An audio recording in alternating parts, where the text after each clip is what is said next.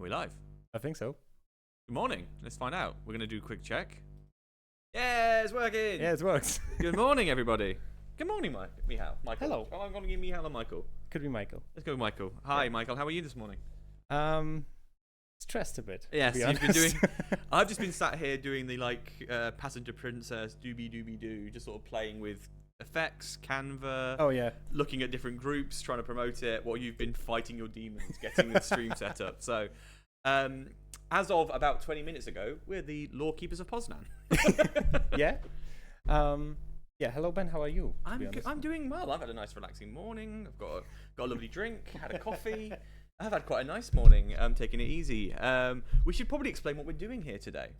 Yes. So, actually, fuck. I didn't change the name of the stream. Okay, well, you do that while I talk. What we're doing here today is in Warsaw is the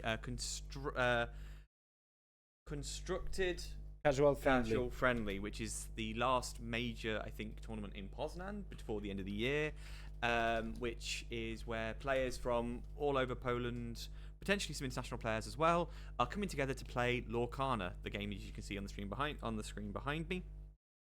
And we are not actually in Warsaw. We're in another fantastic city in Poland called Poznań, where we will be live streaming today's games from the exhibition table, top table. It will be most likely the people who are at the top end of today's tournament as it progresses. Yep. However, they may not necessarily be the number one and number two place based on effectively who's available, who's going to be playing. Who wants to play? And who wants to play. Also, not everybody wants to be on camera. And exactly. So we'll be commentating on the game.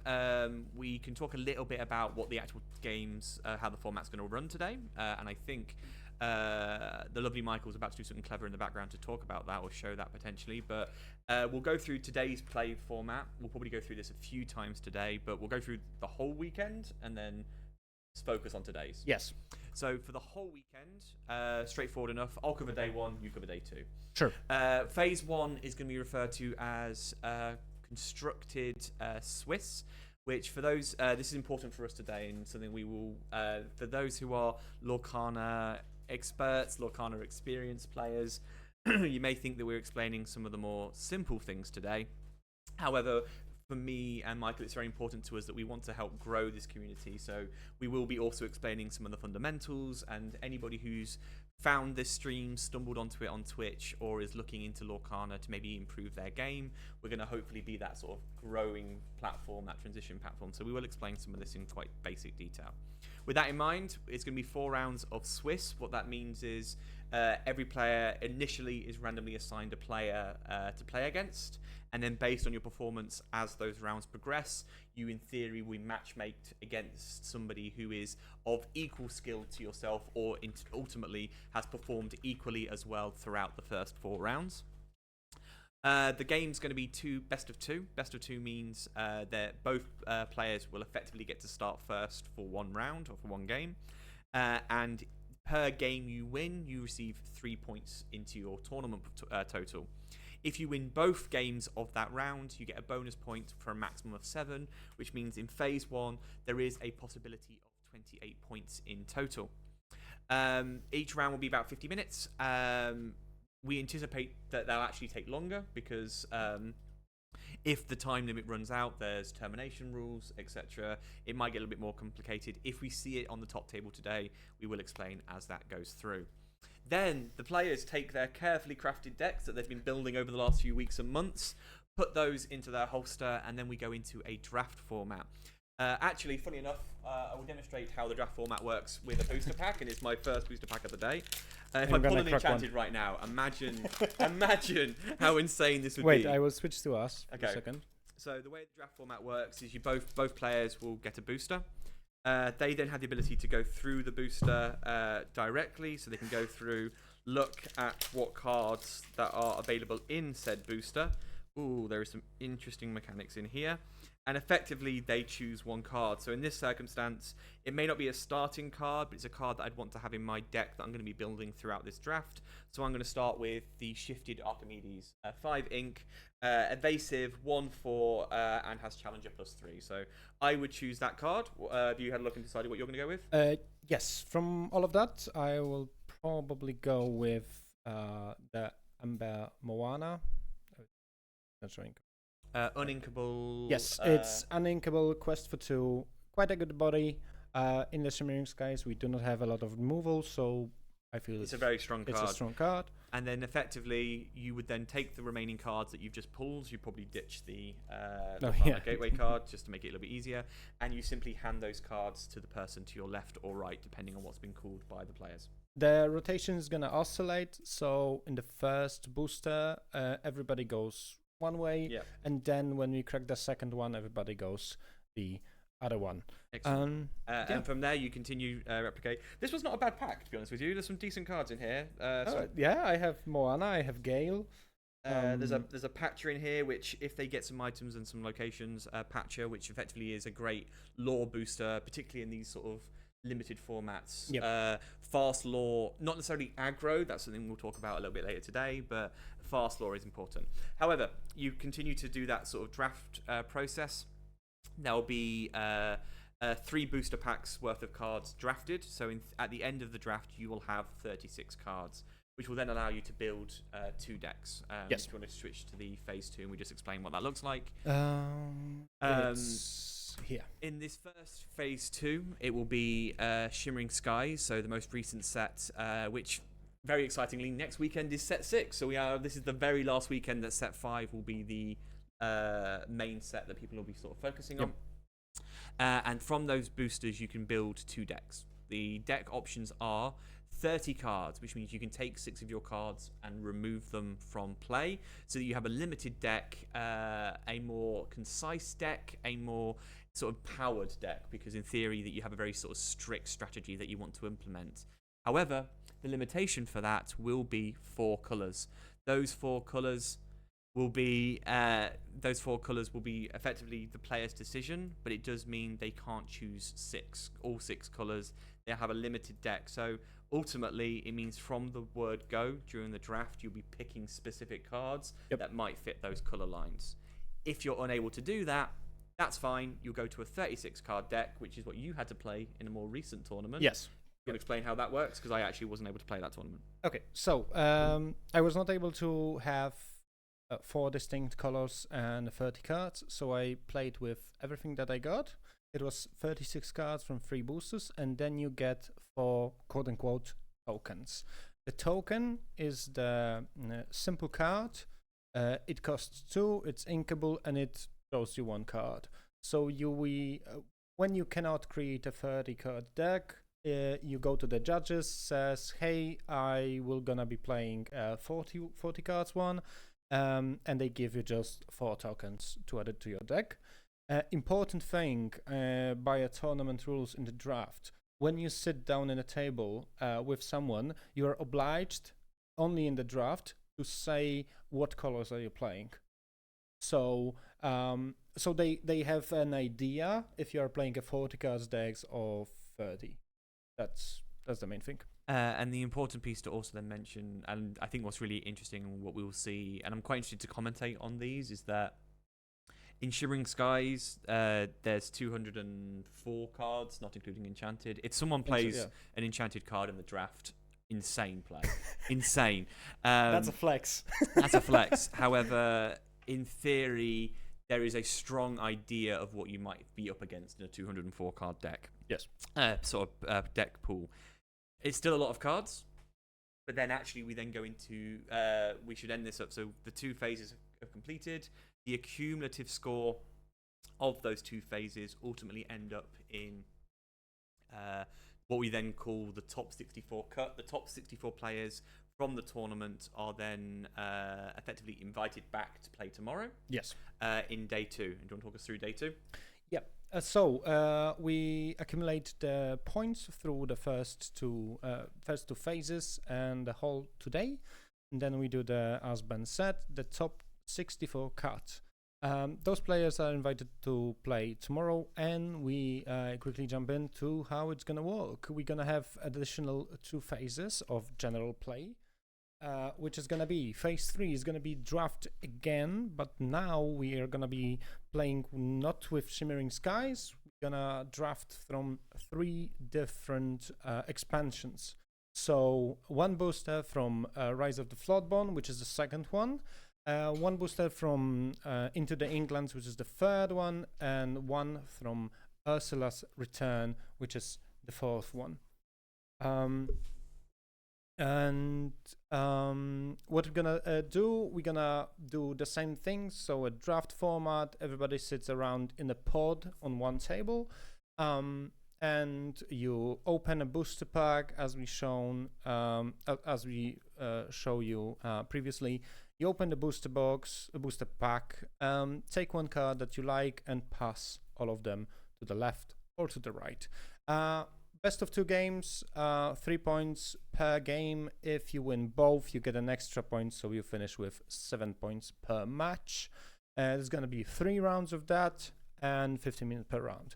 Then we go to the finish one, which is phase 4. We're gonna come back. You're gonna pull your deck, constructed deck from your bag, and come back here to see to play in the constructed format again. We play only 2 rounds of Swiss. So again, Swiss works when the system is trying to pair you with the players with a similar score or similar record in the tournament to the moment when you play. After those 2 rounds, we're gonna finish the general play, as we can say, and we're gonna move to the top cut. So we're gonna move to the playoff bracket. Do you want to take it? Yeah. Before we go into it, just quickly, I think phase 3 is going to be a lot scarier, just because ultimately we've gone. It's always 204, right? In every set. Yeah, I think. Yeah. So it's going to be a lot scarier for them. One of us is getting a phone call. It's myself. I'm not sure what that's about. I will deal with that in a minute. It's because it's 204 times 3. You're talking 612 cards. There is removal in set 2. There is bounce in set 3, set 4. There's so many more mechanics in the phase 3 draft that I'm really interested to see what the players sort of build, and also what sort of strategies that we see win out the day. But the top 8 playoffs is going to be going back to those constructed decks, those decks that they have been playing, practicing, knowing what works. They'll be going back to them. They'll be reusing them for the final sets of games. It will be top 8. So what it means is the top 8 players will be paired against each other. Number 1 seed, the top player, should be paired against 8th, unless there's anything I don't know. Yes. And they will play a game best of 3. I think top seed also gets to decide if he goes first or second, correct? That's by the tournament rules. We would need to confirm that tomorrow. However, what that means is that they then will play 3 games. If one player wins the first 2, game's over, done. If they go to the 3rd game, it is effectively best of 3, so 2 wins you out that round, and you then move on from the effectively quarterfinals to semi-finals to finals. There's a longer time period, which is 70 minutes. Still can be quite paced, because it's about 22, 23 minutes a game, which for some of these decks, that can actually be a very short amount of time, because, depending on the deck they're playing. So there is a pace element to this that they need to take into consideration. But at that point, we are talking the best of the best. And it looks like we are already potentially getting ready for game 1. The players are currently setting up the board. I think they're agreeing. They've just finished their deck shuffle. So we will now transition into the teams here and get ready to see these guys play. Okay, we would need to pull out the names from the organizers. That's gonna be. Is one of them called Disco Burger? Phenomenal. Yes, I actually know her. I played her a couple of times. Great name, Disco Burger. Love it. All right. I think I played Disco Burger. Hang on. Wasn't it before the Quest 2? It was Quest 2, and we'll see what she's playing today. I think she battered me with a green purple. I think that's why I discovered the power. This was Quest. So Quest 2 was a local tournament. Yeah. Do you want to? You did. I think we did roughly the same. I need to do a quick setup. You do a quick setup. I'll cover. Quest Tour 2 is a large tournament that was hosted here in Poznań, and I believe it was one of the first major tournaments that had the usage of Set 5. So Set 5, Shimmering Skies, was first there. So it was a very interesting tournament because players were continuing to play their original set 4s because effectively they knew what worked and didn't want to mess around with their formula. And we had a lot of experimentations, players trying out new strategies, trying out new cards to see what they could do and see what they could kind of get out of set 5. For example, Steel Song pretty much re-strategized the use of Naveem, the legendary 4-ink uninkable, right? Yes. Which allows you to play a song that is 6 cost or less for free when you play that character. So we saw some additions. We saw completely new strategies, a brand new aggro deck concept that was using the infamous Daisy, 1-ink, one uninkable, one attack, 4 Hates willpower, that deck. 2 lore. Every time you quest, you get to do it.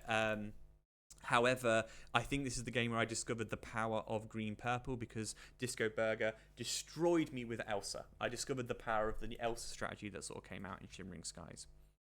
So, off the rip, we saw the Diablo play. It did force the opponents to effectively show his hand first turn, which is great for her. And funny enough, it's a bit of a mirror match. He's playing green steel. Looks like it's likely to be a green steel discard.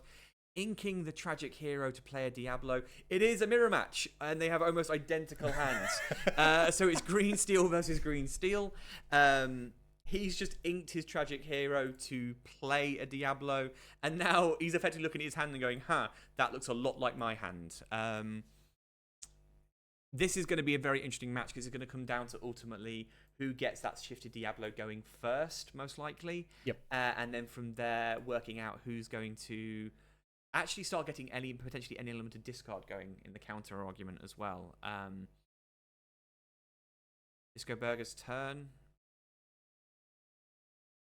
She also inks the tragic hero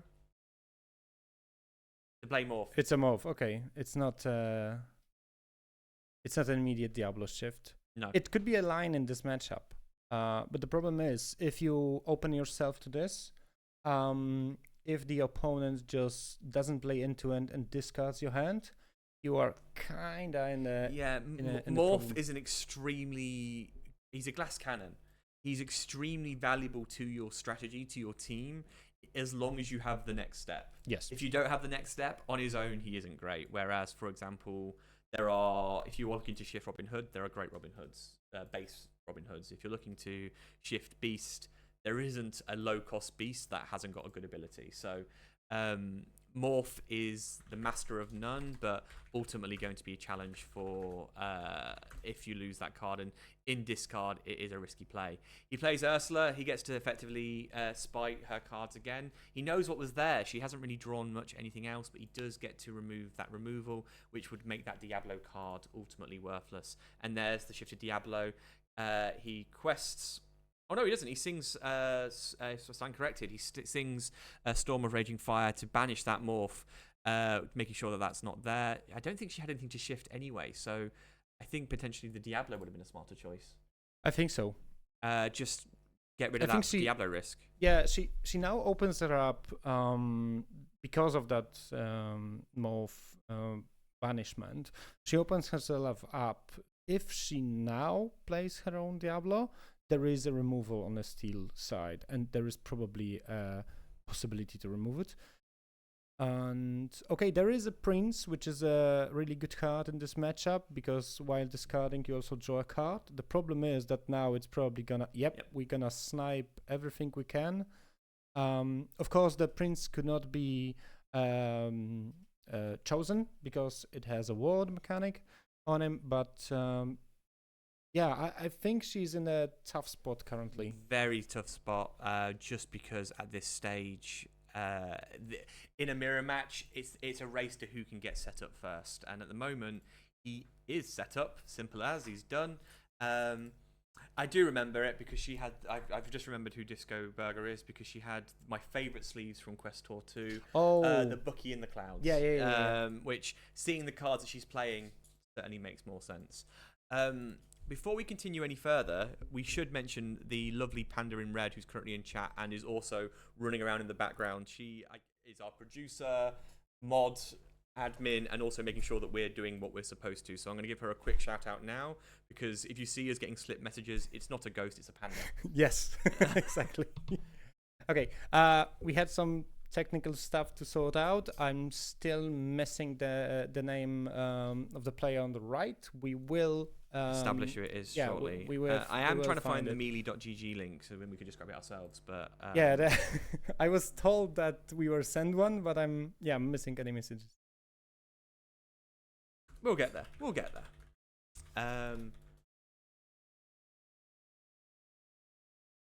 I think that was that another Ursula drop. Yeah, so she's had to expose that's her another hand Ursula. again. 2 songs and Storm of Raging Fire. Not a great choice, but he does get to draw a card off the Prince John. Disco Burger's in a really hard position here. He's set up. That's a really difficult place to be. To be honest, I think that discarding the Let the Storm Rage On would be a better option, because now if she even forces, she still draws a card, so she can like do something with it, and she cannot sing. Oh no, she can sing with Prince John, but it's okay. So do you want to expose the Prince John at this stage? Okay, now when I'm thinking about it back, yes, the Strength of a Raging Fire was a better decision, because now she first needs to commit a character into the table, and he saw that there is only a beast, which she cannot play now. There needs to be one more character in there to snipe that Diablo. Yeah. So he's pretty safe. Just questing. We are 5-0 currently. To the player on the right. It's not over. There is angles in this sort of mirror match. One of the strongest things a player can have is actually the to break the mirror match could be. I think they've had a quick judge ruling or a quick logic check. Oh, played Ursula. No, it's Ursula. Yeah. But it's not over. One of the things that breaks this mirror match is grab your swords. And we don't know what deck she's playing. She could have Grab Your Sword just lined up here, which would make this a much easier counter, if that makes sense. Grab Your Swords, hard cast it if you don't have anyone who can sing it. If you can get the ink there, yes, you completely break your opponent's strategy. They can't counter, they can't react to that. Is she going for the Diablo? Yeah, smart choice. That Diablo is gone. I think that's the easy choice. Interesting. She drew a card before the card vanishes. That's correct play, right? He drew on the Diablo because of the Storm Rage On. Deal 2 damage and then complete the action of card 1. Yes. Which then triggers the action of card yes. 2 before eliminating the card. We got his name, Jacob. So Jacob versus Disco Burger. This is going to be my favorite part of the day. Is getting to call these people by the ridiculous usernames that on melee.gg they never think about. Yes. Yeah, like you never really think about having to say it out loud. There's nothing more joyous than someone having the most ridiculous nickname on melee.gg at a major tournament and some poor guys walking up and down and yelling "Lore me baby" or something like that. Like, I'm looking for "Lore me baby." Like, I mean, we all sort of are, but I appreciate where you're coming from. It's a tough play at the moment.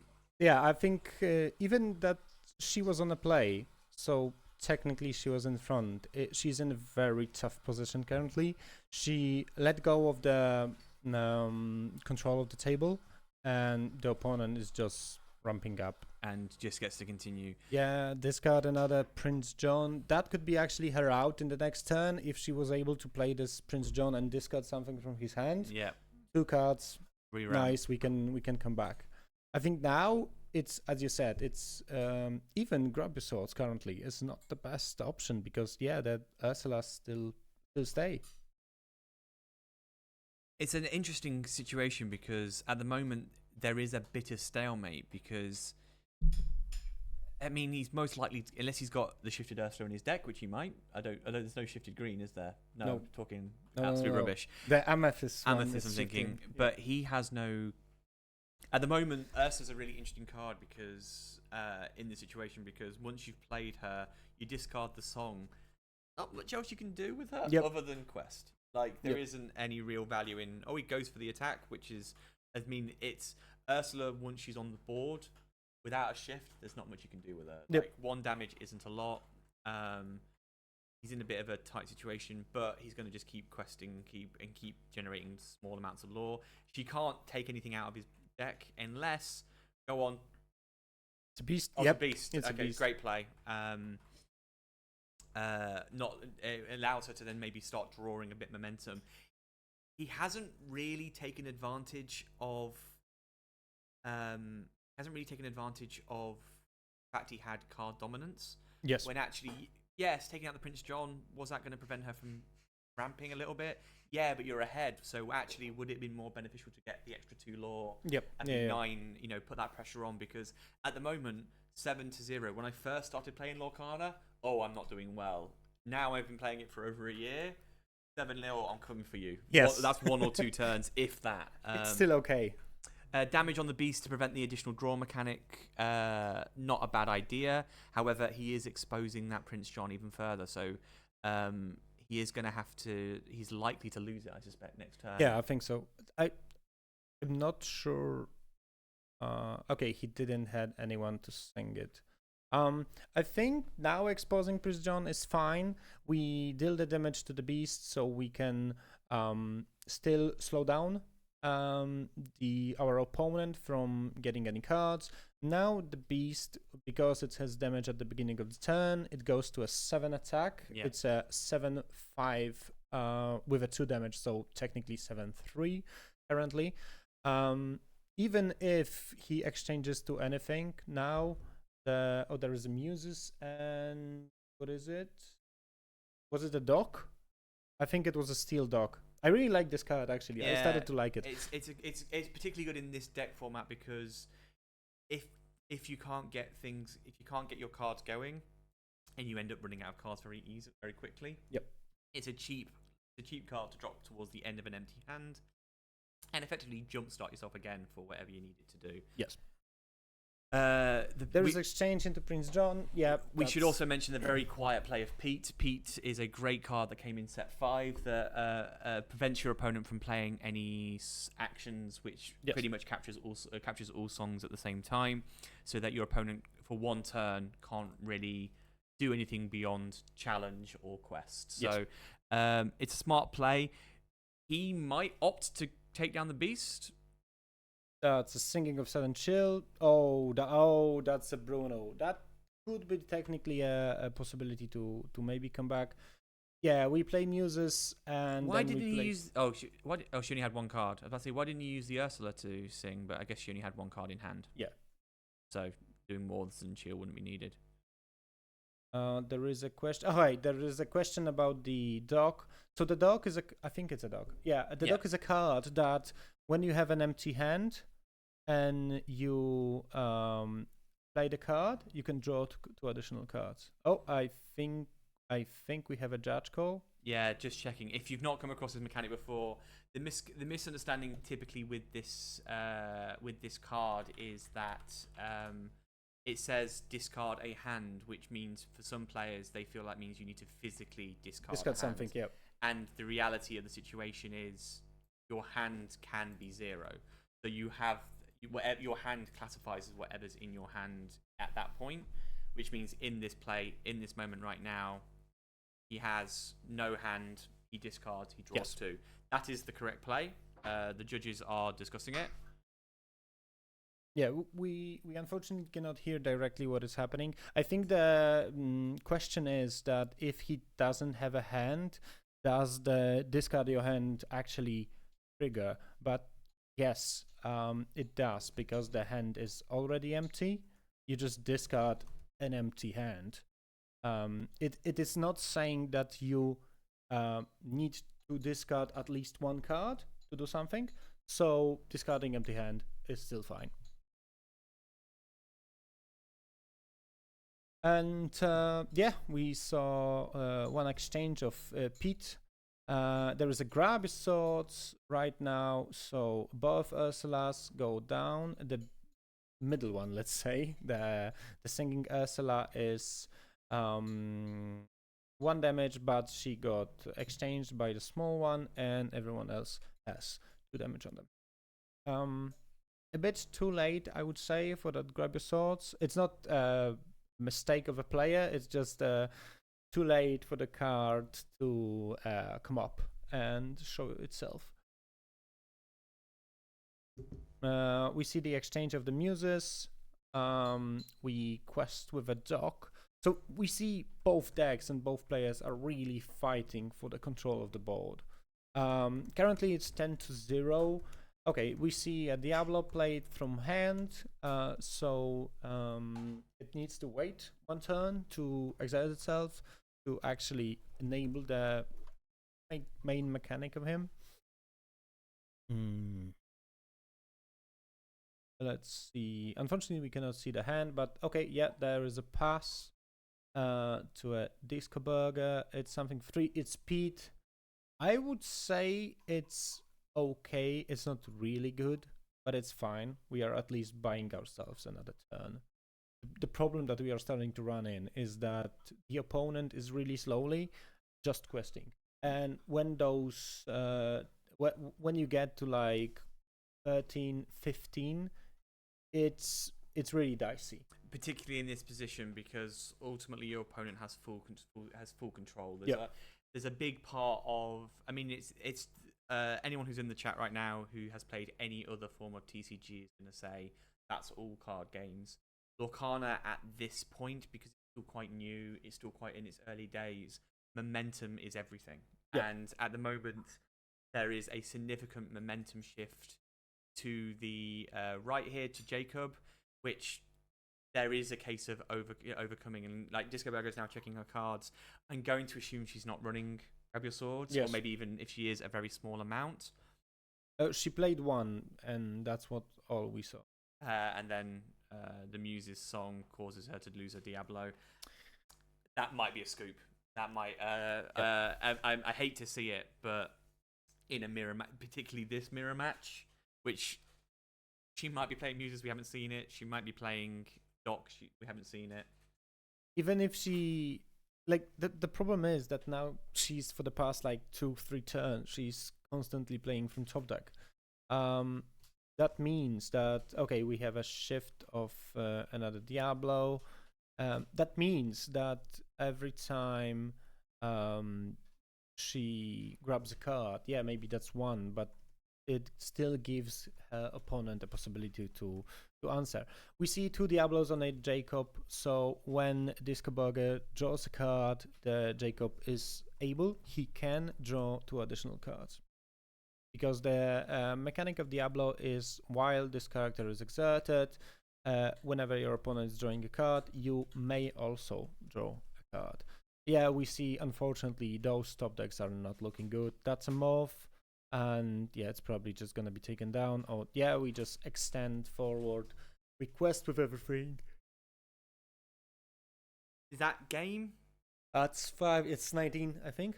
You know what? I will say this personally. She That's a scoop. Yep. However, I think she knew, and I respect players who play all the out. Yes. She didn't. She could have scooped. Realistically, she knew probably 2 turns ago it was going to be a scoop. But she played the outs, which you have to do. Yes. We have players in our. We had players who used to in our store, 3 turns in, 4 turns in, go, I've already lost, and just start throwing their cards out, or even just scoop off the rip. And you've got to play the outs. You've got to play the cards you can. Unfortunately, she's learned a new mechanic around Doc, which suggests that she's not playing Doc. And yeah. I reckon after this weekend, Doc's going to appear, if I had to guess, knowing where she currently is. But they are going to be setting up for game 2. I am going to be highly unprofessional, if that's okay, and quickly take a phone call. Yeah, sure. And I'll be back in 2 minutes. I'm going to leave you in Michael's very capable hands as we go into game 2. Okay. Now we can see that players are just shuffling the cards to be perfectly sure that nothing is put in place, or nothing is put in a particular order. We are playing best of 2, so Disco Burger now can only think about potentially drawing. I'm pretty sure she was on the play in the first game, so losing the mirror, being on a play, it's very, very uncomfortable right now. She knows she basically needs to think about the opponent. If she wants to draw, she needs to think about the opponent actually bricking or just playing really badly for for the second game. Let me quick check. No, okay. So both players offer their decks to be cut or shuffled by the opponent. It's normal thing. When you present the deck to your opponent, the opponent cuts whatever they want, or they can just grab a deck and shuffle it reasonably. Then we drew our starting hand. In Locana, it's 7 cards. We draw 7 cards. We can look at them. And also, there is small additional thing. The starting player first needs to decide how many cards he is mulliganing. So how many cards he is exchanging. Oh, we can see, oh my god, Jacob is just mulliganing all 7. That's a big gamble. So the player who is on play is supposed to say first. So the player going second sometimes can draw some information from that. For example, if you are playing against some kind of a combo deck, it's possible that if they are mulliganing a lot of cards, they are really looking for that combo, so you can calculate if they can just draw it, or is it possible that you can dodge it. Yeah, I think this Koberger did 3 cards, I think. It was a mulligan of 3. She presented her deck, the same with the opponent. They cut the decks again, and we go to the 2.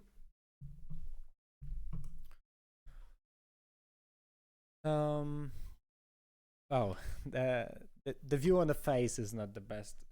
She's I think she didn't find, at least for now, it doesn't look like she found the exact line or cards that she was looking for.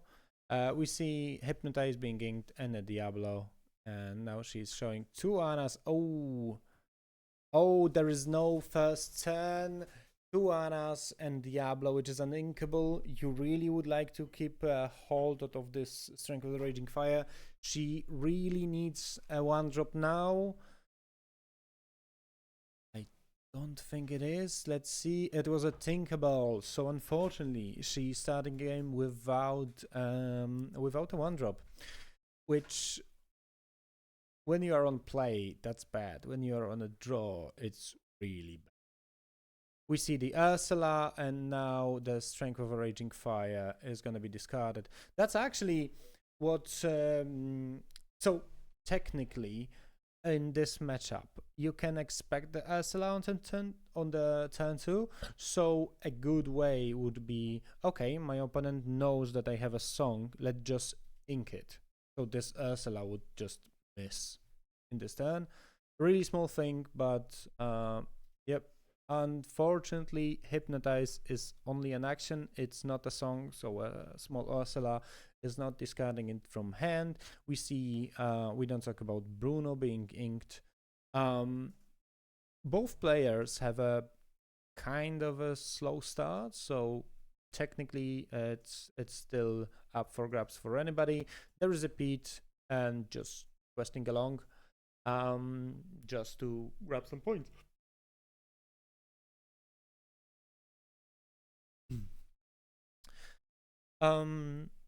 Yep, there is a pass of the turn. Let's have a look. We remember there was an Anna, but we really want to play Anna on a turn 5 because she's a card called a Kicker. So you play the card and you can pay additional ink to do some additional actions. It's probably a Diablo this turn. Do some damage into that Diablo sooner rather than later. Hello, sorry. Back again, apologies. It's looking, at the moment, better balanced. No, there's only one Diablo. She didn't have any 1-drop. And she's on a draw, so fortunately, Jacob doesn't had like a big momentum swing at the beginning, so she's still okay to come back. But yeah, we will see how it's gonna look like. We see Muses, that's fine. If there is any song right now, that's an exchange. If he didn't top deck the song, we know he doesn't have one. He has, in theory, everything he would need to play a song is in play. Like he has enough things that could sing. Has enough. Yep. It's what? Okay, one song that he cannot sing right now. It's Bruno. Bruno. It's 5. But I don't know if we've seen him have Bruno. that's a good question. I'm not sure. We now. definitely saw it on the left, but not on the right. Yeah. This is interesting because when people think mirror match, they often think it's going to be the same 60 cards versus each other. Oh no. Mirror match in this circumstance is purely reality of what is available in my deck, what cards my opponent playing, etc. Yep. I can't remember off the top of my head. What's the 1-drop stats on Diablo? The 1-drop Diablo. What's the attack? 1/2. There is a hidden cove, which will be really valuable for the Diablo. The reason I'm asking is because this shifted Diablo is evasive, so yes. it would. So first Diablo can't attack it anyways. Evasive, is it? Yep. Never mind. This is why you've been playing. The joke I made earlier. You've been playing Lorcana for 6 years. I've only been playing for 3. This is why I defer to you as the expert. That's a fairly safe reason to draw it. She just needs to. I'm assuming she did draw on the draw mechanic. Pete getting some love in this tournament. This game. Yeah. That's the deck that needs to play Pete. Not only in the mirror, but in like if you get paired against the Steel Song deck, which I'm pretty sure we're gonna see.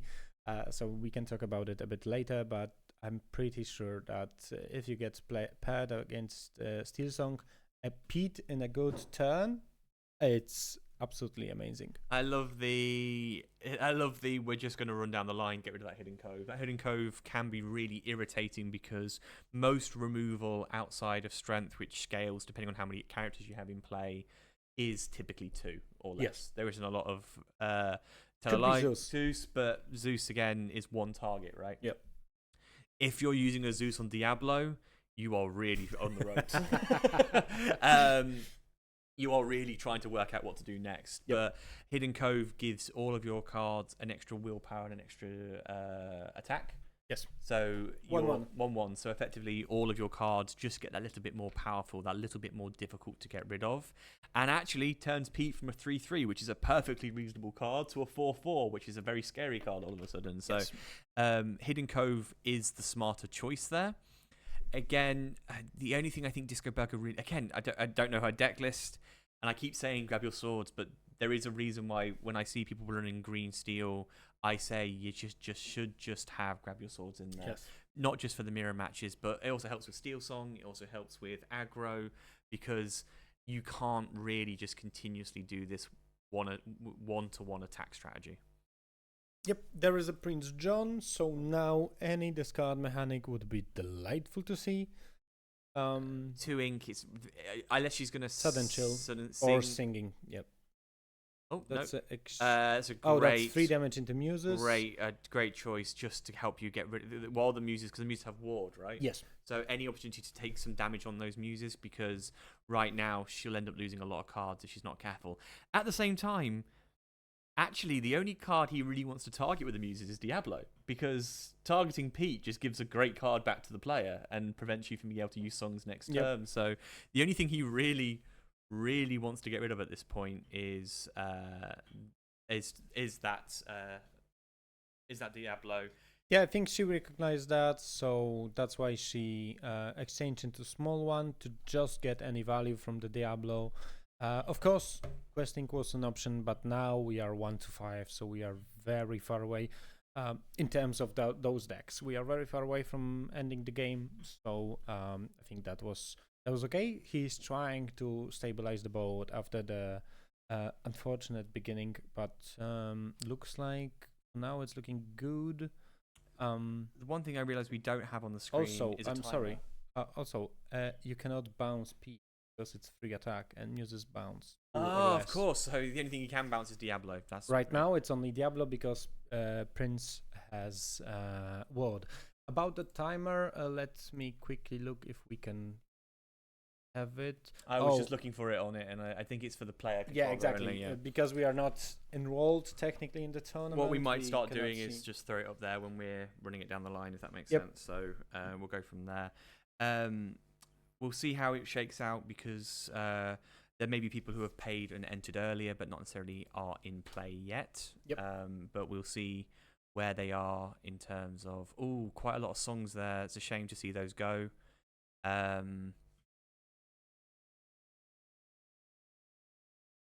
He did bounce. He used the opportunity to bounce a Diablo. Not a bad idea. Yep. I think that's the best idea for now. There's quite a lot of players. We're starting to see some win matches. Actually, quite quick win matches come through. I'm seeing. So we are not biased.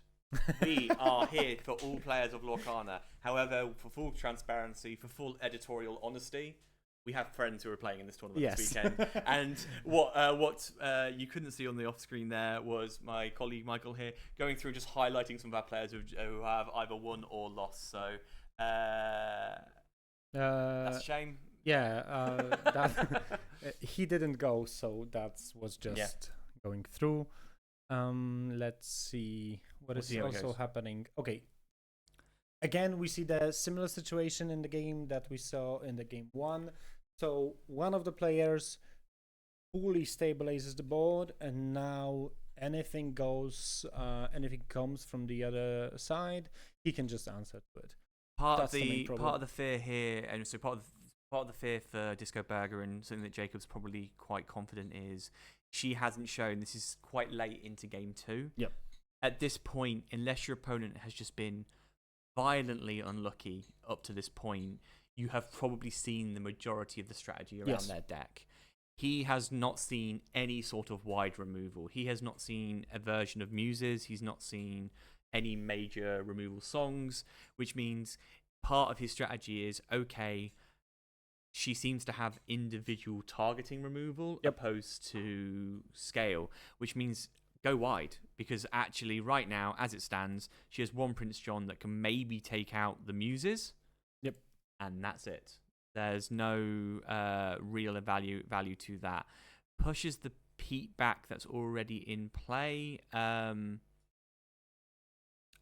At this point, it's a little bit of damage control, for lack of a better term. 8-1 on the law. We saw she had 2 Annas, so technically.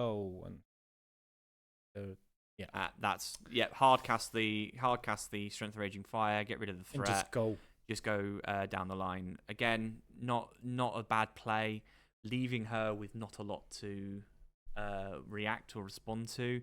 It's a really tricky mirror match. I would say his deck is better suited to mirror matches. It looks like it goes better in the mirror. But I know this Disco Burger is a phenomenal player, so I wouldn't be surprised if we see her back at this table today, or see her go through for later this week as well.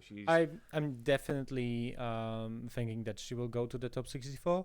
I played myself against her a couple of times. I think I played against Jacob once, one of the tournaments. I think I've met Jacob before as well. Yeah. But I know Disco is a good player. Unfortunately, this matchup doesn't look so good. I think her deck, as far as we can see it, as far as we saw it in those in the 2 games, I think it's okay. I would say it's a good one against the general meta, but in the mirror, looks like it is struggling. I think she's seeing. It's interesting. I think she sees there's an angle, and I love it when you see that in the little glint in a player's eye, which is, this is anime stuff. 16 down, 16 law to 1. She's down 15 points. She's not out yet. And you have beaten me in situations where I've been 18 law up, and I'm like, I've got this gun, and you're like, and do. Game 2, and I've gone, what the hell just happened? I blacked out, and I've just lost. So it's not over yet. It would have to be a phenomenal play, but we would love to see it. So we'll see how it plays out. I wouldn't be surprised if it's a scoop, but I want to see how it plays out. As far as I understand, the only out right now, because she cannot sing. If she had any single 5, there would be at least 2 outs. Some Grab Your Swords singing into Grab Your Swords forcing, or Grab Your Swords singing into Tinkable, which we actually saw in her deck. That would be a phenomenal swing. Yeah, exactly. But unfortunately, all of those bodies are free. And there is a real shame for Disco Burger. She's a phenomenal player. I don't think this is the last time we're gonna see her this weekend on the stream. I don't think so. she's absolutely just been unlucky there. The mirror match was better suited for our boy here, Jacob. Yep. We'll see what happens next game. We have no idea how long until the next game goes. So there's two things I would suggest we do. First off, I reckon we both pull a booster and just see what happens. Yep. Yeah. A little reward, and then because we don't know how long we've got until the next setup, we've got that bingo board. We can talk about setting up and see. We can actually set it up on the stream. But we'll start with the deck pool. We'll start with hang on. So we'll talk about this for players who don't know this. I don't think it's anymore. I think Ravensburger, whoever heard about this, there was a big theory for a while that if you had Elsa as your gateway card, you were guaranteed a legendary. And then it worked for a while, and then it didn't. So the only thing I did remember was Maleficent didn't have good cards. So we'll find out. So I'm going to start with a Banzai 2-ink. Should we just talk? We've got time to kill. Should we talk about the cards? This is a standard common. This is something that I think... So green has a discard mechanic stronger than pretty much any of the other deck colours, ink colours that are available. Yep. However, they are definitely also moving to this idea of... I've been calling it knife edge plays, which is that you want to damage your opponents, but you do not want to eliminate your opponent's characters. And this is another one here. You may exert chosen damage character. So, not a terrible card, but not a great card in terms of if you win the game with it, I'll be stunned. But it has its place in the play. What have you got there? Ever as before, to be honest, I need to remind myself what this card actually does. Well, you talk about that. I'm gonna look at this one, which this one has caused a lot of controversy in the tournaments and stuff. It's called it's the purple ink, gathering knowledge and wisdom. Now this one is simple, 2 ink. 2 uninkable, 2 cost, but gives you 2 lore. Now, when this card came out, I had long debates with other people in our tournaments, in our stores, and they went, "It'll be great in constructed, great in small formats, like actually the drafts that we're going to see later today. This is not a bad card to pull. If you get a couple of these in the draft, this could be very dangerous." Yeah. However, they said, but I don't see it having any constructed play. I don't think I've lost to more. I don't think I've lost to a card more this season than this card. Because you can think you've got all the mechanics in the world. You're like, right, yeah, my player's not quite got enough lore. I'll have lethal next turn. I've countered. I've stabilized the board. I'll do well. And they go, okay, quest, 2 lore. And you go, okay, yeah, great. This happens. Actually, I think, if I'm correct, I lost... to the same guy from our store 2 times in 2 different tournaments to that same exact play. He just top decked. No, I don't remember his name. So Jan, who is playing, I believe, this tournament today. Yeah, but the second guy, I don't know his name. Sorry, I don't remember his name. I know his nickname, and I lost 2 times in the same exact fashion. He just playing a top deck. He doesn't have any cards in his hand, and he just pulls it from like a rabbit from the hat and just plays it. I'm like, again, sorry. I'm a huge fan of cards like that. So just the great one from green, which is the Robin Hood 2 ink 2/2. If your opponent has a damaged character in play, gain 1 lore. Yep. I love that card because it's an unpredictable card that you can't necessarily expect it as a player, but your opponent can't predict it either. So I've won games. You won with me a couple of times, I think, with this. You watched me at Quest Tour have one of the most stressful games of my life, which we'll talk about at some point, I'm sure. Yep. We're using that card.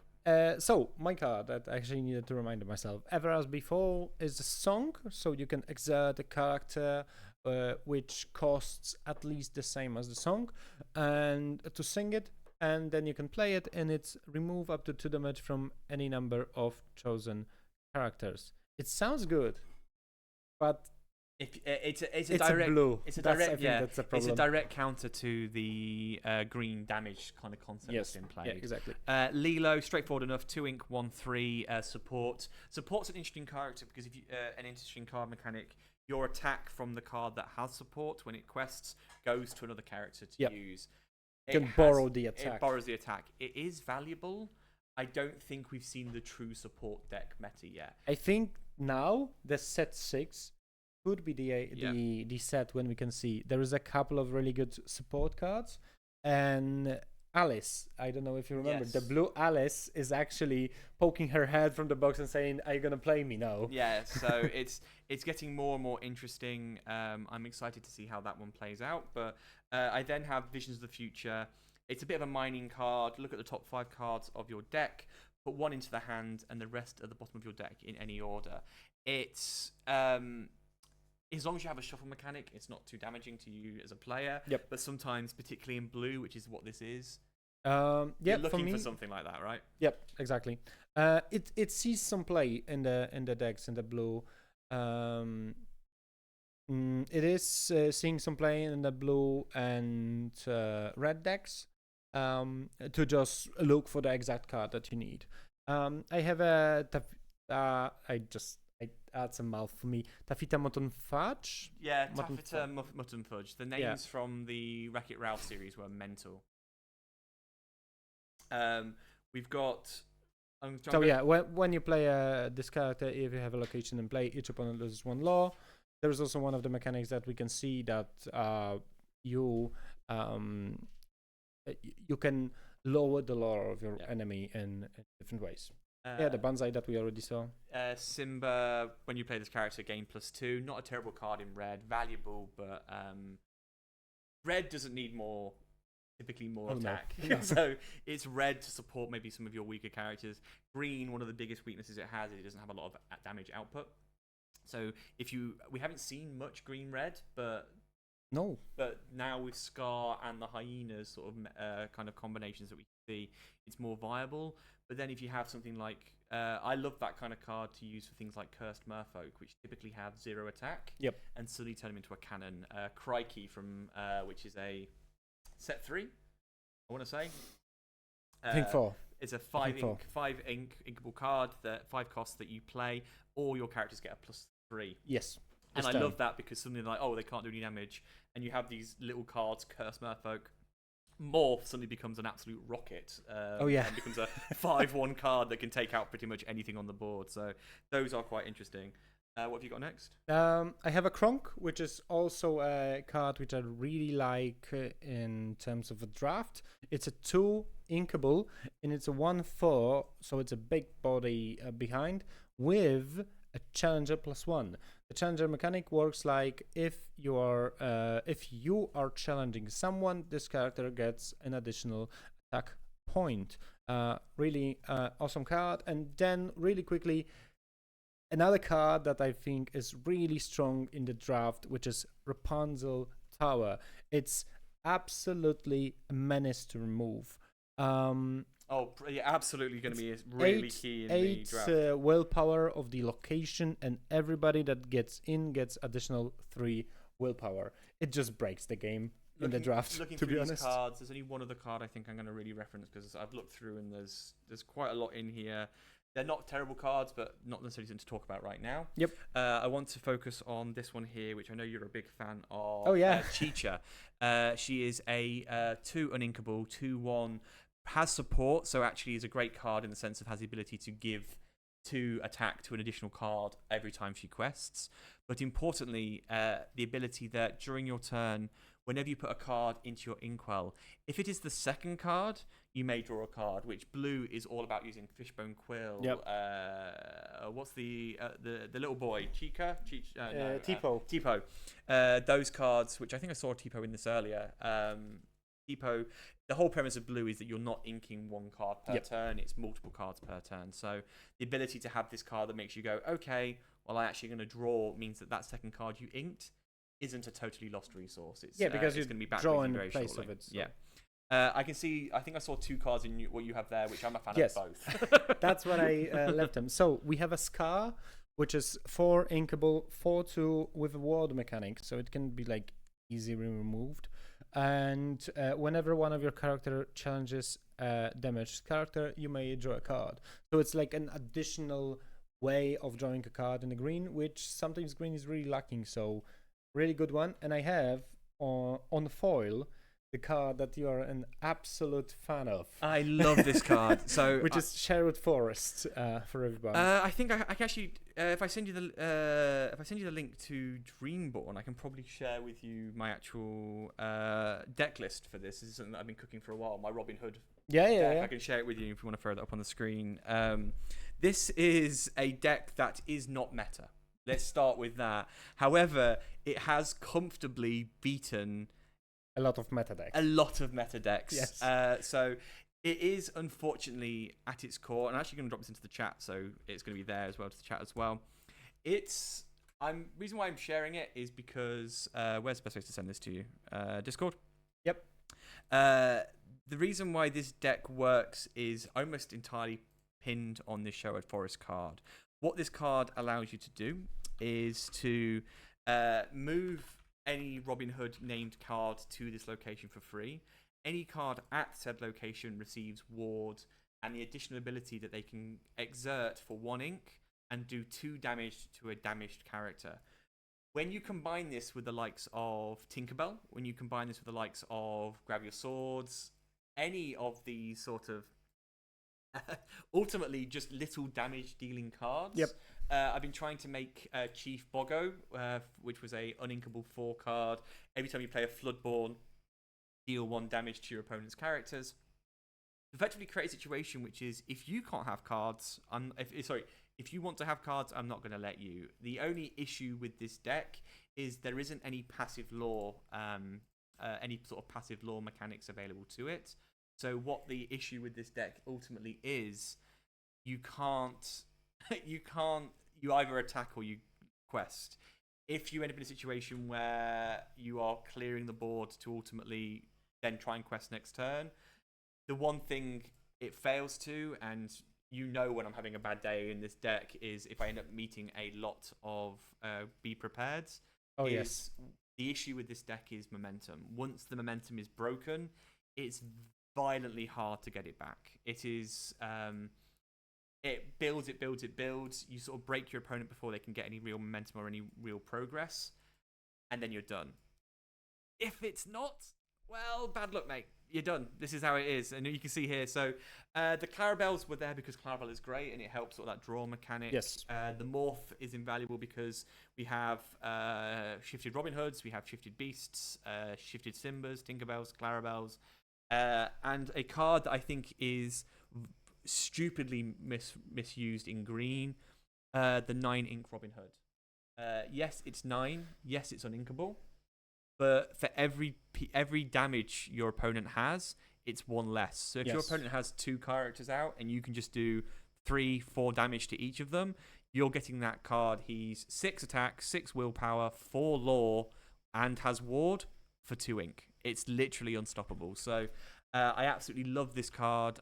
This deck isn't perfect, and I'm sort of in 2 minds in set 6.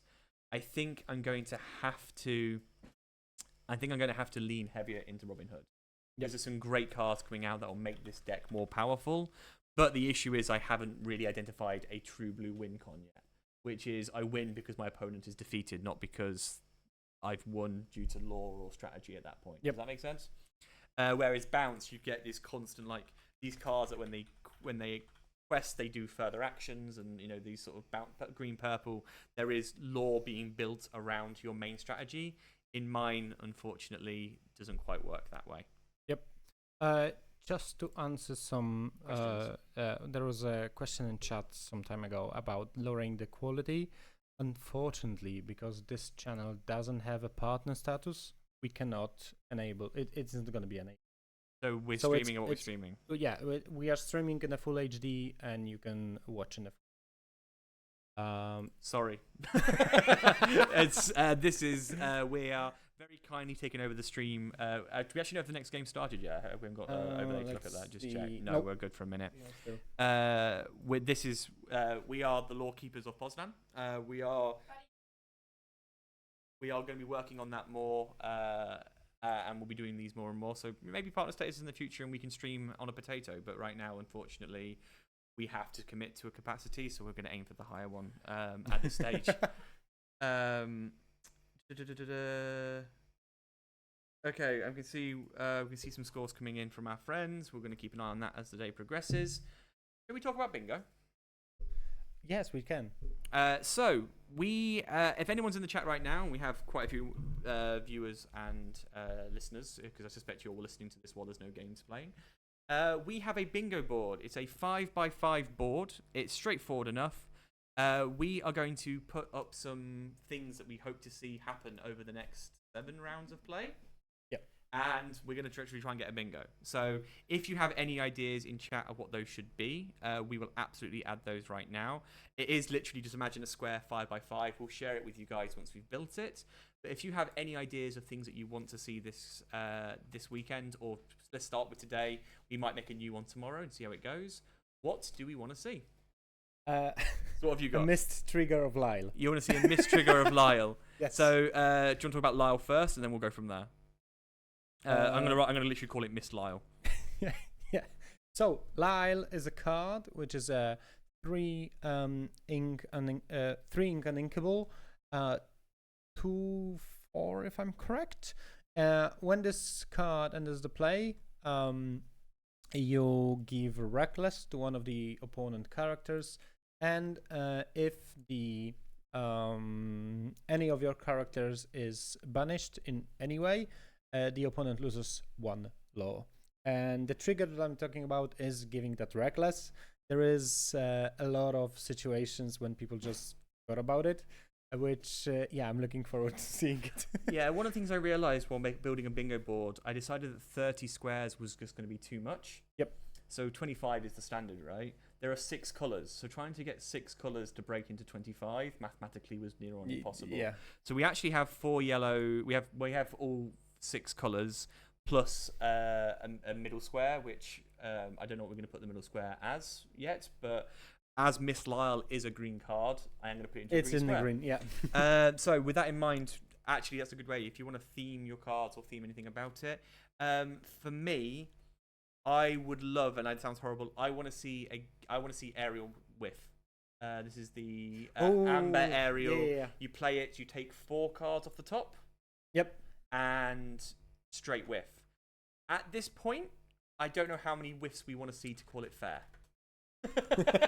Like, 1 whiff is likely to happen.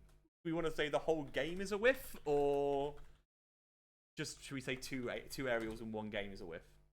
Yes, yeah, 2 I would aerials. say so. Okay, so I'm going to write aerial whiff times 2. That's my prediction. If a panda somewhere nearby who, honestly, I've done a lot of radio streams. I've done a lot of content online. Yep. I've never had a producer who's also baking for us. This is a very strange situation for me. So thank you to our Panda. If Panda has any ideas what should go on the bingo board, I'd be more than happy to include that as well. So I'm going to write aerial. I get to enjoy the word aerial whiff times 2. We already know that there are pairings of the next players. Some players already started games. We are just waiting for the 2 players in the main stream to set up, and then we can go from there. Okay, aerial whiff times 2. Yeah, I'm trying to think about what other colours we want to see. For steel, whole new world. I'll keep this. Well, you need to set up colours and stuff.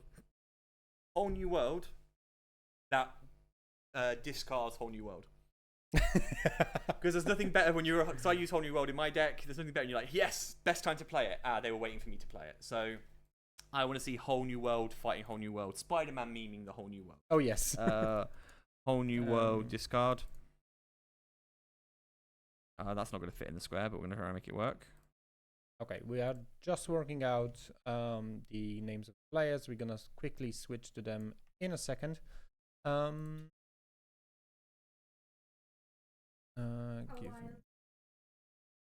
Oh, that might be the rainbow square in the middle. That someone's playing the errated Bucky. I want to see it now. I really want to see it now. That's actually something that's a really, you know what, great call. I'm going to put that in the dead center. That's because that one will be controversial. And if I was a player and then my opponent dropped a errated Bucky on me, I would possibly hand them the match. Yeah. Like, just for the gore, just for the confidence. Yes. We should explain. Bucky was a card that was considered purging the Lorcana meta scene. Yep. It was a warded card, 2 ink cost. We see green on the right. I'm sorry, she just fumbled the card and I saw green. Hey, Bucky. Oh no, it was the guy on the left. Okay. Okay, so he was his deck. So Bucky was a popular card if you played any Floodborn character. Yep. For example, most cards that are sort of higher end power cards are either Dreamborn or Floodborn. Yep. If it was Floodborn, your opponent discarded a card. When combined with Diablo and Prince John, it created a situation where your opponents quickly ran out of cards and you didn't. Bucky then got a very controversial errata. They physically changed what the card does, how Yes. it works, and what its abilities are. And I was a fan of the Bucky card. However, I wasn't using the Diablo version. Now Bucky's gone, people are going, Diablo was the problem. So I'm going to throw Bucky up there. It's a great example. Bucky V2. I'm going to throw that up there. If someone pulls a Bucky V2, we win the bingo board. It's Yes. insane. I think also I saw a lot of memes memeing about like Bucky was the problem. Bucky Yeah. is dead. Now Diablo is the problem. Diablo maybe will be dead. And then Hiram is probably the next problem. Which actually for the blue, I would love to see, and I know you're a big fan of this card, Maurice's Workshop. Yes. It's a lesser known card that effectively removes the need for Hiram. It's if you don't have Hiram, we have Hiram at home. But it's actually an extremely valid, It's completely possible card. It's how much is it to use? What's 3. 3 ink. And then you pay 1 to use. It has a lot of value. It's a very dangerous card. I'm going to throw that into the blue. I'm going to keep building this as we go. Steel. Okay, for now it's only steel. Okay, so on the player on the left, I already saw it's a green steel. So again, same discard version. Are we going to just see Bucky discard, not Bucky discard, Diablo discard all day? I hope it's not green steel on the right again. I hope we can If it see... is, that's it. Okay. Well, that's Hidden Cove. I'm having a sneaky suspicion. On the left, it's definitely the green steel. Oh, she seems to be playing a. Oh, that's... Yes! That's a deck with all of the... 7 dwarves. 7 dwarves. dwarves. Oh, Tribal amazing! Yes!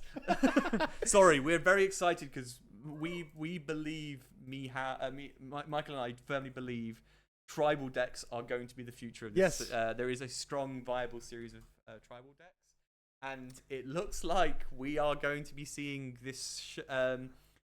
So it is a Diablo. It looks like it's a Diablo discard potentially. Potentially, but it's a really slow start for the Diablo discard. And then a very interesting 7 Dwarves Knights card. I love it. Probably means Shifted Snow White, which gets plus resist for every dwarf in play. Maybe the 7 Dwarves Mine, which is a card that every time you move a character there for the first time, it does 2 damage to the deck. Does anyone have a link to the player leaderboard? Yes, we certainly do. Yes, we have. Can send that for you, certainly. I will just send it in a it's second. in melee.gg. Ooh, this is scary. This is scary. What is that? That's the other shirt. I think that's the dopey that lets you damage one character. Oh, yeah. This is great. Kuni Kosher, can we message the person, one of the organisers? I would love to talk to her if she's able to talk to us after this game. We can call her on Discord or something, maybe. Well, actually, that would be a good one. Yeah. I would need to set it up so we can hear her on the stream, but that would be interesting. She's got the Lorcana badge on. She's playing a tribal deck. You know what? I'm calling this out. I'm going to put this into one of the... Oh, I can't because she's playing... I might want to put her in top 64. She might. Just because I want her to do well. Yeah. Just because I love this idea. Great use of the Ursula to double sing... Let's go on Rage On. There was a moment when all of you hated me for playing that card. Oh, yeah. Because it was a great card that there was no answer to, really. Yes. Yeah, I know. I to be honest, in the third set, into the Englands, I was fortunate enough to get 3 of them from a sealed tournament. So I just started playing, and I was abusing this. It was amazing. Thing is, none of us hated you for it. It was It's the more of a jokingly way. No, it's the it's the because it was just like I want to play green steel, but I only have one of those. And you very luckily had that play set, so it was. I wasn't playing green steel then. No, I was playing green purple. Green purple. You have been on the green purple train for a lot longer than most people realised. That's my deck. That's why I'm determined to stay on green steel, but avoid this discard mechanic. I'm not against having discard as part of the play. Yep. But I think there's a lot more interesting in bounce and damage output. This knife edge I talked about earlier is very interesting. So yeah, for my own self, I really enjoy green purple. Basically when I started playing, I found it the best deck for myself. I played it the whole set 3 and the end of set 2 with it, and then in set 4 I jumped the ship to a blue a gray or blue steel, sapphire steel, and then I came back this set, and I think I'm gonna stay. And we see Sudden Chill sink twice, so both cards. It's a Grabisod. Oh, that's unfortunate. That's a really good card against it. And the second one, it's the location, the mines. It's the mines? I think it's the mines, yeah. What the best thing to do, right? So he has now got... And she has empty hands. Yeah, so was a slow start for the green on the left. I am going to have a look for... I am going to look at... control 5. Okay, I'm gonna just quickly answer the question. Yes, there are people from our shop that we are playing here, our LGS from Squad Gear. There are a couple of them. I think it's 6, 7, if I'm correct. Yes, I think so. Yeah, we have a great community here. It's more? Okay, okay. Wow. I'm getting the information from a producer behind the screen that there is more. I'm trying to find. I want to see how. I mean, to her to be on the top table, she probably went. No, she's 17. She's 17. 17th table. Sorry. I'm looking at match 1. I was trying to see what she did in her last match. I was curious to see because I'm assuming she's here. Chances are she did well. He's done another Let the Storm Rage On. This time using the Prince. 2-0. It looks like this deck is a very similar situation to mine, which is if it gets the ball going, it's a bit dangerous and a bit scary. Yeah.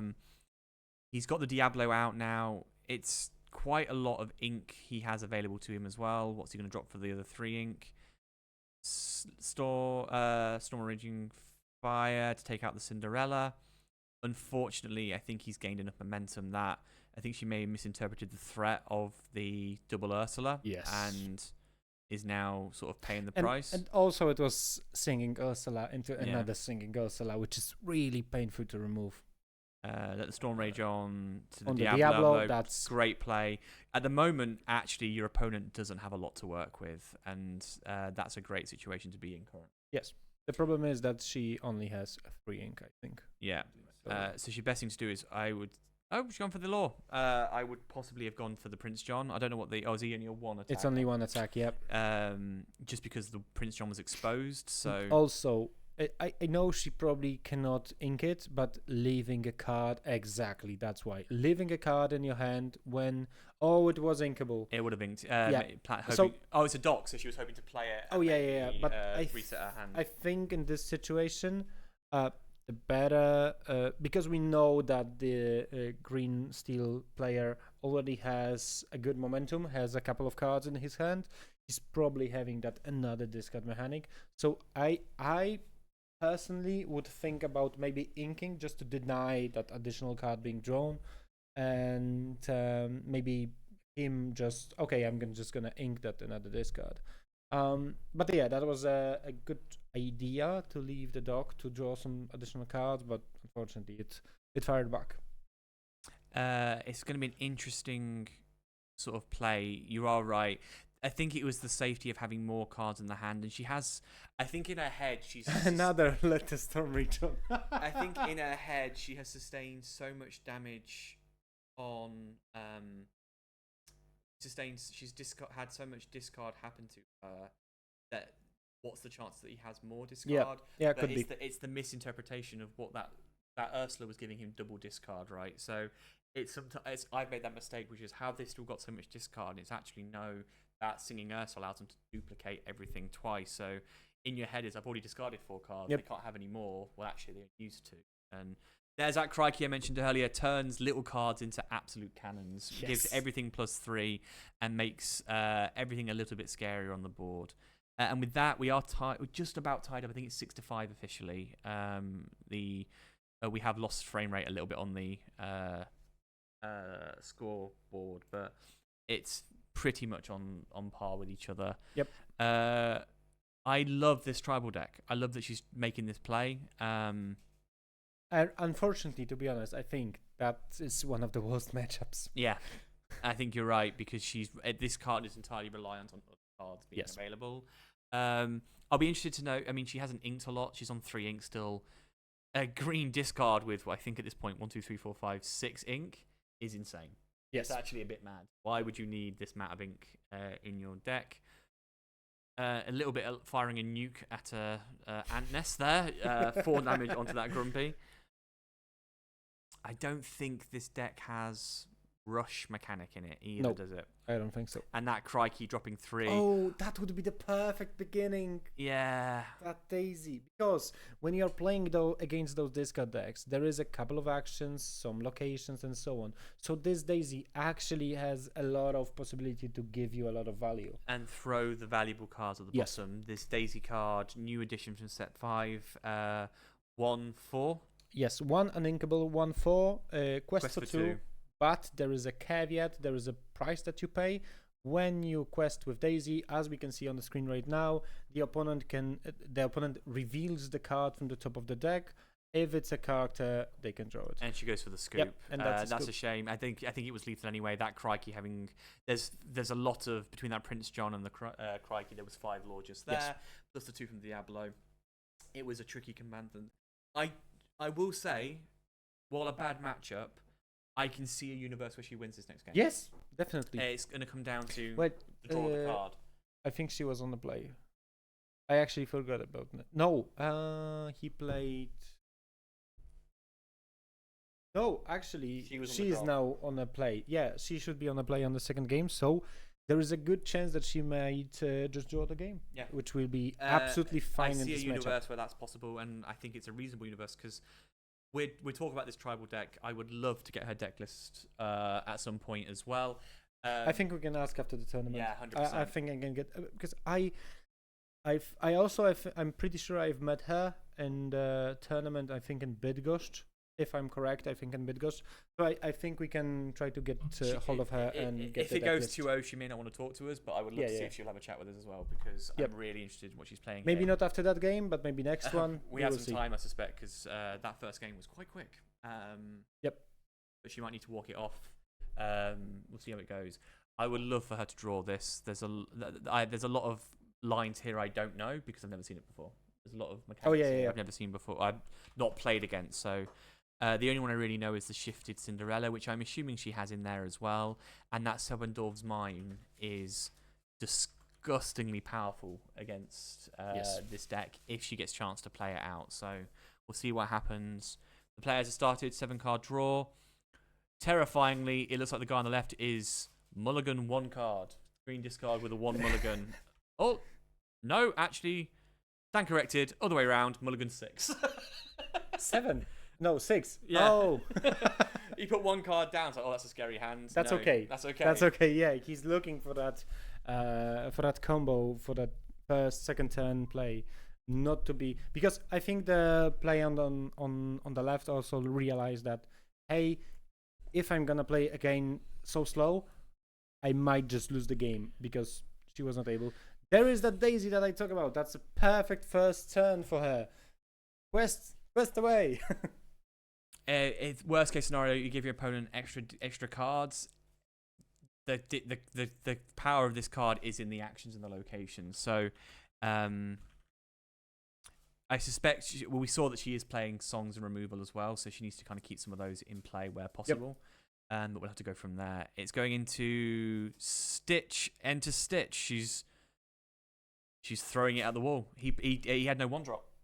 He had no 1-drop. Oh, that could be really good. Oh, that's Anna into hand. Not okay. That's a kicker, so that's fine for him.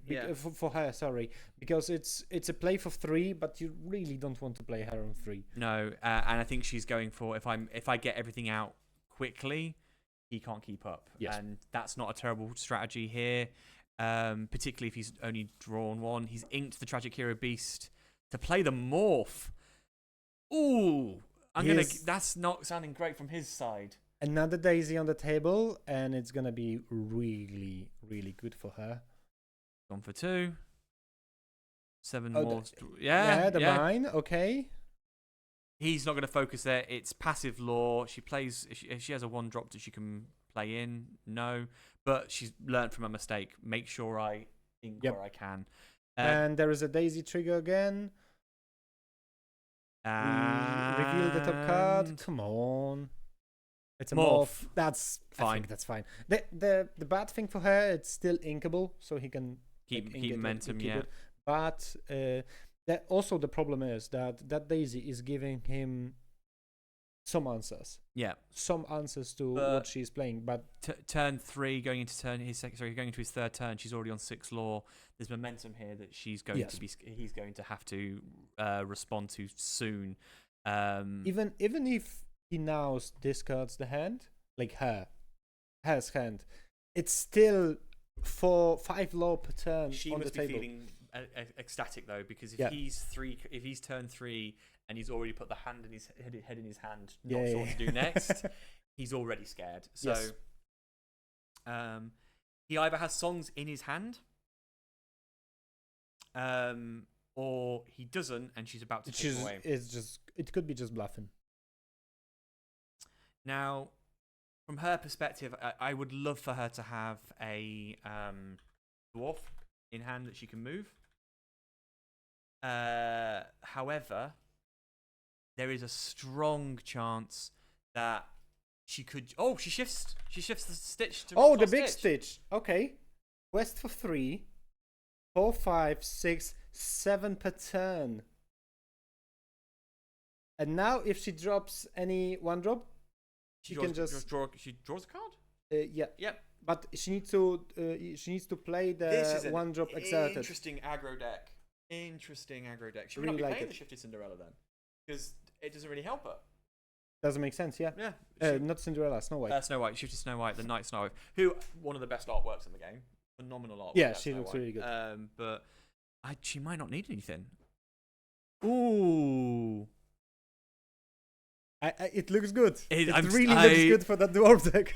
This is where a demonstration of cards and momentum are all you need, and that is a scary looking deck. I don't know if we missed the daisy trigger. I didn't see if anyone in chat saw what she just flipped on the daisy. That would be really interesting, but he looks scared. I think he's trying to calculate, but the problem is that shifted stitch now gives him 6 body, if I'm correct. Yeah, it's got high. It's 5 or 6 body, and even with Ursula, it's hard to remove. With Ursula, what's he going to do? Target the stitch or target the daisy? But then you still have you can't remove that stitch easily. And she's got passive law coming in from the. Oh, hang on, has she got lethal? Yes, that's a lethal next turn. So he has to. Something needs to go. Yeah. Oh my god. That's a turn 4 lethal. 5. Sorry. Turn technically 5. Turn 5 lethal. Because it was daisy, stitch, then so second turn stitch, then the mine, then the shift. So now it's gonna be turn. Right. If Kunikosha, I guess that's how you pronounce it.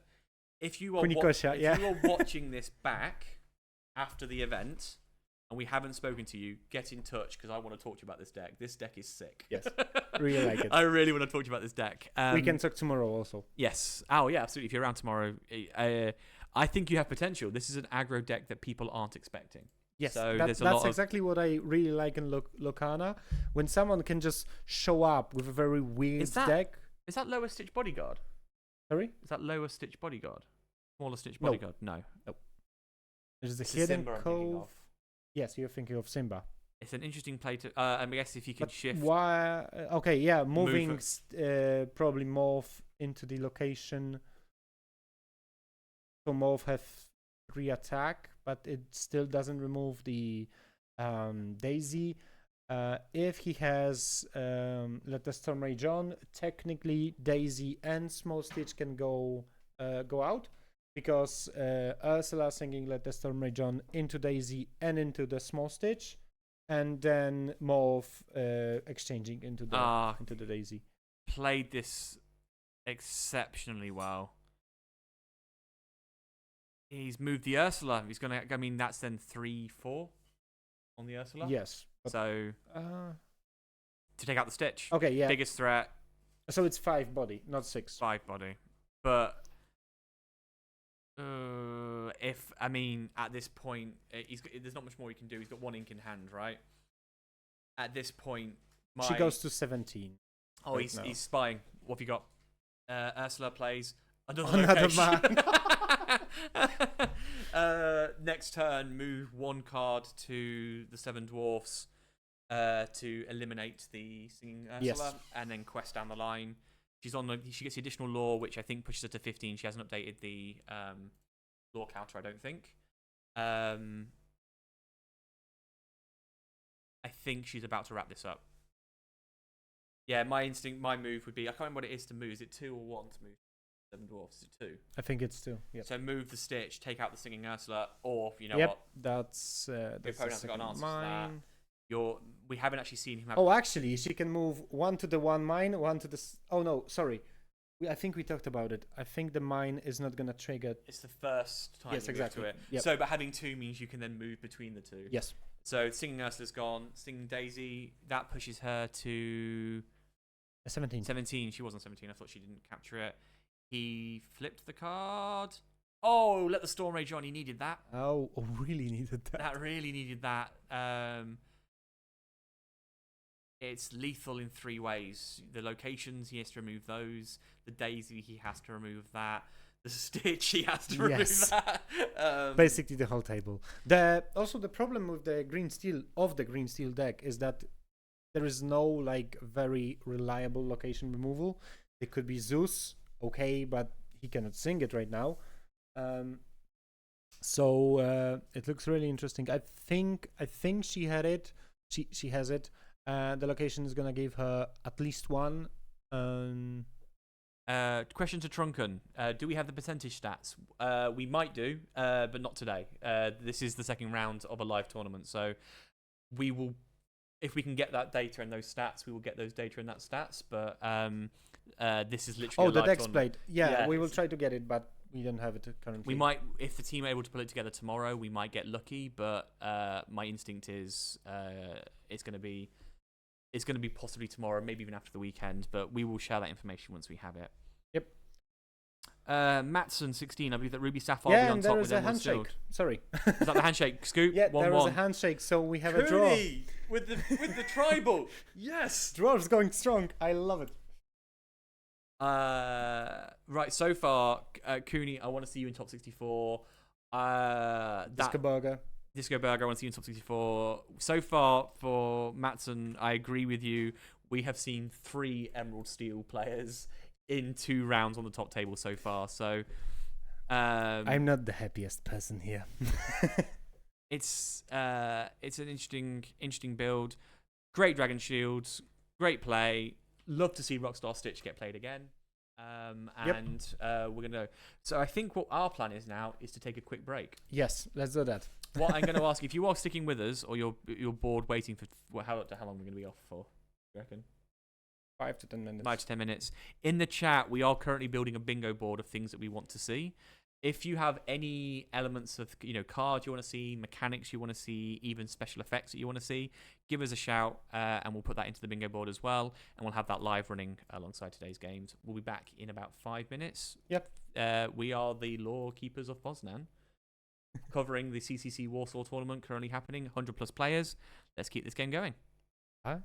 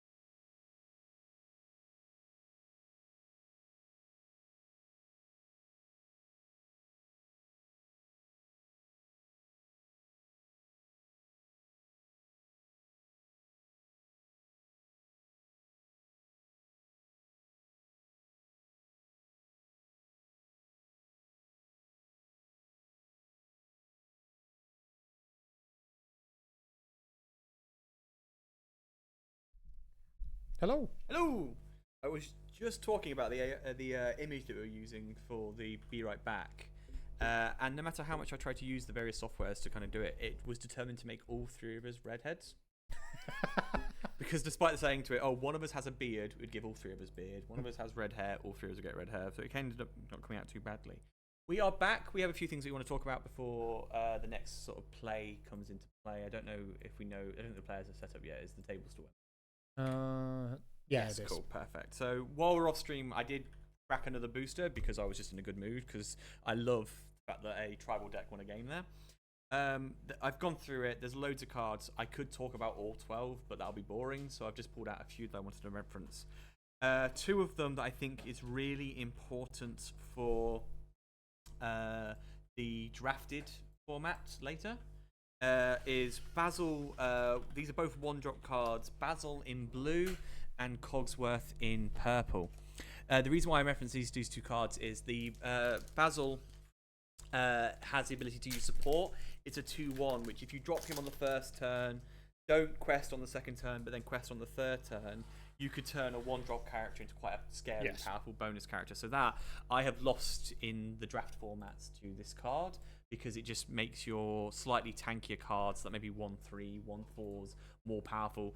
If you've got this and a Daisy, that Daisy is extremely violently scary that turn. It is. Secondly, this Cogsworth lets you take a second chosen character and give it rush. So the 1-drop, you don't want to play it on your first turn, but 3-4 turns in, you might want to turn around and go, hey, this card that you think will be safe for you. Okay, they played a scary card. Suddenly that scary card is active with that Cogsworth. Yep. So they were the two I wanted to draw. I have two more that I want to talk about. One's a personal favourite of mine, but I want to talk about what you've got there. So I got one card that I also really like in the draft format, which is the Hey, which is one of my favorite characters, to be honest, in the game.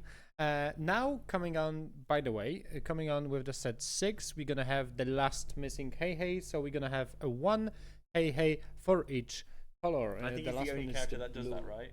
For now, yes. For now, yeah. So it's gray steel Hey. It's 5 inkable, 4/5, which is a very respected body, and attack. It's questing for 2, which is amazing, and additionally it has bodyguard. Yeah, it's great. And what's interesting about this card generally as well is outside of it's great in this sort of draft format because actually it's a common, so there's a good chance you'll be able to pull it in the draft anyway, compared to other cards, and also that all those different mechanics is actually in constructed play. There's a lot of removal that can't deal with this card. So there are instant removal cards that this card, because of that 4 attack, sits perfectly in the middle of a lot of dangerous auto removal cards. A lot of red cards that allow you to just effectively take a card and send it straight to discard. This sort of ignores all of that and still can quest for 2. Yep.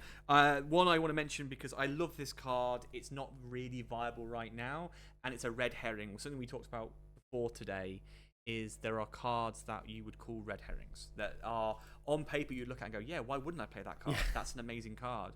And this is one of them. And this is the shifted Kronk Bodyguard. Not bodyguard, sorry. The smaller one's bodyguard. Yes. This is the shift 5, 6/6, 7 uninkable, which is why it's a dangerous card to try and play because you can sort of brick your hand with too many uninkables. But its ability here is during your turn, whenever a character banishes another character in a challenge, you may play a character with cost 5 or less for free. So what's really valuable about this card is if you shift it and then immediately banish something, you can actually get a free card out of that. And that is repeatable, obviously. The issue is it's a red herring. You might look at that and go, that's an amazing card. You need a lot of work, a lot of support around it to make it work. It is in hollow, so I'm a happy boy. But in reality being, it's not exactly a viable card. It just looks viable. It just needs a little bit more to make it more possible. Yes. We tried to make it work.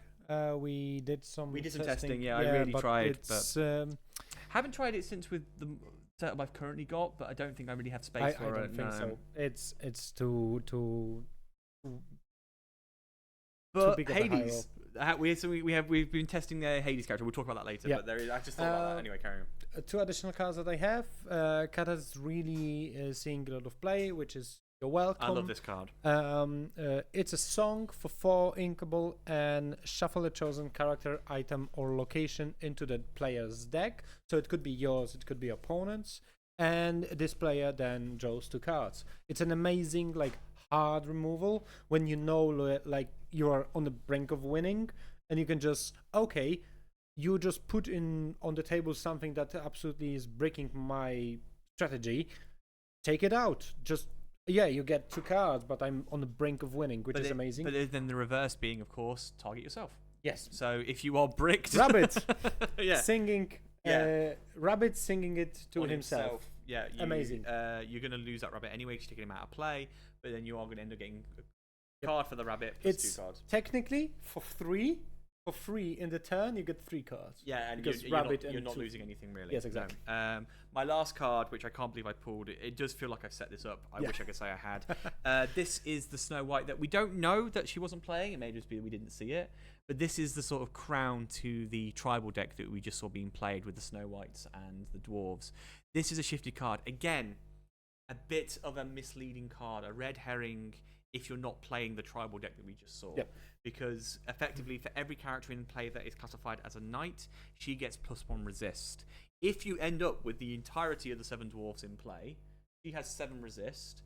You just keep questing with this card, and nothing can be done about it, right? Yep. Your opponent only hard removal like Hades, like that. Or you're welcome. This, yeah, exactly. And that's why those cards like You're Welcome are so valuable. But I think that I love this card just because I don't think it's a particularly expensive card for the value, and it also is just quite a powerful card as well. So I like it. Glad to see it. You have one more card there, which I do love. I do love these cards. I think they're interesting. They all have. There is not a version of this character that doesn't have an interesting mechanic. Yep. This card actually, if I remember correctly, was leaked when the set 4 was releasing. Vaguely think that was right. I think they leaked this card from the set 5. It's a Prince John for inkable 3/4 with an ability that you can exert him and play an item from your hand or a discard with cost 5 or less for 3 exerted. It is interesting card. I would say it's currently doesn't really have a place in the more of a meta decks, I would say, or more of a decks that we see more of them being played. So the steel doesn't really need that. The Sapphire Steel, doesn't really need that. The Sapphire Ruby also doesn't really need that. But it's interesting to just remember that there is a card like this, and there is a possibility that it can come back and play some good items. We just had some feedback, which we'll work out how to make this work. The cards that we're showing, unfortunately, are not very seeable on the camera, so we'll have to work out a way to. Effectively, we need a second camera. Second camera. We'll work on that. It's first rodeo, but it's going honestly swimmingly. So we'll leave it at that. We are still waiting for round 2 to wrap up. This is the last 2 of the existing phase. If I may be so bold, do we mind throwing up the phases just so we can talk a little bit about what you're working on the background, right? Yeah, unfortunately something broke. No worries. Well, while you fix on what's broken, I will talk about the phases. So we're currently in phase 1. We're halfway through phase 1. The maximum possibility players can have at this stage, if they won all 4 of their games in the 2 rounds, would be 14 points. Honestly, in the 2-round format, 14 points is extremely powerful at this point in the tournament. It's entirely possible that through 7 or 8 rounds, players might not get more than 7 or 8 rounds actually. Yes. They might not get 17. I think in a 7 or 8 round tournament, it's not unreasonable to expect to get between 17 and 20 points. So getting 14 this early will do huge things for you. The drafts are going to be wild cards because there is skill involved. Can you play with these cards effectively? That's going to be an important piece of this strategy. Yep. However, you might not get the cards. You might just simply get whatever your opponent gets. I love draft formats in local stores anyway, because normally it's one long table. There's 15 people sat around a table, and there is always at least one moment where you get handed 4 cards in the draft, and you go, "Whoa, what am I going to choose from these 4 cards?" And down the line, people are going, "Yeah, sorry about that. That's not great." And you choose one card, and you turn to the guy next to you and go, "I am really sorry." And it's just sort of like, but every time of that, there's also I have 7 amazing cards here. what am I going to Yes. choose? There are so many good cards here. What am I going to choose? And importantly, and I've done this, I've had amazing cards, legendary cards that, yeah, I want them for my collection, but that legendary is not viable. Yes. So I'm not going to choose that legendary because the guy next to me is going to have to choose it. And Exactly. that is where these kind of beautiful things happen. We openly mocked. I started the train on this on King Louis. I can't remember what set it was. I think it was set 3. Set 3. Don't quote me on that. There's a King Louis card. It's a 7 cost, I think. It's a on all papers. It was unplayable in the format, and then you rocked up and beat me with it in the game that we were playing. Both games, you crushed me with it. But on paper, everyone went, there is no way that card is going to be viable in this format. The game's not going to go that far. It was sort of before ramp was really a thing as well. Yeah, and also in the draft or sealed, you cannot really ramp. You can't anticipate a ramp strategy anyway. But then these cards that you never expect to see shine really do shine. So what I will say is, if you're not confident in that sort of, it's going to be a wild card for all players, and I think that's hype. I'm really excited for the draft. Yep. Just to see, we're going to see weird cards, weird combos, weird lines that you never see anywhere outside of these draft formats. But if you're not confident, you need the points now. The most important thing you need right now is to run those points. So if you're left sitting around 14 right now, run it as far as you can, even just getting an extra game here or there. Going into phase 2 with 14, or even I'd say 12 plus points is going to be huge for top 64. Speaking of which, you have melee.gg open right now. Yes, we can switch to it. Yeah, absolutely. So let's jump to it.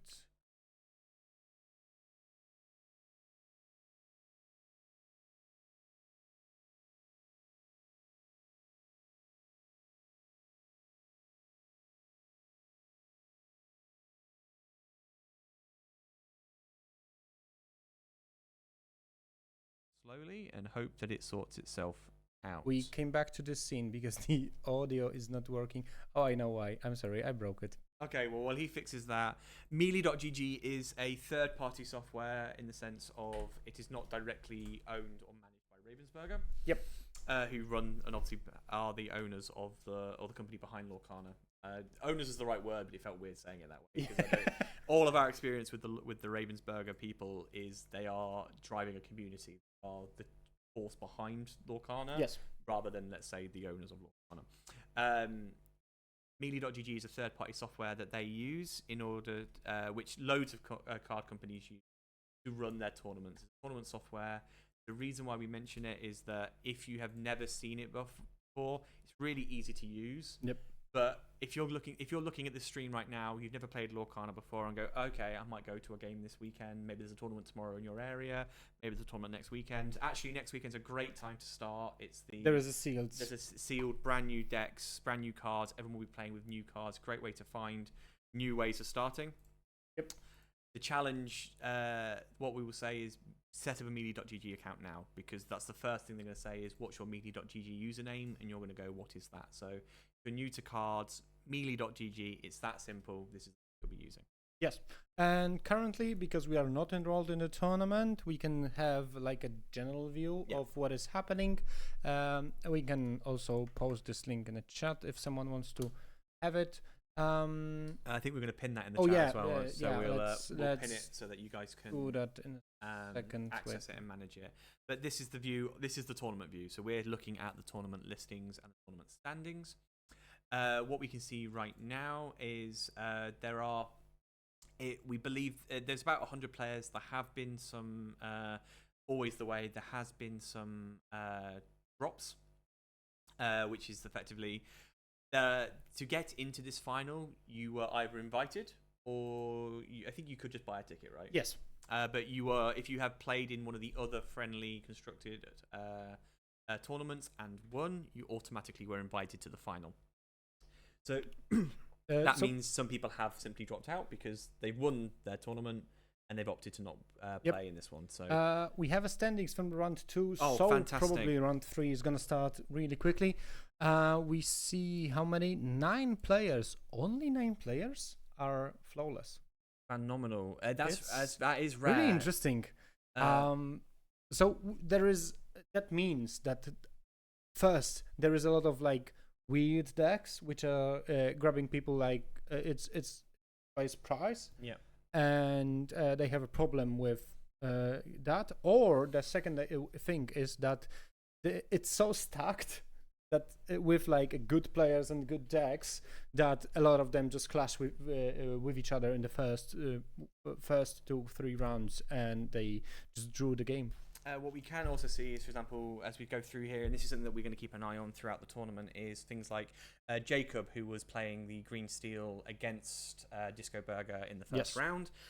He tied his last game, so tied his last round. So he's currently sat at 10 points, which means whatever he matched up against was a bit more of a challenge, a bit more of a kind of bounce for him. I'm sorry. I'm gonna do a small thing. Okay. The guy that I was teaching to play the last week, he actually won the second game. Hey, he's 24th, and it's his first tournament. Phenomenal. So I'm really happy with that. But one of the things about the way that this, so there are pros and cons. We're not going to start an argument about what's better, best of 2, best of 3.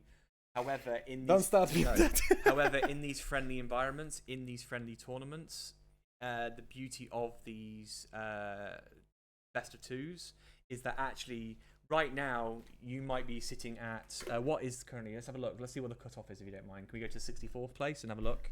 The cutoff point at the moment for 64 is 6 points. That's 2 wins. Two draws, yeah. 2 wins. That's 2 games. You just need to win 2 games. If you win 2 games in 1 round, suddenly you've gained 7 points. We're gonna have our guy on the first table. Yes, this is one of our guys. Represent. So we know his name. That helps. Bartosz. But we are going to be biased, and what we're realistically going to do is be meaner. Yes, that's reality. We can see that Disco Burger won her last game 2-0. Yes. So she's now 7 points, which means she's above the bubble as well. But this is the one thing I will give best of 2 in these friendly tournaments, in these friendlier. The idea is to kind of get people more into the community, more into the game. Yep. In other tournaments, 2 losses out the bat already means you're an uphill fight. Yes, However, exactly. this combined with the draft, literally currently first place could be last place could be first. It could just come down to the draft. So super excited to see how this plays out. We will be setting up our next match. Was Blood Dice one of the usernames there? I think so. I'm pretty sure. Badass. Oh my god.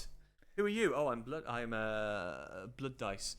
We can see that Depressia just assigned a buy. You lucky devil, 7 points. Enjoy that. If you're not doing anything right now, why are you not watching our stream? How dare you? Find out what's going on in the other tournaments. Let's quickly switch here. I'm gonna prep the name of. Yes, and while I will talk about. So this guy is a great player in our store. He's not a. I would say he's a semi-regular because I think he plays in other tournaments and other stores. He's not there every weekend. But he is a really good one. I really enjoy playing with him. He is a member of the Skull Squad. Yes, that was my brain. Squad. My brain when he failed there. Squad. We are not squatting. We are squadding. Squad yet. That's our tagline. Sorry, Tomek. Our store. One of the things when we have people visiting and they say, oh, I want to get into the game. Why should we come to your store? What I always say to them is, not to say that other stores aren't. Our stores is fantastic for beginner to medium and then medium to meta or top play. We do have players who have won massive tournaments. We have players who are there this weekend that I genuinely believe will be in the top 64 and can go on to win it. So we do have that level of play. However, we are also a bunch of children. So we will play stupid decks because we'll be sat at home and go, I've had a really dumb idea, and we'll play it. And, Robin. And we will also, if there is a challenge around how a mechanic works, or I've done this, and this is where I think our store really sort of pivoted, where we turned around and I was like, right, here's my deck. There's 6 people here that I know are good players. What do I need to do? Because this is what I want to achieve. Yep. How do we get there? And we've done this now. You and I shared a deck lists lot all of the decks, time. yes. And that's something that I think is really important in the community. This guy is a menace. What has he played historically? He's done a bit of Steel Song. He's done a bit of. He's playing purple. my deck. He's playing your deck. Not exactly No, my list, but my green purple. I think he's playing my I'm colors. seeing blue. And is it a steel? It looks. I thought I saw a whole new world, but I'm not sure. If that's a sapphire steel, he has a really good chance to actually grab it. I'm not sure about what Barter's playing right now. I know him pretty well from a couple of tournaments and games that we played. He's a really really good purple and emerald and amethyst player. We both share some knowledge between, and I think it's gonna be we don't know. We basically don't know what the deck is, but that's my wild guess. Yes. Oh, and okay. I think we lost the coverage for a second. We'll sit tight while that gets investigated. Exactly. I am going to. You can look at us. Beautiful faces. What happened there? We'll wait for 2 seconds. Help. Help. Yeah. Because unfortunately we are not in Warsaw as we saw it. We have a tech guy who is actually like putting everything in place, so we just need to wait for him to come back. When all else fails, crack a booster. Exactly. So I'm gonna pull that. Oh, I talked about this card earlier. We need to get this better. I can start with the green Robin Hood. This already has me hyped for this deck. I think Robin Hood is quietly getting more and more popular. I also love seeing Robin Hood just in some sort of base place at the moment, because if you go on Disney Plus, you can watch the original a Robin Hood film, but there hasn't actually been like, you know, a new cartoon or anything like that. So I actually love that Robin Hood characters, and it's a great show of the Robin Hood storyline, sort of being included once again in that narrative. Going through here, we actually got our first, I believe, wasn't this like one of our first Merlin characters, like humans? Has there been another? That's him. Could be. Yeah, this is Merlin, and it's one of the greatest art cards we've got. We've just gained everything back very quickly. I guess there may have been a glitch in the Wi-Fi or something. Yep. The characters, we'll cut across. We'll look through if there's anything valuable. Pete Sneezy. Oh my god. Hey. We have a legendary, but we're gonna talk about it in a minute. So let's quickly jump back to the game. It's actually a legendary that you and I are huge fans yes. of. Sleeves. All right, we should probably grab some sleeves. It's green, and at the moment, it looks like it's just blue. He's got a handful of blue. I don't see because the light, unfortunately, is shining. It's blue. He had 7 blue cards. Okay. I'm gonna quickly sort out the colors. We know that it's. I'm pre. Well, I'll keep an eye on see what happens. Yeah, what else I'm comes. presetting the colors for the Bartosz on the left because I'm pretty sure what he's playing. We might need the lighting wasn't an issue a minute ago. They might have shifted the lights. So yeah, I think so. I will message the guy in a second. Perfect. Clarabelle with an Ursula. We've got blue on blue at the moment. We don't have anything else that's in play. We can assume he's playing green purple just because we know this is a card deck that Bartosz likes. We've seen him play it before. Yep. And that's part of the strategies with a lot of these players is you find deck styles or deck types that you. I like combo decks. Unfortunately, they're unreliable, but I enjoy combo decks. You're quite partial to a bounce deck, and you know we have other players who love ramp. We have another Michal in our store. Oh, we have another Michal in our store. Absolutely great player. You know, has come leaps and bounds. It used to be me and him playing at the bottom regularly, not anymore. But he is somebody who just likes aggro. It's in his bones. It's in his blood how he plays. I saw purple, so we have a confirmation that Bartosz is playing green purple. My beloved color combination, and well, that was something exciting. is happening. Okay, we are sorry for that. We unfortunately cannot do anything at the moment.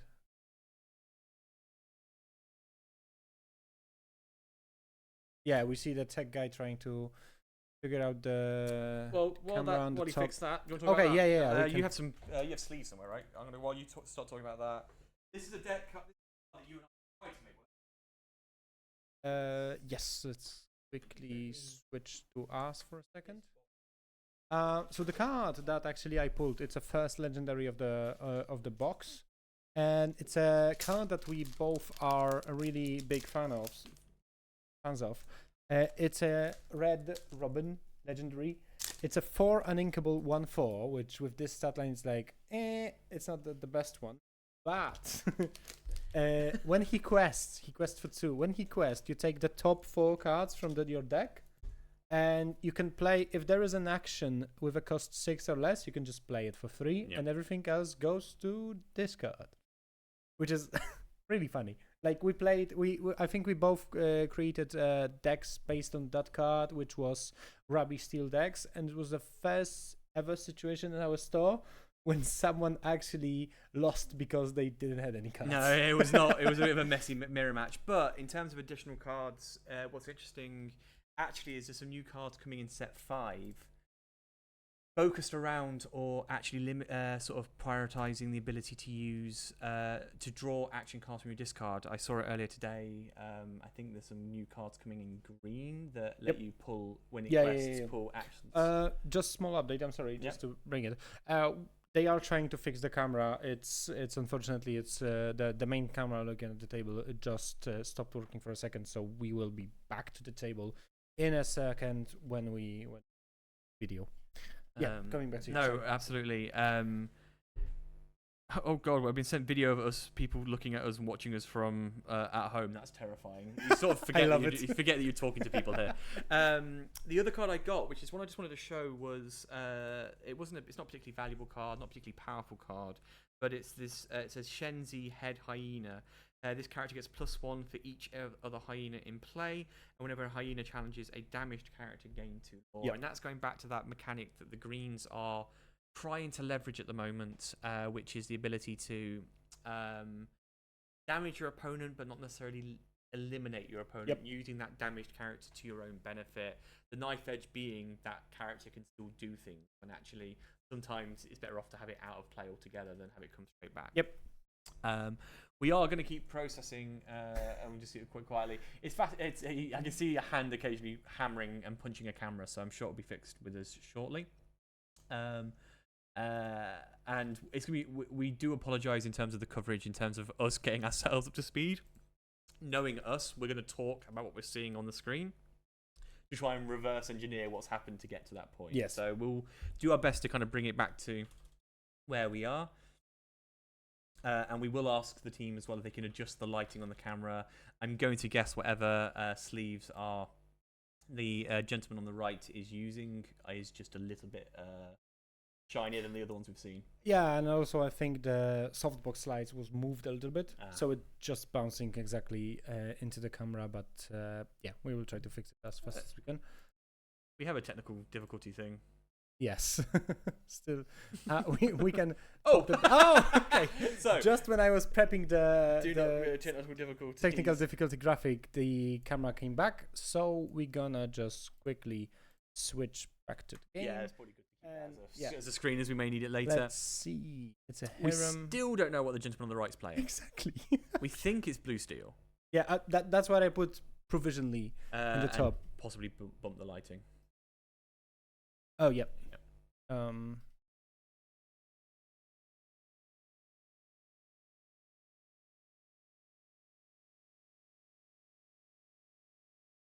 Oh, that actually could be a Sapphire Ruby deck. Now I'm thinking about it. We'll find out what comes next. Once we're able to see, we are playing this slightly better here. What we can see is the lore counter is 7 to Bartosz, 1 to Blood Dice. I will say, the hardest name we've got going on. That guy, if that Blood Dice sounds like a Borderlands villain or a boss face at some point, like, oh, I need you to go fight Blood Dice for me to go get me a key for the incinerator or something like that. Unfortunately, all I can see on the screen is blue. In his discard, blue cards. I don't know if he's Inkwell. He has something further.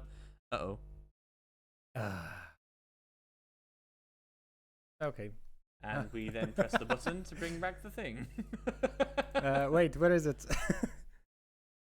Hello. Is that on the screen right now? Should be. Why it's not? Do you need to transition to it? Oh, yeah. Sorry. Hey! Oh, well. That happened. Yeah, let's crack some boosters there. While we quietly wait in the corner, we will establish if that player is playing blue steel, and we will establish. I think it could be Ravi, to be honest. With that many of blue cards, I would say that will be Ravi. Okay. I know one of those words. I don't know the other word. I understand. Okay, as long as you understand. Tracker, Clarabelle, Retrosphere. Yep. Thank you. The cable was. No worries. Dopey, Amber Chromicon. Oh no, I am going to show a couple of these cards. Elsa's Eye Palace. Oh, it's a bit It's a bit of a naff pack, to be honest with me, from my side. Okay. Two super rares. I'm fine with that. Yeah, let's have a look what we got going on. No, I had one super rare, which is the Steampoke Pete. Yeah. Again, red herring card, not really one to talk about. However, I absolutely love this shifted Robin. It's a green shifted Robin. One of my favourites for the artwork. If you, we will work out a better way to show these cards image-wise. Yes. For maybe tomorrow. However, if you haven't seen it yet, Robin Hood, Sneaky Sleuth. One of my favourite art cards in the game. I think it's a really pretty card. And I think, to be honest, this entire set, Shimmering Skies, beautiful cards all around. Yep. Absolutely stunning. So, I have 3 cards to show, actually. Yeah. First one would be the Break Free, which is an action. Deal 1 damage to chosen character. They gain Rush and get +1 this turn. interesting. This is absolutely amazing card on the draft if you have a Mickey Food Fighter. Because it's 1 drop, 1/2 with resist 1. So this is not dealing any damage Of course. and just giving Rush +1. Yeah, that Amazing. food like Mickey. A card. We had a flicker for a second. A card that I have tried to make work in the sense of, it's a great 1-drop, but then the issue is you just don't know what's next. Yep. If that makes sense. You don't know what the next card is going to be. You don't really know how to leverage that card more effectively. So I do have hope for that Mickey being somewhat more viable. I just haven't worked out under what circumstances. Yep. I broke something. The next card he's going to talk about is Mother Gothel. Now, Mother Gothel is a character that I think has become a bit of a staple in the sense of just in Lorcana anyway. Like, I'm not talking about just in terms of a Tangled was one of the early launch films stories that was used in the original Lorcana. And Mother Gothel, I think, has probably had more love in Lorcana than in any other format, in the sense of, any of the other products that are out there. I love it because I love that Lorcana sheds light on lesser known characters or, side characters and, other loved characters. But the Mother Gothel cards are just beasts. They're just absolutely monstrous cards. This amazing one, which is a 6 inkable 4/6. It's a shift 4. Yep. Which I'm not sure if Bartosz is playing, but in some versions of Green Purple, it is seeing any play because it's shift 4.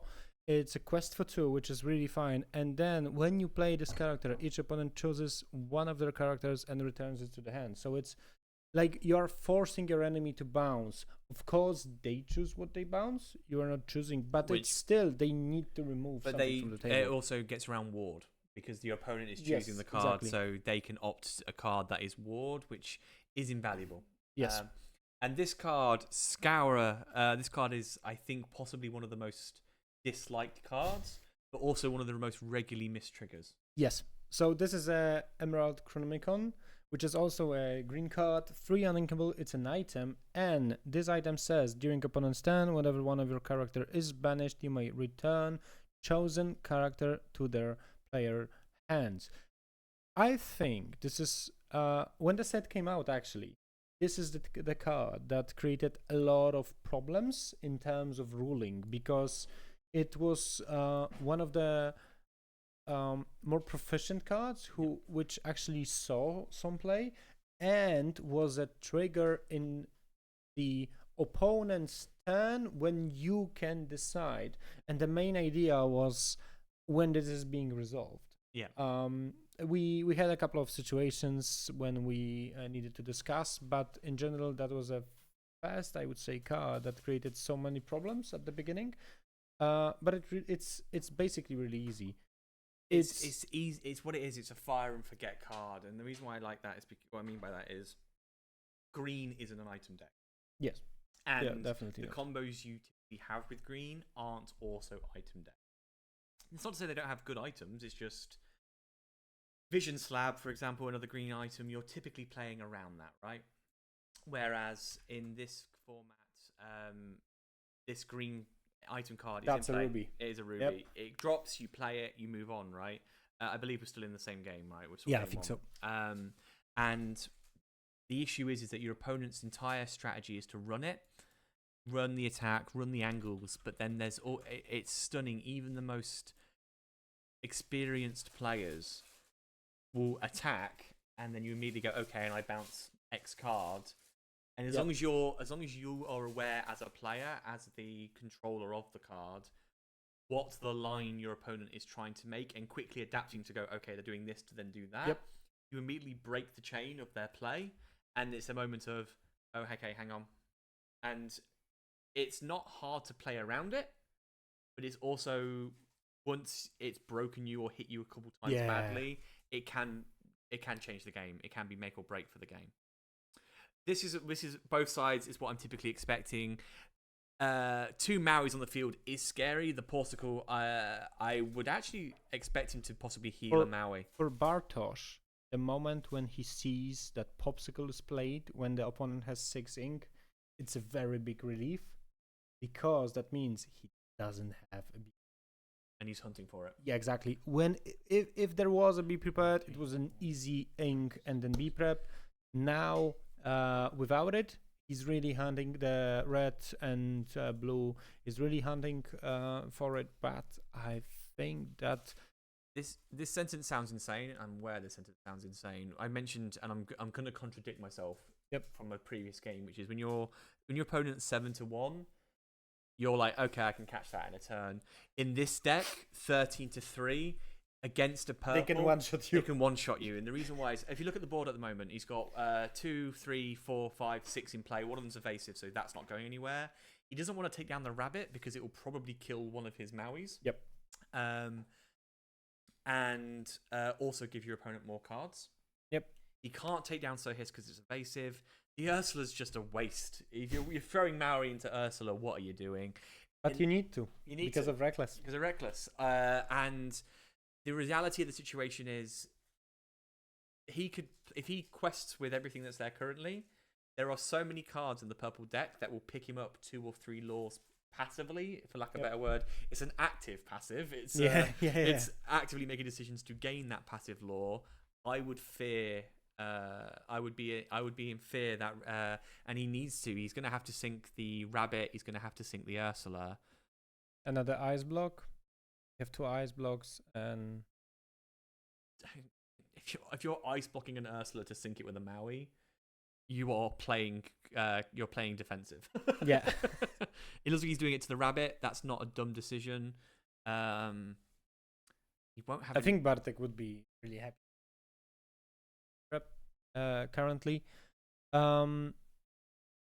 it's at least 4 in the next turn, so it's 17. And when you are playing a purple deck, 17 is enough. Really good. The card we showed earlier, the one that lets you just get 2 law for 2 actions. That's what I wanted to say. Yeah, this one. But also, what I wanted to point out about Chronomicon, I won, I think, at least 2 games when I bounced. Because it's saying you can bounce the character, it's not saying it needs to be opponent's one. Yeah. So I won, I think, 2 games on the spot, just bouncing my own goals. Yeah. Thank you for that. I will send that out, and they can't take it out, so exactly. So they can play it as well.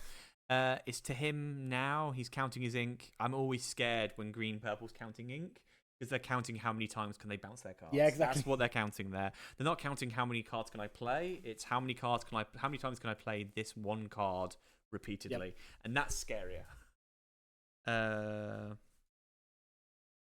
Okay, we had some. I've just had I want to just say this. Shout out to Poznań.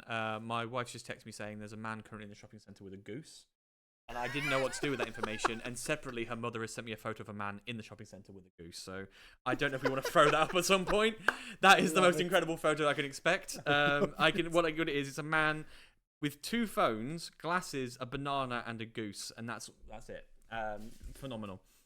About the glare, sorry, we are responding a bit later. Yes, we messaged the guy trying to move the light a bit. I think it's a little bit better. I will talk with him after the game and try to do it. It's a vicious edge because you want to protect the cards with Yep. Sleeves, but sleeves causes it to be a problem. And also, we have an information from the chat. Someone kind of leaked that the guy on the right is from Wrocław. So we are actually playing Poznań against Wrocław. Oh no! Well, we'll see how this is going. At the moment, what's he at now? He's 6. Why 16? He's 18. Sorry, he's quested for 2. He's dropped the Sir Oh, Hiss. it's 16. Why it's 16? 1, 1, 2, 4. Isn't that 17? Or he exchanged some? May have exchanged No, some. he didn't. Everything stays. It shouldn't be 17. I'm sorry, I missed it because we were talking about Friends. other things. He sang Friends. Okay, yeah, there is. Oh, okay, yeah, fine. There are a bit sang Friends. So he's then quested for 3, pushing him to 16. Again, still scary. I saw that in the chat. I saw that in the chat. Which one's which? You know, from what Wrocław is known? No. Rats in the city. Oh, okay, cool. Half of the cards are not visible. We know we are working on that. At the moment, we're just happy the stream's on. Yeah, it's nice that you can see the cards you can't see. We'll be getting it sorted. It's a vicious balance. We need to be able to see all of the cards, but the lighting's better. I can see now most of what we can see there. I do apologise if it's not that clear, but we'll make it work. He hands it over. He has extremely high lethal this turn. I think only B preps now. It's the only option he really Yeah, has, option, yeah. and based on the fact that blood dice, the head in the hand, Yep. is And what options Bartosz do I is have? just checking the discard. I think he's checking if there was any B preps or how many there was. Unfortunately, we missed like The first part of the game. Yeah. Oh no, he couldn't play B prep before because we saw that. I'm just seeing a plate of incredible things put in front of him. Looks phenomenal. It looks amazing. We'll talk about that in a minute. We are. I've just noticed it looks like he's sat at a dining table. The chair he's behind him has got a very interesting looking chair, but it does look a bit like a. Yeah, I really like that joke in the chat. What is the most hated Lokana set in Wrocław then? Rise of the Floodball. I absolutely love it. I want it on record. Bucky was a squirrel, not a rat. But he was a rat. But he was a rat. Yep. So I think there has just been a shift in lighting, by the way. Yes. I don't think I've ever been so disrespected. It was like I saw our tech guy looking at the camera, and then something went. So we will see. We'll watch the players. There might be a scoop. Yeah, we will try to inform you what is happening as good as we can. We made it through 2 games. We made it through 2 games. Yep. I spoke with the guy and I told him. He told me that sometimes the camera just turns off, and I told him that's because it's probably overheating. Like you can just have a spare battery because usually a battery. Sometimes it's inside, but it's usually a battery.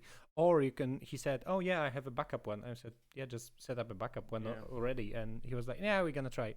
So hopefully that's what we're about to see. Yeah. We'll keep an eye on it and see if it comes back. But it's probably not now. He's not gonna set up the second camera now. Probably between games. Yeah, let's do that.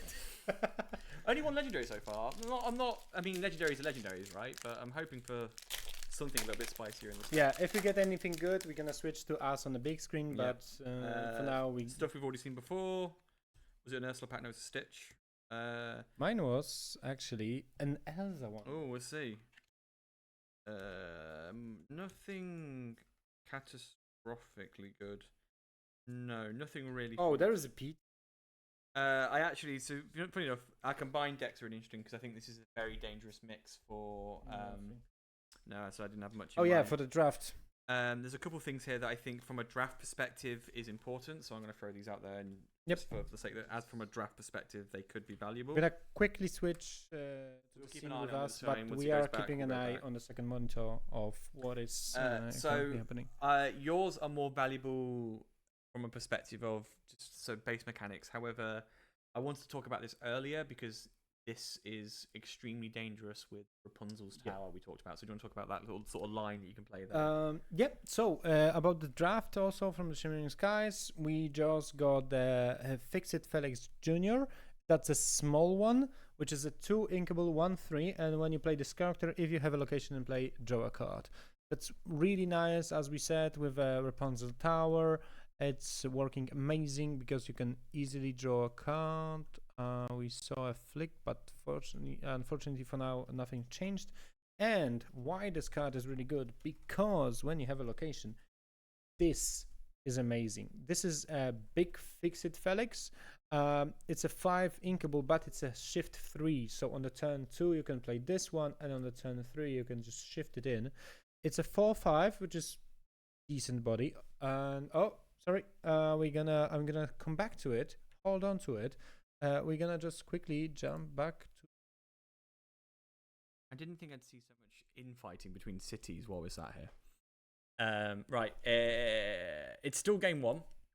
There's been some board clearing since we were last here. Potentially, be prepared. We won't quite know. In fact, no, it had to be no evasive in play. No, I know what it was. I can see what it was. Shifted Sisu. Yes. Sisu would have probably cleared most of the board. That.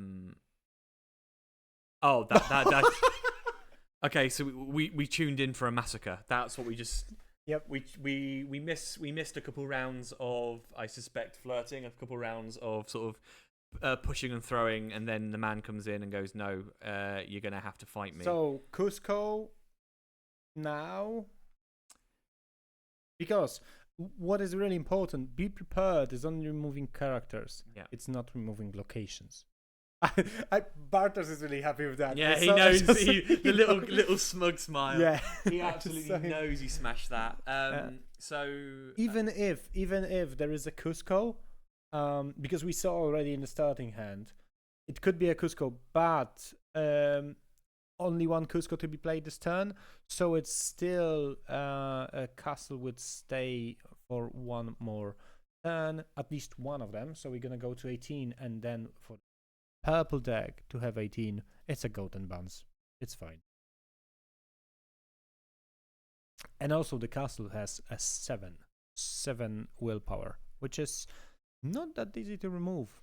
and that's the issue is at the moment. That's the only real Maui, answer. okay, but it's still 6. Yeah, You're not one-shotting. Removing one castle with Sisu, and the Sapphire Ruby player really there is a cheeky smile of bastard. something in his hat. Does he know something we don't?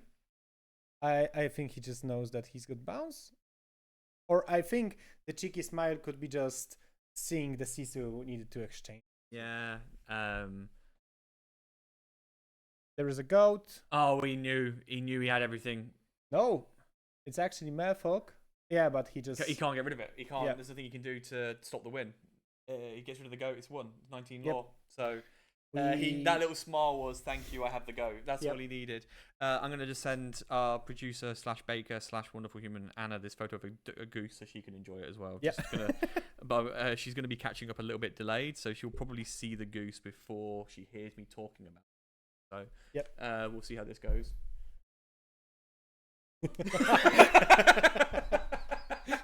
That's just a meta joke for me because she's gonna hear that. She's gonna hear that later. We might try and throw that up on stream or something at some point. Yep.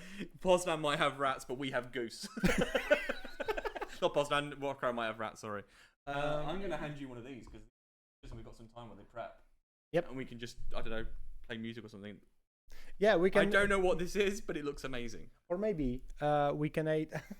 Okay, we can show you what it is. We can wait because after this game is probably gonna be a break. So Oh yeah, we're that's gonna true. take a 5-minute break and eat. Are they gonna finish phase 1 first, maybe? No, one more round of. So they will take a break after phase 1 because it's our 3rd round. Yep. So we'll wait until after phase 4. Oh, This- that's annoying. That looks amazing. This is amazing. This is what Anna is doing. It's a buns with a pesto, a lot of cheese in it. Yes, with done. Agreed. Whatever you got, that's it. I mean. with some of the garlic cream. Ah, phenomenal. We're going to absolutely eat like kings in the break. Yes. We never finished that bingo board. I've been adding to it as we go. We might use this bingo board tomorrow as well. Actually, one of the things that I wanted to suggest is Poznań v Wrocław. Well, But it's already happened, yeah, so no, let's not do it. We haven't seen a Miss Lyle, or we haven't seen an aerial whiff yet. Yep. We still need any colours. So if you're listening, you're watching, we're building a bingo board that we're going to set up in a bit and see as the games progress if we can complete it. Yep. Any ideas around Lorcana? At the moment, we've got Ariel, the F3 ink Ariel, her ability triggering, and she whiffs twice in one game. Yes. We currently have a Missed Lyle trigger, which people forget about the reckless function. Somebody using Whole New World to force their opponent to discard Whole New World, just because I love that mechanic.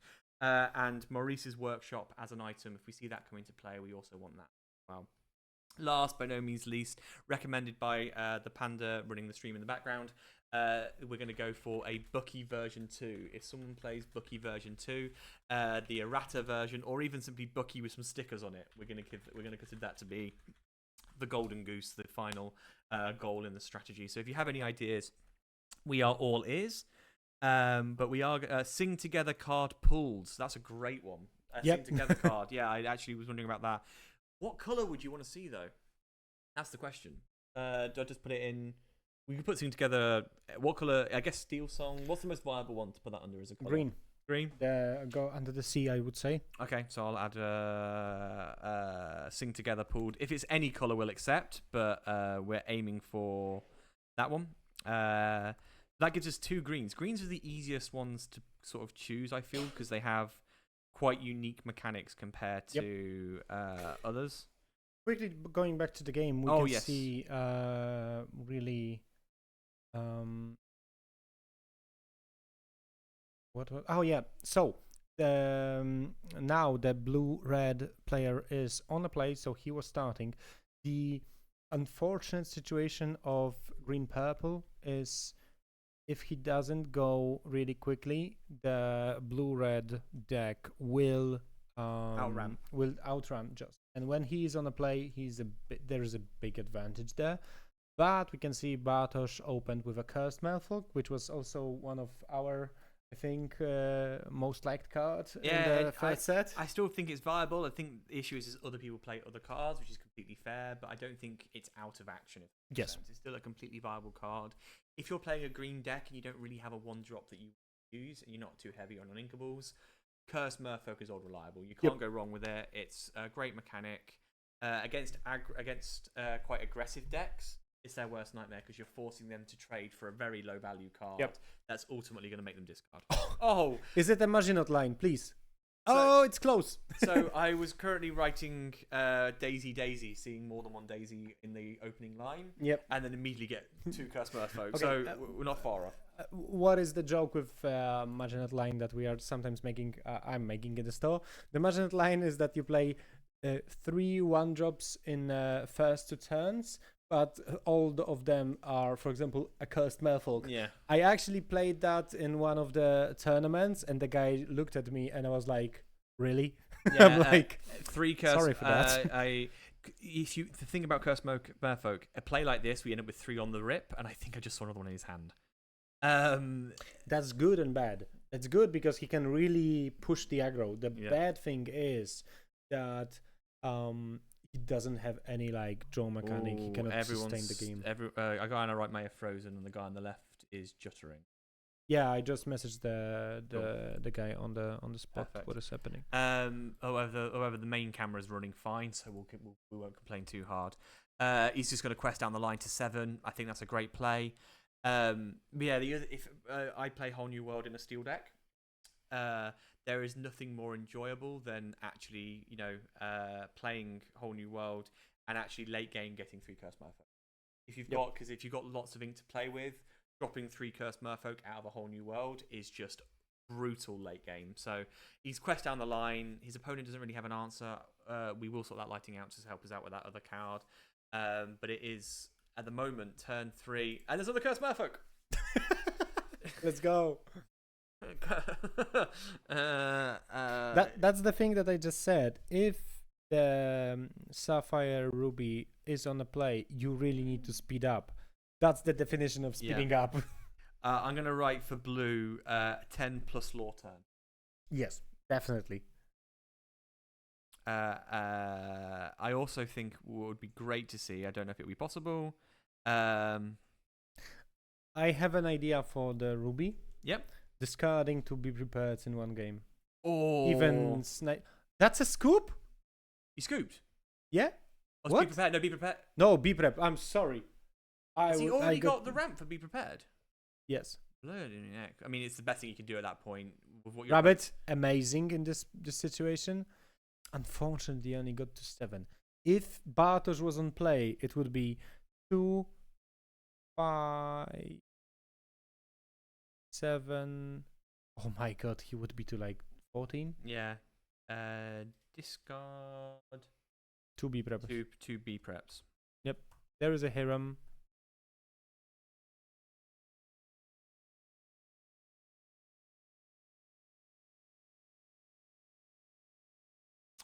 We've got 2 discard, 2 B preps. I don't know why I'm actually using. For some reason, I just realised I'm using this so far. I was trying to set this board up, this bingo board up, zoomed out from like I was really struggling. I don't know why I was doing that. That was completely on me. Discard 2 B preps, 10 law turn, Maurice's workshop. I'd love to see a blue Fassa. I would love to see blue Fassa getting The blue Fassa. Yeah. Yep. I'll put that in for blue. In the steel, I would really like to see Arthur. The steel Arthur, which is giving challenger on. I don't know which attacking. one. I'm going to be ignorant and say I don't know what card you're talking about. I will card, put I'll throw it it in. for you. 100% throw it in there. I don't know if anyone in the chat has made any other recommendations. 4 of the same cards on the table. That's a great recommendation. Long Drong Pirate. Great name. Turns out a bit Genified is always an option. That's that King Arthur, yeah. Shifted Arthur. Yep. That is a great card because it looks like the Enchanted looks like Elden Ring. We are really sorry. We are really sorry, guys. So I'm gonna write Shifted Arthur. I know Shrapek, who unfortunately isn't playing this weekend, He loves really that likes, card, yes, loves that card, loves the artwork as well. He rolled me like 2 or 3 times with it because every time I forgot that he's playing it. And I'm like, oh yeah, it's Arthur angle, and he's like, yep, there you go. Shifted Arthur. So currently we have 3 blues, 2 greens, 1 red, no purples. Purples is a hard one to sort of predict, I think. While we're talking, so we have. We have a second. We have a second. We'll talk about some cards. This one I want to draw out for the draft later. This is the Shifted Simba. I'm going to aim it like this so you can sort of see the card. This Shifted Simba, it's a 6 ink, just hard play, or shift for 4. I don't think you're likely to shift it in the draft mechanic because I don't think there is much options for that.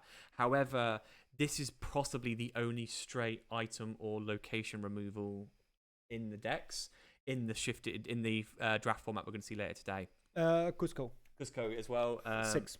But again, same mechanic, right? Same idea. So the great thing about this is we talked about that Rapunzel is violent, it's vicious.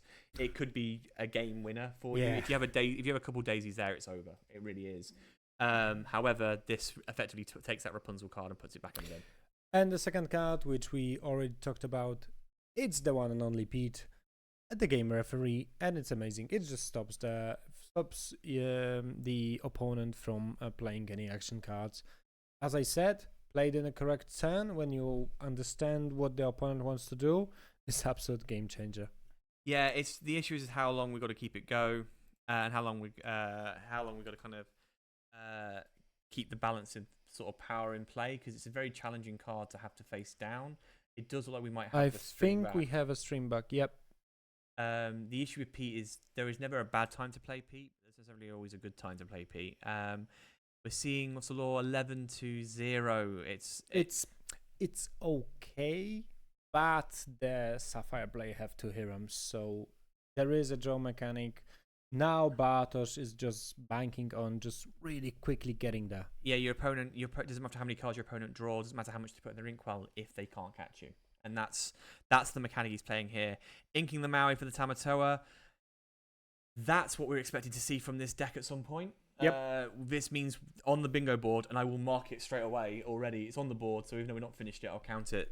Tamatoa does allow for that potential of a plus 10 law in one turn. yeah. And Both Hirams exchanged into Banzai, which is a good decision currently. I don't think there is an incentive for Bartek to exchange into those Hirams, so he will probably just quest, but 11 is a little bit far, so it's like somewhere in between all the time. Yeah, exactly. And it's not quite within that strike distance of a surprise lethal from purple. But it's not far. I think we had a recommendation for the bingo board. What's up there? Banishing Lucky Dime with Hiram because one I absolutely love that one. That is some sort of, what's it called? Poetic chaos. So Hiram into Lucky. Into Dime. Into Dime. That's what I'm gonna call that. That is a beautifully unfortunate card because if that happens, as you said, you've missed out on a lot of things. So you have to hope that your opponent, if you happen to do that, you are a bit in a scuffed position. There is a fox played on the rabbit, so we can draw additional card. That's fine. It's probably exchange into one of the Hirams. It's Banzai back. Yeah, I would imagine that's exchange into Hiram. You may as well use the rush mechanic because there's a good chance you'll pull another bounce card, so you don't necessarily need to keep that in play. And he's not going to trade Tamatoa into you. No. It's 13 law. He's thinking about the angles. We will get the player on the right blood dice back shortly. Don't worry. Apologies, folks. Every opportunity is a learning opportunity. So we're okay for blue cards. If anyone has any ideas for yellows, for amber, for purple, for steel, emerald, or ruby, we are now open. We're just looking for amethyst. Amethyst. We're looking for anything. Isma into rabbit. So the 6-drop Isma, which is choose a character and put it into your deck. Shuffle it into your deck. It's basically the you're welcome, but on the character. So this played into rabbit, drawing 3 cards. It's an interesting balance. Oh, actually, he didn't exchange.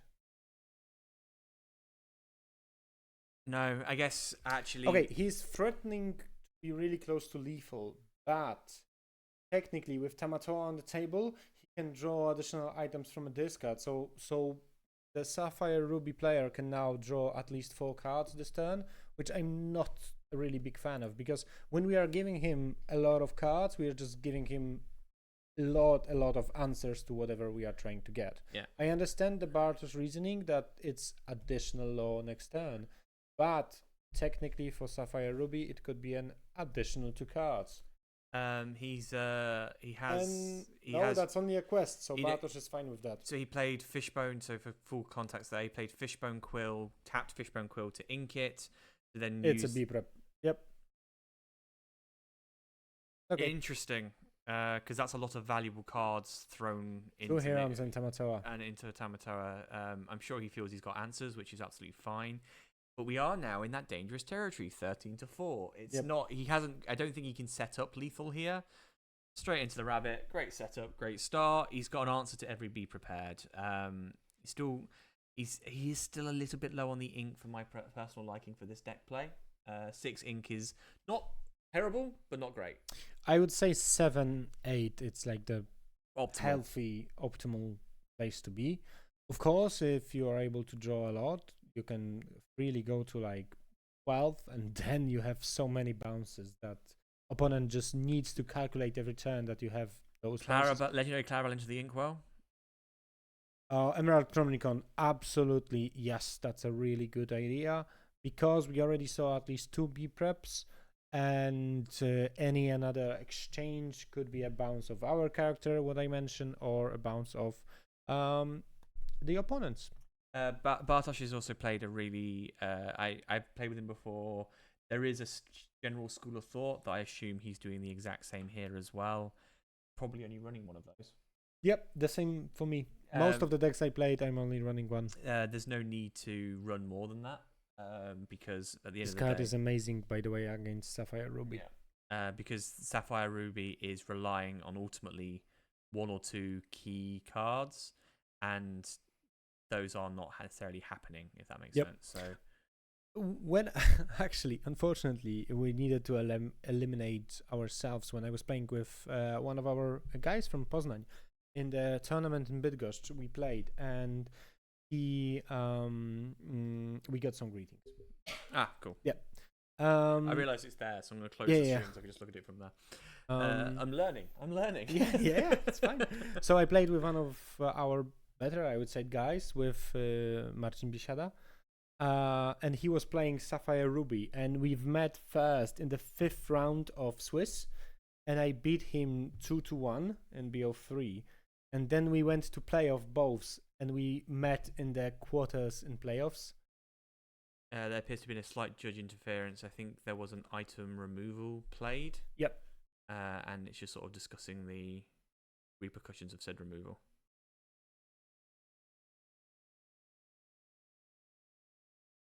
So there is a discussion removing the Chronomicon. What card? I don't even know what card that is. That's sending into the inkwell. So we put it into the discard instead. Easy mistake. No, I think he put it into the. What happened there? It wasn't the discard. It's now in the inkwell. Okay. Yep. I'm just quickly checking something. Characters only. Yeah. Yep. It has no impact on. He understood the threat that card had, cleared it, and that's the important bit. 14 lore. Hideaway puts into the inkwell. Yes. I have just. Oh, hideaway. Cool. And we have a termination. We have information from our producer. Thank you very much. It's a termination time. So it could be a forced draw then. Because is it highest lore? No, it's not gonna be a draw. Because Bartosz won the first game, he's gonna win. But does he get? He doesn't get 7 points, though, does he? No. But I think he gets 6. Oh, maybe only 3. I'm confused now. I don't remember how it was working. I can call Adam. I think it's 3. I think he gets 3 points. Well, we'll see on the scoreboard after it's finished. Yep. Because the extra point when you get to 7 is for winning both games. Yeah. There is. He banishes, gets to draw. I'm sorry, we need a jingle. It dies to Medusa. I know what. Maybe in the break, I'll 3 points for one game won. Yes. Yeah, so it is only 3 points. But so we have 2 people saying different things. We're gonna see how it's gonna pan out. Yeah. It's there is possible a goat. There wins. is a goat. It's 18. There is a first round. So there is a shake. I think it's a scoop. Yeah, 2 goats. 2 goats next turn. It's done. And the Sapphire. Yeah, so it's 7. It looks like Bartosz just escaped the guillotine by It's just 7. Okay, goat, bye bye. And the camera was so surprised it called it. Oh, and I just wrote in the chat. 2. Exactly. Well, that's a 7 for. That's a 7 points. That's not 6 points, not 3. It's 2. That's a point. That's a point. That's a easy dub. 7 points for the squad. Good job. We got there. And sorry, Wrocław. Good job, Poznań. Yes, we're happy with that victory. We'll see how this comes out in the grand scheme of things. I'm terrified to read what this message is. I can't see what it says. Oh, I've just realised I don't think I can translate this on the. 1 second. I can just quickly look it up. Oh, I've got it there. I could have sworn that Ben was getting up. Michael was sitting there so tightly, not moving with the camera on. I bet he was in his pants. What? I shouldn't have read that out loud. What? That was on my mistake. I should read these messages quietly. Never mind. We'll let that one slide. We're going to continue on. We are now We don't know if there's going to be a break. We may need to check with the organisers if there's going to be a break because I would guess a break between phase 3 and phase 4. Yes. Phase 1 and phase 2, and we've had 3 rounds. There's only 3 rounds of. It's 4 rounds of Swiss, isn't it? 4. So we got one more game. We got one more round. Let me check how our people. Actually, we can. Let's do this together. Jump Team to effort. this. Wait. What happened? Oh, okay. And here. Let's see what's happening. Yes. Let's see how the games are turned again. Round 3. Okay. So. Depression. 7 points. Take it and run. No, never apologise for a bye. Never. We have a apologise confirmation. For a bye. Bartosz won on determination. Yeah. So it's 7 points for him. Who else are we looking at? Anyone from Skladker? Someone's just called Skladker. I don't know who that is. I think it's Tomasz. Okay, because I thought he had a different name, yes. doesn't he? Yes, because I think he's got 2 accounts, Ah, and by a mistake, I think he logged in with this one. No, so he's 1-1 draw. It is Okay, Tomasz, yeah, cool. thank you. So he drew now. He's had a couple of draws today, I think. It's wait, let me see. I think he lost the first one. No. That can't be right. He No, won, so it's a win and 2 draws. win and 2 draws, yeah. Who else from our beautiful city? Jacob, someone we do know. Remember. That's Biesiada. Yeah, so Jacob lost there 2-0, showing that. Sorry, we already have a pairings for the next round, so we're gonna probably really quickly jump to the game in a second. It's not working. So wait for a second. What we'll give the camera. I'm sorry, you guys didn't saw that, but I just saw. Oh no! I thought I saw that, and I was like, "Oh, what's happened there?" The guy was sitting down, and the light just nearly fell down on him. One of the players on the main table. What I would love to know is how Yannick is playing. Yannick. Yeah. Let's see if there is anybody. No, not this one. The small one. Well, yeah, not the shifted Yannick. the base Yannick.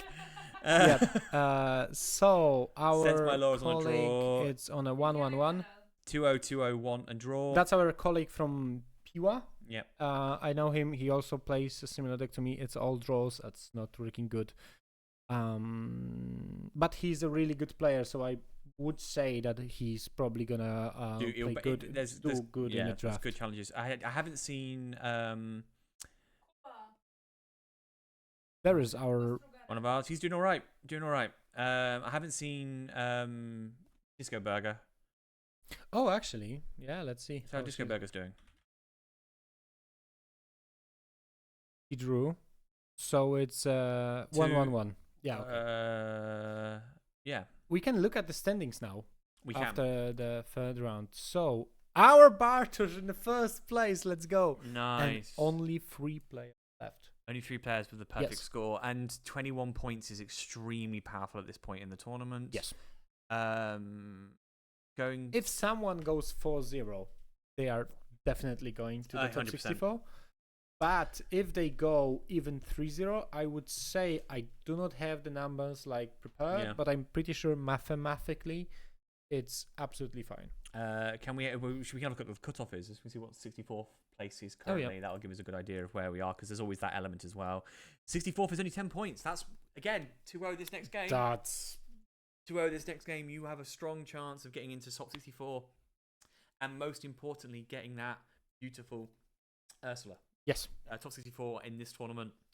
All top 64 players are getting a Ursula. So Who do we know also? I know this guy. I played him last time. He is from Wrocław. Really nice guy. Happy to see him doing good. great.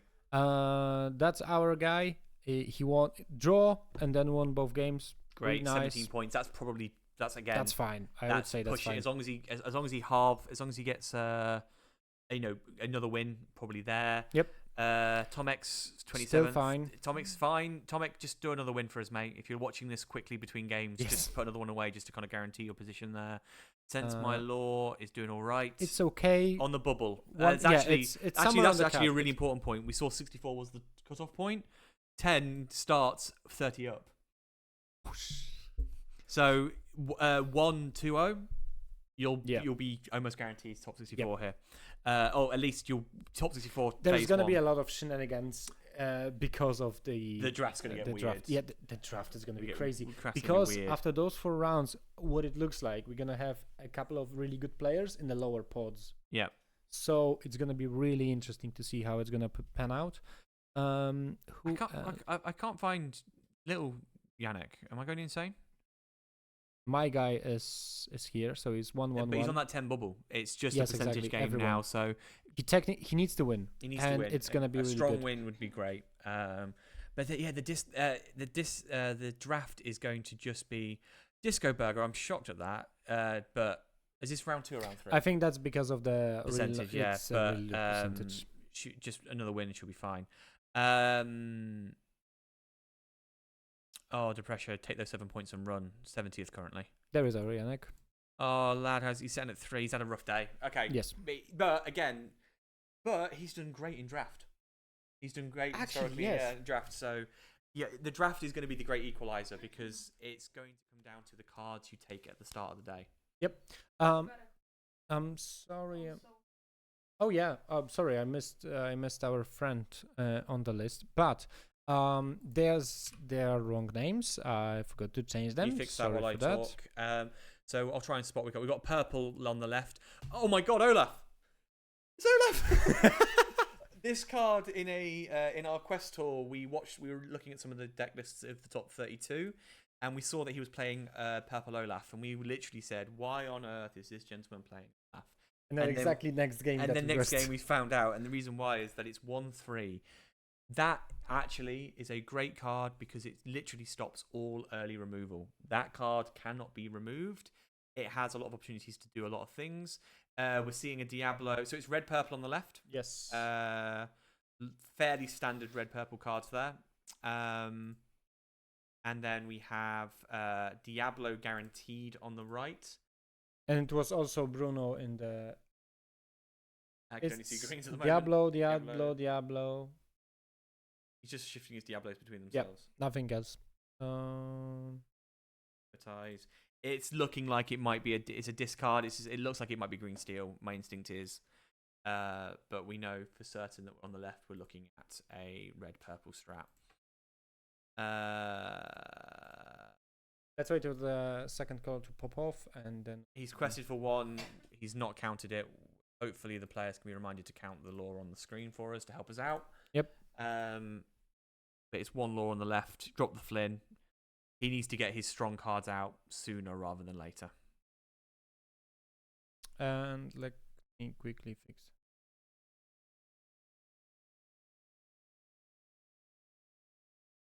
Morph for turn 2. He has 2 shifted Diablos in hand, but unfortunately, the actions he has in hand are the only actions he's currently got. So it does look like he's hesitant to let the actions go at risk of losing the valuable cards. Yep. Do we know who these 2 gentlemen are? These the top 2? Yes. So these are currently undefeated, both these players. For them to be on table 1. One of them is, at least. Let me check. Yeah, both of them. So these are 2 undefeated players. So in theory, they're playing a extremely tight, extremely well-organized version of their decks. Oh, the draft's going to get so weird. It's going to be really interesting. Let me just quickly fix the names first, and then I'm going to fix the camera. No worries. So we know who that is. We also drop a ping. Ticket by ticket. I'll raise the next one with you. He bounces the Olaf because actually it's a free bounce. It's actually an inkable card. He's held it there to just play a little bit of defense. He's got a lot of information from his opponent. He now knows what his opponent is playing. So that Olaf being survivable that card being survivable to, he doesn't know the Diablo. Is it a steal? He doesn't know Diablo. What the hell? Is it a steal on the right? Because I still seen. Oh yeah, we can see. And let me quickly change the camera in a second. Perfect. He's just played. Yeah, it's definitely green steel because he's just played Let the Storm Rage on with the Diablo onto the Flynn. Issue. Oh no. Brawl deals with the. He's shifted. He's got 2 Diablos in play now. The Brawl deals with the one of the Diablos, right? Yep. So he can deal. Oh, he's been peated as well. A lot happened in that turn. This is the issue I think that players have with Diablo is 2 extremely powerful cards played early. Yep. And then he could play a peat. Yep. Because he just had enough cards in his hand. He discarded a couple of songs to get that going. Yeah, he's discarded 2 Hypnotizers to end up with 2 Diablos, and now gets a passive double 2 card draw every turn. Yep. Brawl that if he can afford to brawl that Diablo into non-existence is probably the best thing you can do at this stage. Yep. Just to answer, I think I pinned the. Oh, because okay, sorry. I pinned it with a timer. That's why. No worries, perfect. Any other questions from the players or anything else? I'm still waiting for bingo recommendations. If anyone's got any. It's like nothing, then a lot happens, and then nothing again. Right. Another Olaf into the ink. So 4, probably. I don't know if I would like to play Rabbit right now. We know the result of this card. We know He has lost 2 Hypnotized. Oh, that's the evasive Mini? I think that's a small one. No, that was a 1-drop mini. So then bounce back into... Interesting. 1-drop Mini, 1-drop Olaf. Why? There's no shifted red Mini. To be honest, it looks like a deck from the third set. Yeah, it does. Have we seen a set 5 card yet? Diablo. Oh yes, we are feeling the pain of seeing the Diablo. Interesting. There's a Brawl, there's a Castle, there's a Mini.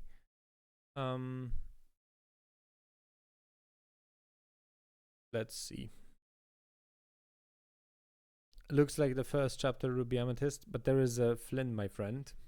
It does. The thing is, though, it's cooked, obviously, because it's done a fair amount of damage.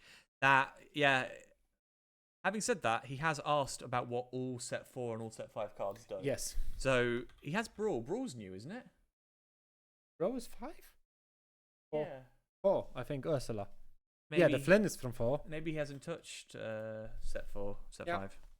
I thought Brawl was set 5. Maybe I'm wrong. Haven't seen it in this deck. So let me just quickly check. It's set 4? Oh, so it may be that this is a set 4 deck. Although I thought Diablo was set 4. Flynn is set 4. No music. Oh. Good job she's here, isn't it? Could we just be 2 idiots talking at microphones? Yeah, well, technically, while the game is running, I don't like to keep the music on. Yeah, that's fair. Because we more of a focus on the game, but in between games, yeah. Brawl, one of Diablo's smart choice. Just get that out of here. You don't need it, really. It's just taking up... that Diablo is just giving that passive draw mechanic. Yep. Quest for 1. It's not a terrible choice. Do you want to message our friend and see if he can put the ball counter on the screen? Yes. Thank you. Just as a mechanic we need to do. I will say these orange dragon shields do go very nicely with this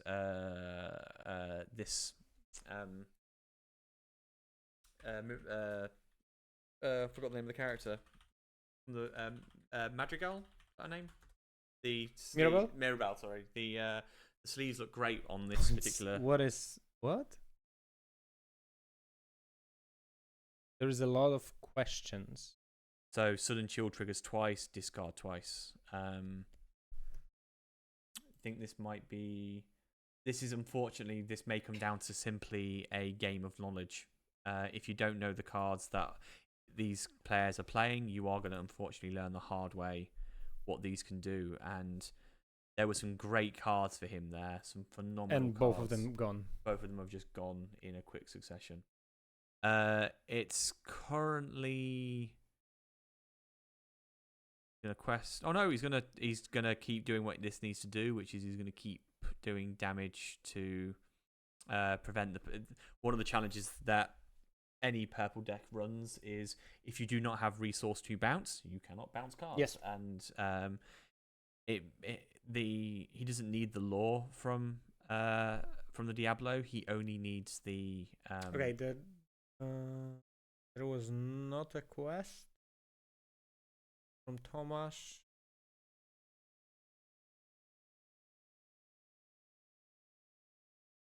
Oh, baboon. Okay. There was a question about baboon. Jump here. Let's see. This unfortunately does seem to be a knowledge challenge for our gentleman on the left. Yes. Unfortunately, is that a scoop? Yes, that was a It's a scoop. hard scoop. Out of cards, out of options. Yep. Decides he doesn't want to fight it. It's sort of reasonable, sort of expected. It's in the sense of when we have 2-3 really good players, like when both of them know the card game, it's like chess a bit. Yeah. Like you play until you understand that you cannot win, and you just let's just don't waste our time. Yeah. Could be good because if they play really quickly, we have a longer break. Yes. And we can eat. We can. I've just thought of one to put in the red. Bricked. Just because it happens with red cards. You simply just cannot play because you have either the issue with red is if you don't get the early cards you need to get going, and then bricked because of the amount of unthinkables you have. So I'm going to put bricked into red. We are still looking for a handful of things: 2 yellows, 3 purples, 3 reds, 2 steels, and 2 greens. The only one that we could really plan out was blue. I'm trying to think of anything else to add to this list.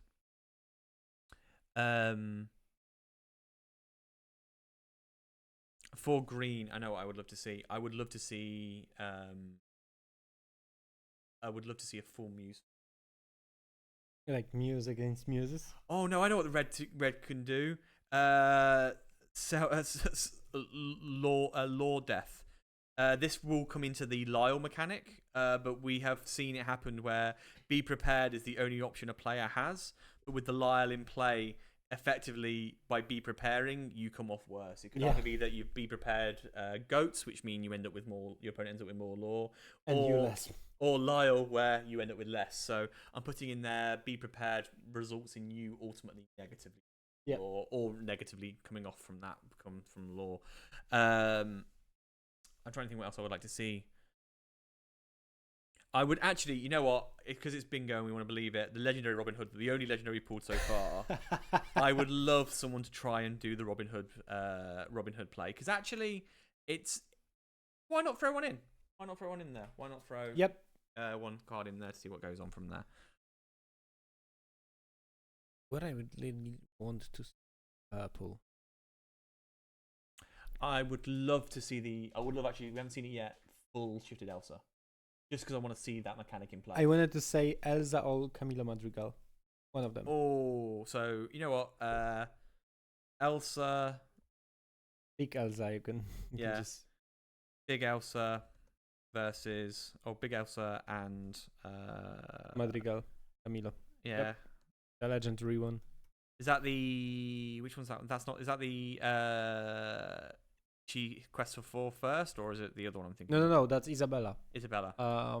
The Camilo, let me pull up the card. I'll put them on the same one, I think. Cause, yeah. They're both similar ideas. Sorry. This one. Oh, so whatever phenomenal, describes your quest, you may bounce a card and gain the law. I mean, you know what? On steel, I'm going to throw it in there. I want to see a mill. You know what? I'm going to do it. I'm going to because mill's going to be nearly impossible. I'm going to actually write mill check, which is if we see at any point players someone checking if counting they can, how many cards they have left in their deck, they're fearing the mill or they think they can hit them. Yep. So let's go with mill check, which I think is a fair one for steel. Oh, Diablo Spy. I thought he scooped again. It's like, it's been 2 turns, my friend. Come on, man. I am so looking forward to this food. I cannot express enough. The quality of player faces is spot on, but the quality of the smoothness of the board is really low. Yeah, we know that. We already messaged the guy who is on the spot working with the... We think it's a problem with a camera, Fortunately, after this game, we're gonna have a break, so the camera can cool down. And we will try to find a solution to that. But yeah, we are really sorry. Unfortunately, we cannot like foresee. We're watching. We're waiting. This is the hint, hint, nudge, nudge. We're hoping. Deck. Matson just gave us the idea. Deck with an enchanted card or banish enchanted card. So this is the thing. I do wonder. I might put the turn it was played. So I'm wondering if we just put enchanted like next to the bingo, and then if someone plays enchanted, we just choose one of the bingo squares and pass Like it. a joker card. Yeah, like a wild sure. card. So I'll put that in there as a. I'll put it. You know what? I'll put it next to Bucky V2. Enchanted. I'm actually. There's always at least. The thing is, I never find that. I feel like never find that enchanted is.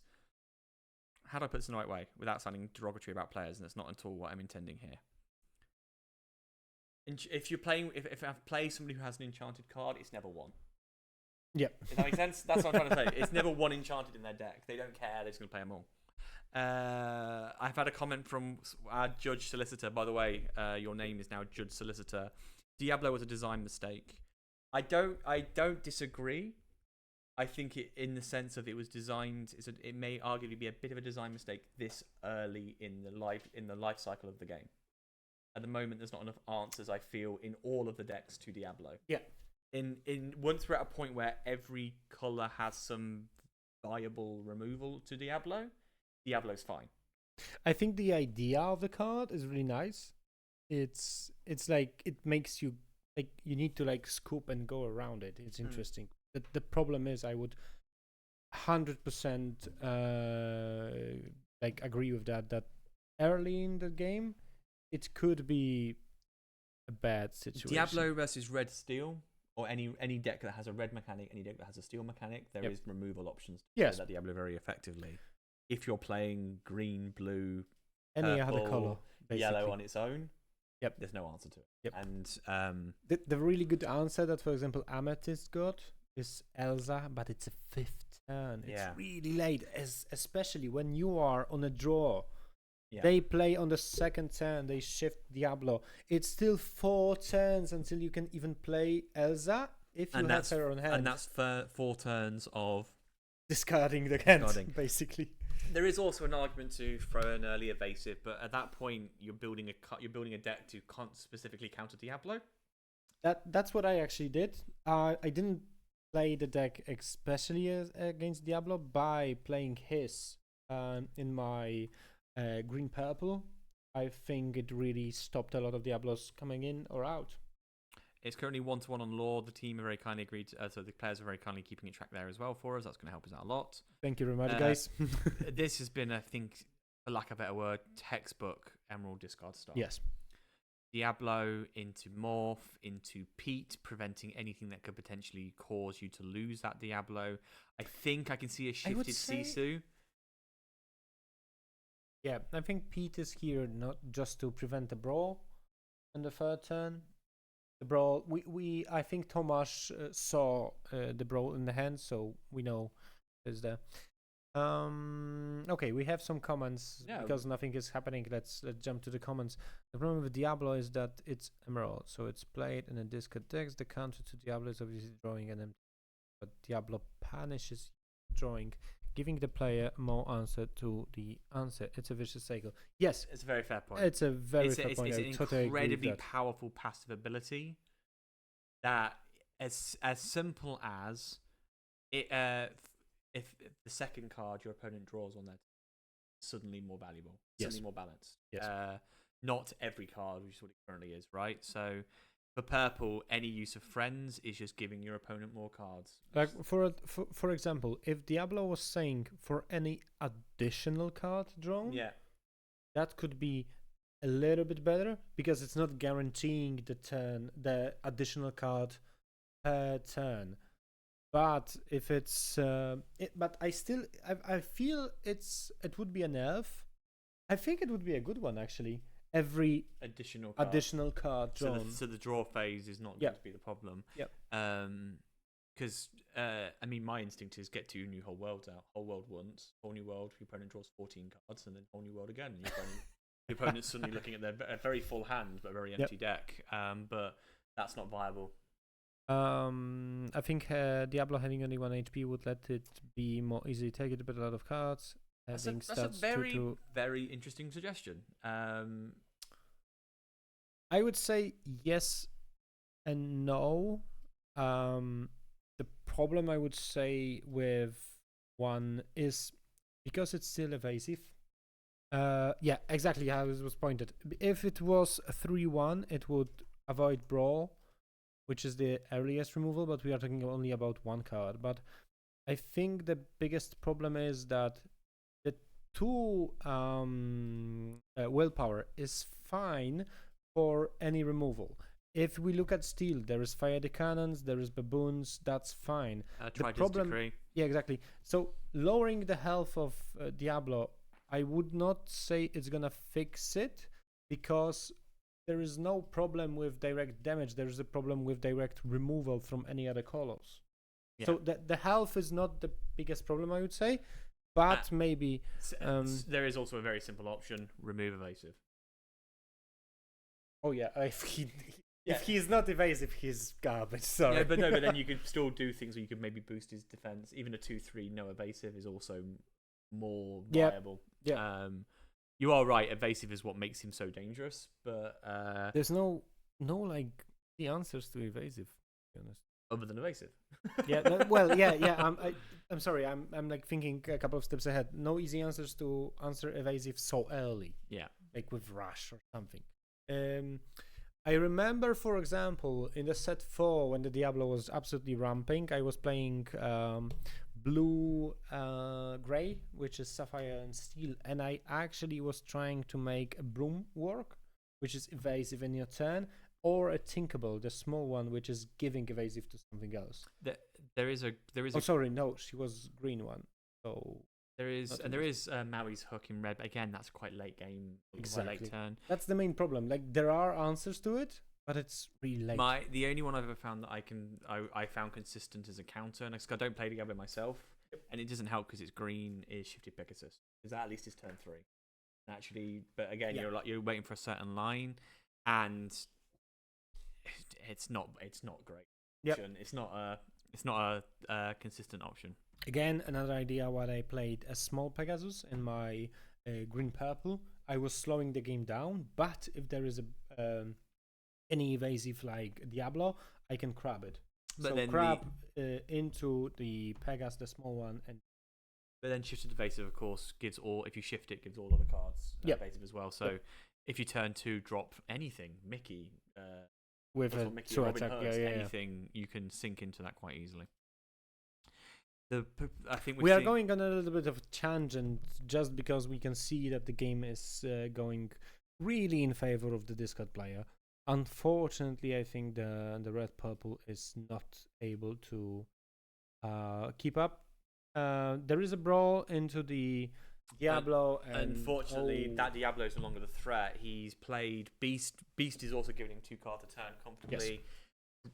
That it does feel, and I might be marking on the bingo board, it does feel, considering he had 5 ink and the only thing he could do was play Brawl, I'm hesitant to say the words. I think this player on the red might be bricked. Could be. I see the Sisu, small one, big one. I see I saw Madame Medusa. Medusa. I mean, rabbits, he's not completely bricked. But there's nothing to ink. No. So, am I marking bricked on the bingo board before we even got actually the bingo board finished? I think I am. Oh, there's another beast. Oof. Yeah, I'm adding bricked. And it's a 5th turn, so the red player unfortunately cannot get to a B prep until the next. Okay, there is a mini. It's probably Medusa now into one of the beasts, I would say. That would be the best course of action. Yeah, I think. Oh no, it's a rabbit. What? Why rabbit? And sorry, you exerted only 3. Yes, exactly.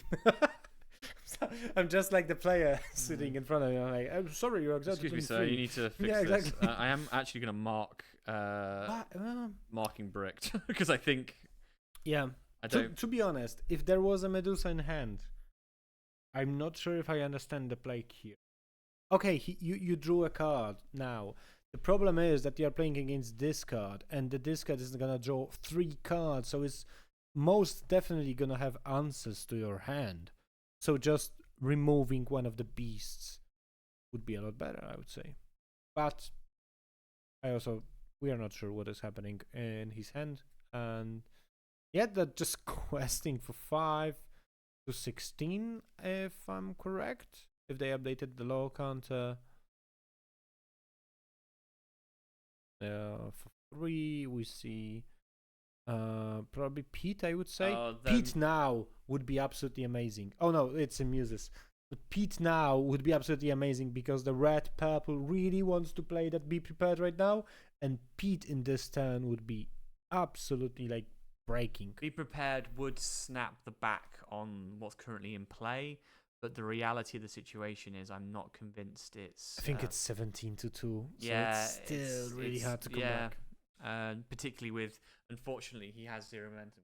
Which is what we talked about earlier. Lorcana is a game of momentum, so it is very tricky to get back 16. out of this. Oh, I made it. There was a Medusa. Why that rabbit? I'm really sorry. Why that rabbit? Medusa, remove 1 more card from the draw, and then next turn, okay, have a B prep, you just lose the Medusa, but still. I'm not sure I fully understand the decision.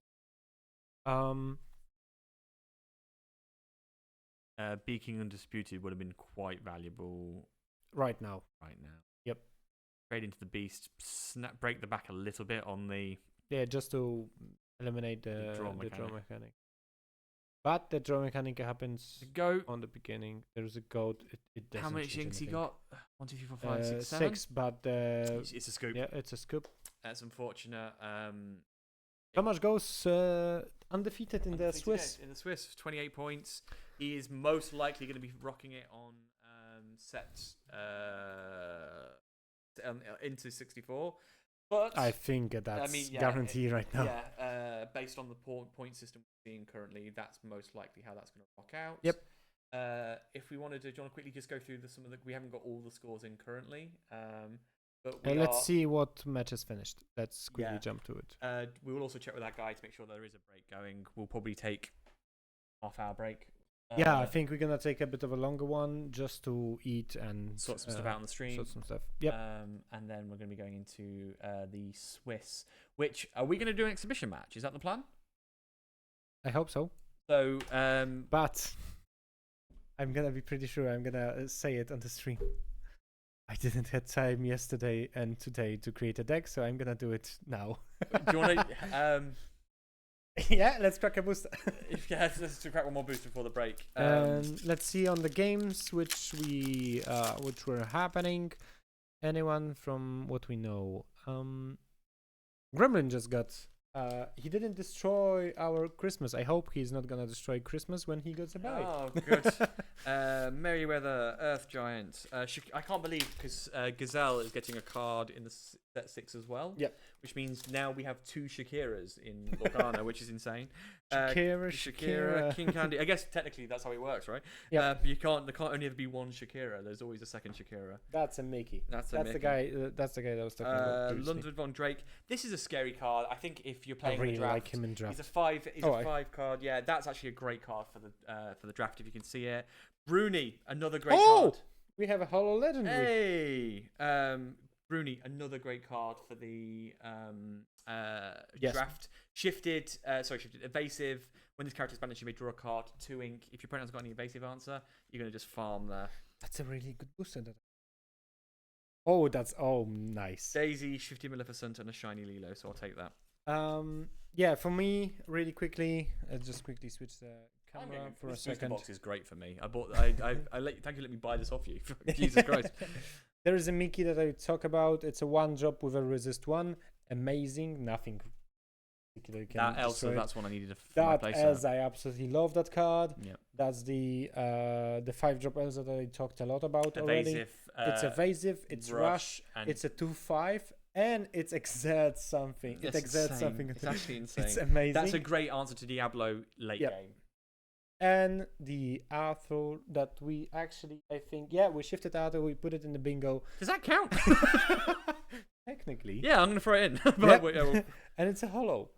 So, nice. take that. We'll take that. We take those. Um, Okay, let's switch back to Melee. Let's see what we can find in the games. So, as we saw on the first table, Tomasz won. Do we know anybody else? Skadgear's not reported yet. This is one of the challenges we had with Quest 2. We had a strong showing from our store at Quest Tour 2, but then it did mean that we had a lot of players early game fighting each other, which meant that we were taking points from each other, if that makes sense, which is what it is. Disco Burger won. Fantastic. She needed that win. Shifted Yannick. Won. I hope young Yannick and old Yannick don't mind that, that description. Yeah, exactly. We have shifted Yannick winning a win there. Disco Burger, who's somebody we're going to keep an eye on. I've forgotten her name already. Where's our... before we wrap up and go for break, I would love to see how our Snow White and Seven Dwarfs tribal deck is doing. Oh. I would love to see how that's performing as well. Let me see. Just quickly look for... The guy Depressia, unfortunately lost that last game against Marta. I think Marta 123, I remember that name, so maybe I've played them as well.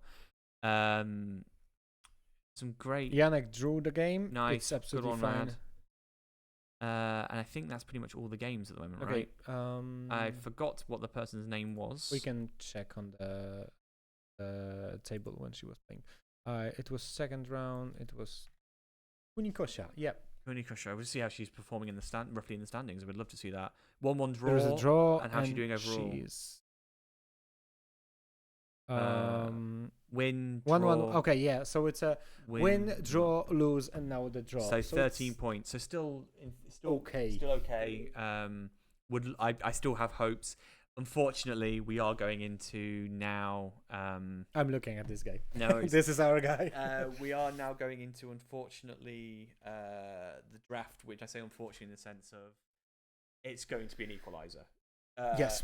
There is a skill element to it, which is you need to play the cards you draft well, but there is a luck element as well, which is a lot more common in these sort of game modes.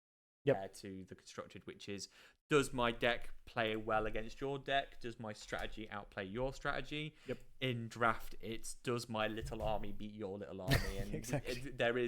You could have the best cards in the world and the best pull, play badly and lose. Yep. At the same time, you could have what people will look at and go, you've got a Daisy and a Basil. What are you going to do? Oh my God, that Daisy's a 3 now. And that's a different sort of strategy altogether. So it's very interesting.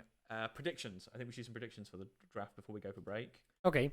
I think that was going to be a wild one. Yeah. Toma, if Bartek wins now, we're going to have 2 players with flawless. Yeah. I would suggest that they are not going to lose until the end of the day. Okay. And it's not that hard to do because probably the first pod, maybe they will draw some games. But the things that I will add to this prediction is there only is going to be 1 draw in the draft. So the flawless guy, which is Tomasz currently, and I hope it's also Bartek, is going to win additional 2 games, at least. My perspective in terms of the mechanics that we're going to see played, I think evasive will rule the day because there are some really... Gale is absolutely amazing. There's some powerful evasives in this game. Rapunzel's Tower, if we see it, will win. Yeah. So watch out for that. I am going to predict this now, and this is where the average players and the great players are going to be separated. Yep. Shifted, in my experience, is a pipe dream. If it's a decent shift that you can play early, Archimedes... Felix, maybe. Huh? Fix it, Felix. Yeah. There's an Archimedes, there's a 3 shift for 5. Yep. That's evasive. Like, there is shifted that's going to work that you will likely play early enough to get going, but... Usually it's a bait. And go wide. That's my prediction as well. People who go wide are going to win this because there is very limited removal. Yep. It's only bounce and it's expensive. So in this set, so we'll see. We're going to go and eat some amazing food and take a break. It's going to be a bit longer one, so probably around half an hour. Yep. Grab a drink, grab something to eat, and we will be back. I am going to some finish time. this bingo board while we Yeah, eat, we will finish the and then we bingo can just and throw that we'll up there as well for people put it to up. look at. Yeah. All Cool. right. Thank you very much. Thank you very much, and see you guys and gals.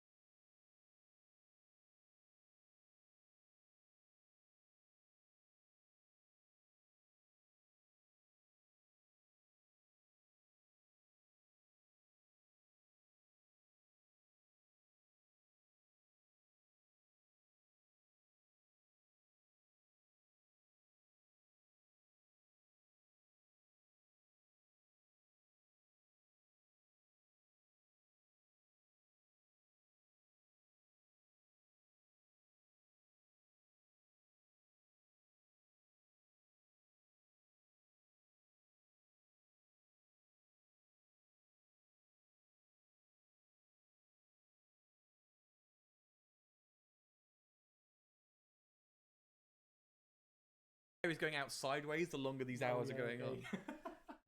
Oh, we are now. That was normally when they do a production. There's that guy who runs on. Is like 10, 9, 8, and then they get to 5. They start doing the count. What you do is you went, "I'm live." Yeah, I misclicked. Okay, Sorry. that's all right. I have just sent you the. So what we're gonna do? We were originally gonna do a game against each other, and then we realised we didn't necessarily have the right format for that. So we're gonna go back to the drawing board tomorrow during the draft setup because we are now in phase 2. Phase 2 is. Let me put it about. Cool. Phase 2 is the draft phase.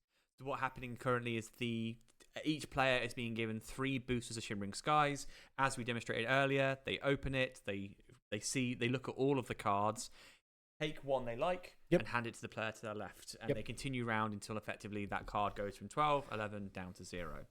Repeat with all 3 boosters, and then they get to build one of 2 decks. Either a 30-card deck, but are limited to 4 colours of their choosing. Harder to achieve unless you're planning it from the word go. Oh, yeah, definitely. Or 36 cards plus 4 tokens, which are going to be sort of effectively simulated cards that they can use. The guys at the event are kindly trying to get a camera set up in location so that we can see what's happening on the tables.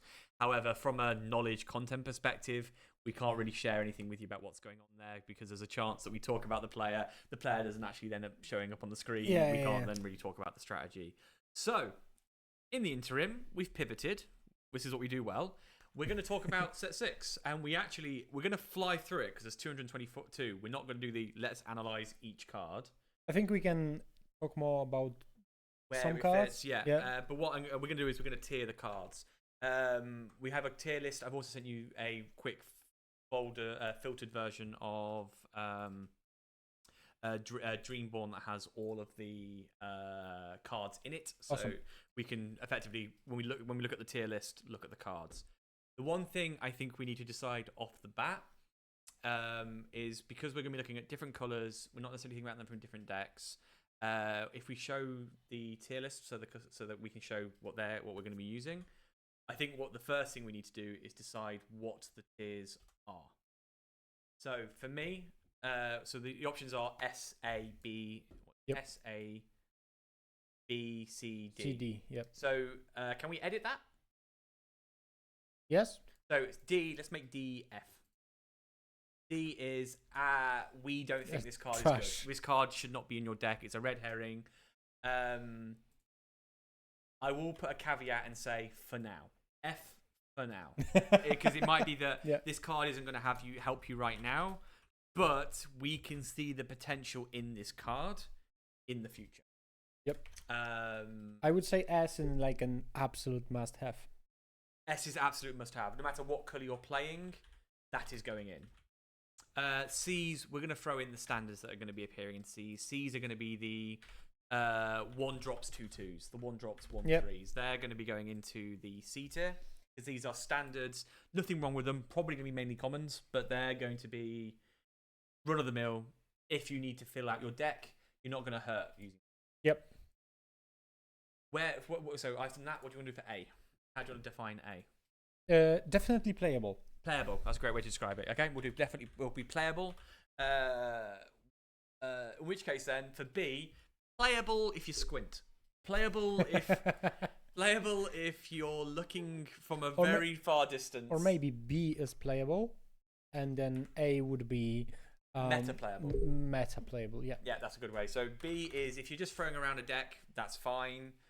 A is you're going to play this version of the deck, not this version. You're going to play Beast Tragic Hero over Beast the Green Legendary, even though they're roughly similar in terms of stats. The B Tragic Hero is an S card, right? It's an A card in the right decks. And then we're going to go through those cards, talk about them as we go. Can they see Dreamborn? They cannot, but I'm just thinking of maybe we be able to put the cards here on the right. Perfect, yeah. I'm just thinking how to do it. No, while you think about that, I'm going to talk about some of these cards. So, set 6, I think, is going to be what I think we're going to look back on in the next couple of years as the power scaling card. Yes. I would definitely agree. I think what we're seeing here is every form of deck that is currently quote-unquote meta, every form of the decks that are sort of A-tier decks, if we're going to go into the deck list sort of logic, these decks, these cards in set 6 make those cards better. They Yes. make those decks better. They make playable cards that were A or B tier, A tier, and they make A tier cards S tier. Yep. And I think that's fairly obvious in what we're going to be talking about today. And I think more and more, because the cards are getting more mature, the cards are getting more powerful, we are certainly getting into that territory. With that in mind, he's good. I have to give credit where credit's due. He is good at this. There are two things before we go into this. One, we are padding for time. We might cut this short because once we know the players are playing, we are going to obviously go back to that. But this is what we're going to just discuss for a while while we get ready for it. The other thing is, it's now 4 p.m. We've been going since 11. Or we've been here earlier. You've been up doing this sort of stuff earlier into the day. Also, the players are going to get tired. We're going to get tired. So if we misname, misquote, missay things, chat, your job is to hold us accountable. You need to say, if we're saying absolute rubbish, you need to tell us that we're talking absolute rubbish, and we need to then go out, work out from there what we need to do with that. But it's going to be interesting. Some of the cards are going to be the same. I think we will put Enchanted probably next to the actual card in the tier list if it's an A card. I think this list only has the Enchanted versions. Okay, no worries, problem solved. But otherwise, we are flying. And without further ado, I think he's about to press a clever button, and it's going to look all good again. Yes, that. There we go. Look at that. We're learning. It actually looks good. It looks great. What are we doing? What are we doing here? Okay. I need to multitask now a bit, but that's fine. I'll carry us. Don't worry. Okay. I'll run mid lane. Don't worry. That's the wrong Naveen, but that's fine. No worries. The first one is Naveen. Which Naveen are we looking at? It's this one. Okay. Shift 3. So you and I have already discussed this card, and then we both told each other to shut up because we wanted to do it on stream. Yes. Yeah. Exactly. The issue we have with this card is, other than to play it on, so once you play the existing very popular Naveen, which actually, did we actually pull that? We pulled that off stream. Oh yeah. Oh, I did it actually. Mihao pulled a legendary Naveen from set 5. That's a better card. Oh, that's a lot better. I think I would put it in the playable, which is B, because I think this card can see play, definitely with a smaller version of him. It could be maybe a good line to play. Third turn, if you shift him, 2/6, it's okay. Body with a bodyguard and questing for 2. I think that's gonna be like playable. It's not gonna be like meta, but I think it's playable. And also for a Steel Song, when you play your Naveen, the big one, you're basically shifting the bodyguard onto it and like protecting your other singers, which could be a line. I do not see it currently happening, but it could be one, I would say. So I think B's fair. Yep. So let's put it in B then. No worries. Let's jump to the small one then. The small boy. Nothing. It's just standard. Sorry. It's just vanilla. Yeah, and this is why we're going to fly through some of these, because if you're not going to play the big Naveen unless you need to, why are you playing the little Naveen when you would just wait? We don't, at the moment, don't see the world why you would play this Naveen over. Yeah. Naveen's ukulele. It's actually pay 1, banish this item, chosen character, count as having +3 singing. I think this is interesting because sometimes the one thing Steel Song has is it gets sort of stuck with not having a high singer and actually, if you need that extra stretch, daisies are suddenly a singer. If you use daisies, you're on drop. Yeah. Your 2 singer Ursula is suddenly a 6 and can drop out a whole new world. So I see this in a perfect world. In a perfect universe, you do not need this card. If your lines have gone perfectly, if you've drawn the right hand, you don't need this card. Yep. This card is when you haven't done that. I think that's a really thing. Plus, it's a 1-drop inkable. I don't see it as being an issue. One thing where I can see it, like, my brain, I see this card and I go, Ursula the singer. Oh God. Ursula singing Yeah. two. It's not whole new world because it needs to be Amber and Emerald. So, but still, Ursula singing with this. Yeah. I feel there could be something. To your welcomes. Yeah. To we don't talk about Bruno. Yes. And your opponent then draws, discards, draws, discards. Yes. Yeah. Okay. No, that's bumped it. B at least.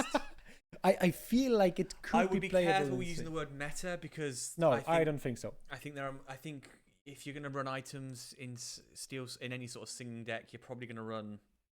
I don't know. What's the magic flute, for example? Yeah. Oh yeah, definitely. You don't need to add more to your deck. Yes. Rabbit, it's a pirate, and that's all I can say about it. Yeah, there looks like there might be an interesting pirate tribal deck coming out in this set. The ability to heal on a one drop isn't terrible, but it isn't also. I would say it's standard. Standard, easy. Okay. Quickly, I need to try to like filter them out. Well, I can tell you this one, which is you may need to get rid of it's Boggo next. You need to get rid of the one cost on the search engine, I think. Yep. See, I love the the steel Boggo, which allows for the Floodborn perk. Yeah, I would agree. For Steel Song, there are better cards. That's it. That's what it is. That's my stance on it currently. Yep. For Steel Song, there are better cards. Why would you play that over Naveen? Oh yes, definitely. And it does the exact same thing. Yep. So, Chip. This is gonna be great for aggro. Aggro is gonna get real filthy. Yeah. This is the same. You got because you have Donald Duck as a bodyguard. The Musketeer Donald Duck. That's currently being played in aggro. Yeah. This gives you another option and actually just pads out aggro. Aggro doesn't need 6 ink cards, so get 7 ink cards. Yep. So ditch them, ditch anything high end, and have these just set there as extra. I'm giving my Daisy 3 lore this turn. Giving my Piglet 4 lore this turn. Would say at least playable. Yeah, 100%. It's just how it gets played further. Yep. Let's go to the bigger chip. I haven't actually seen what this one does. Well, you have a character named Dale in play. This gains support. I like these duo cards. I like the idea. I like the idea. Yeah, but execution-wise, it's a nightmare. Yes, exactly. So what are you gonna? I'm not against C. Playable fun. I think there's a fun deck. Definitely C. C. Nothing's F tier so far. Interestingly. Yeah. You know what? I'm sort of. Are we on a hype of? Actually, yeah. Having said that, now I think about it, maybe Boggo's F. Yeah. that was short. Yes. That was a short-lived Boggo. Sorry, mate. You were minding your own business, and I yelled, "No, you don't come back." Yeah, I. Where is this card actually? Oh, that's a good question. Okay, no. What? Why it's not here on the list? Or am I blind? Why don't you? We come back to it because by the time we get to the end of the yellows, we should be able to see it. So we'll leave it there. It's definitely in there. It's the first one. Is it? It is.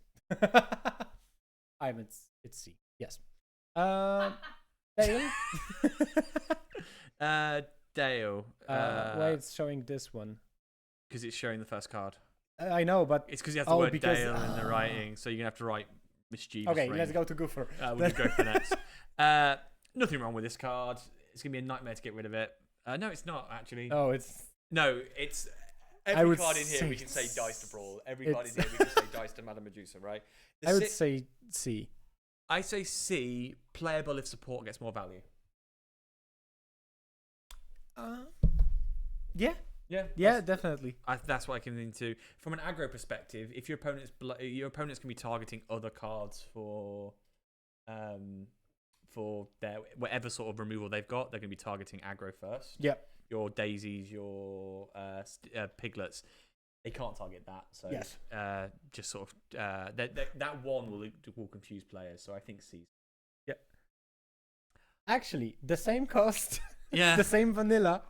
The same law. Just 0-7. Yeah, I think put him next to him. Like, I know I don't. I don't think so. It's yeah. Put him next to him. Yeah. It is. Is support gets more power? Yep. If we start looking at pure support decks, there's some great blue cards that do support. Oh yeah. So maybe we start to see a birth of yellow-blue. I can't see it right now, so... Yep. I tried it. All right. Pirate. Send a pirate character from your discard to your hand. I don't know what pirates you want that you're willing to pay 3 to bring him back to your hand. 3 is a lot of ink to spend. That's a lot. Yeah. Especially for Amber, which is usually doesn't have so much ink.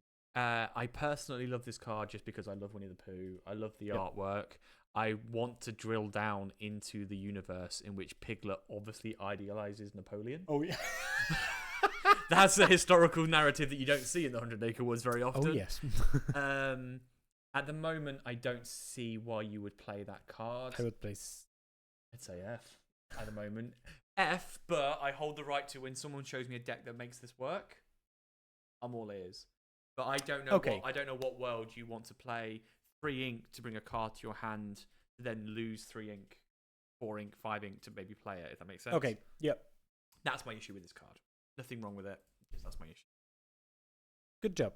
This one's going to be stupid for 1 ink. It's A, if not.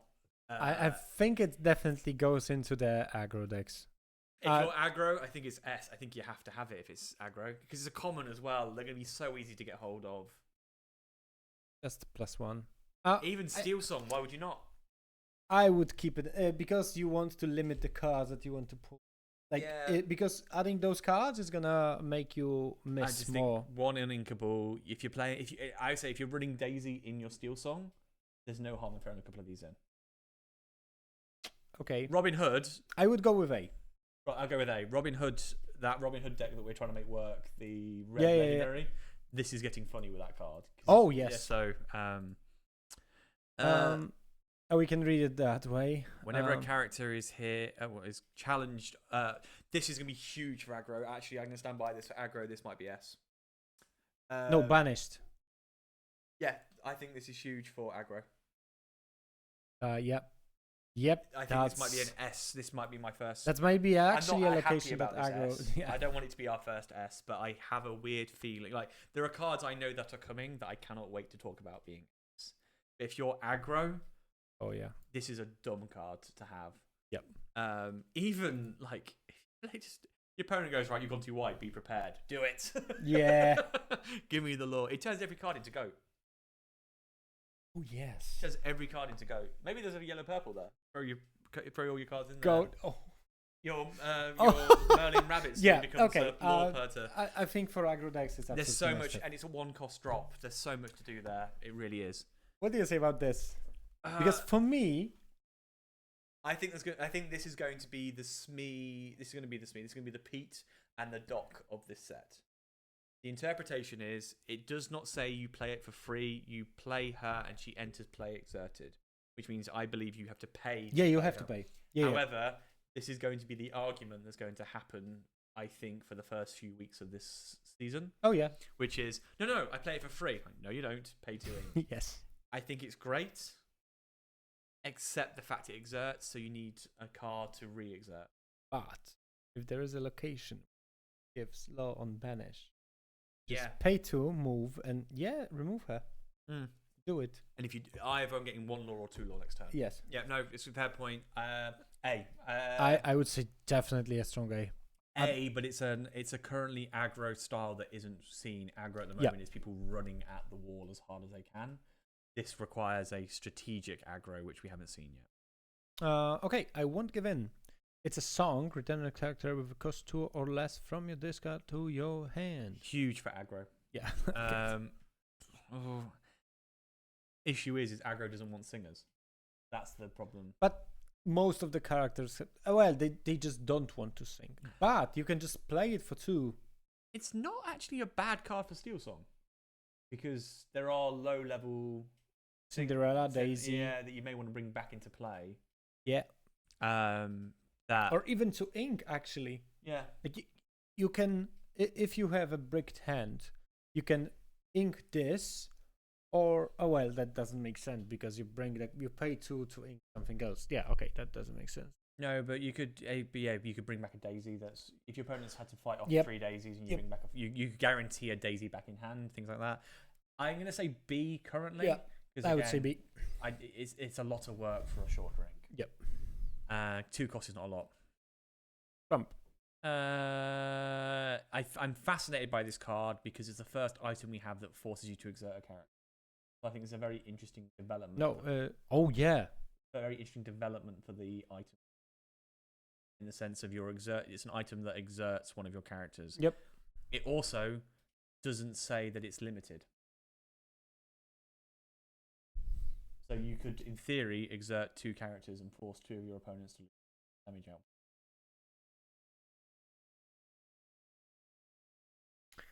Technically, Repeat it, I bro. think you can lower one character -4. I think so, yeah. Because The -2 and -2. yes, exactly. They are 2 separate decisions.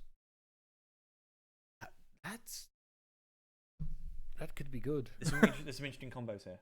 Yes. Again, I think it's not maybe A tier, not for now, but I think it's definitely playable. High B, Yep. and I actually think we may see some Steel Songs. I genuinely think it might be. Yep. It's a good card that if you have, again, some weird combos. If you have cards that aren't really doing anything, they're not going to get you much lore. Exert them. If your opponent's only got 1 card in field that can do any real damage Yep. to you, exert it. Limit that damage and then protect your other cards. Yeah. Aggro is the main focus here, but I think if you're playing any sort of I think it could be playable. I think it could be. Um, I'm really interested in what you think about this location. That's the one when you have a character here, you can banish the location, gain 3 lore, and draw 3 cards. But the cost of moving is 6. This is not as bad as you think it is. I will find my way. Good. I will Find my way. Magic Carpet purple. Jim Hawkins, Tuk Tuk, all of those cards that gives you a possibility to move for 3. there's a Magic Carpet Evasive in purple that you exert and you can move a character for 3. Oh. And you I literally forgot about it. play Magic Carpet, next turn exert it, move it for 3. Yeah. And you gain 3 lore and 3 cards. In aggro. In aggro. Imagine, yeah. And if you're playing steel purple aggro, yellow purple. Amethyst. I think it could be. I think it could be interesting. The only issue is it's uninkable, and that can brick an aggro deck if it's not well positioned. So I love that. I'm excited to see how that plays out. Yep. Okay. Is there anyone?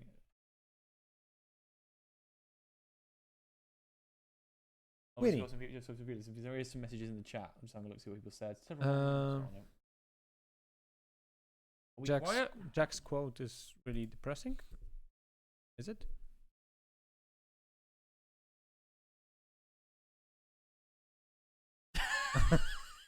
Yeah, it could be. Yeah, that man's chronically obese and lactose intolerant. He's just trying to kill himself. He's trying to do himself in. All right, Winnie. Absolutely. I'm sorry. I love that character in every way, like in every version of the card. Unfortunately. Oh well, actually. This is the issue, right? We might need to hang on. I'm actually going to quickly do something here. If I just write, I'm going to just write the word pirate because I'm assuming that will work for. I'm looking at what pirate characters we have here that we would get for free. So Rabbit, you play for free. The new Jim Hawkins. Oh, Piglet, only a 1 cost. Yeah, that's not terrible actually. That's what I'm thinking about it. The new Stitch. New Stitch for 3. New Donald. New Daisy. There's some old Mickeys. There's some old. This does allow if you're playing a pirate. Ultimately, if you're playing whatever we're going to call it, a tribal pirate deck. Yep. There's a lot of actual power in that. Mr. Smee for 1. Mr. Smee for 1. Damn. Captain Hook for 0. Any of the Captain Hooks for 0. Yeah, John Silver for 2. Yeah, I think it has. I'm going to put it A. I'm going to say A for now, but we need to see how this sort of tribal pirate deck plays out. Yep, exactly. All right. Because it's going to be Small Simba. Yellow, red, yellow, blue, yellow, green. I guess. Standard. Done. Nothing to look here. No, nothing messing around. Let's just move.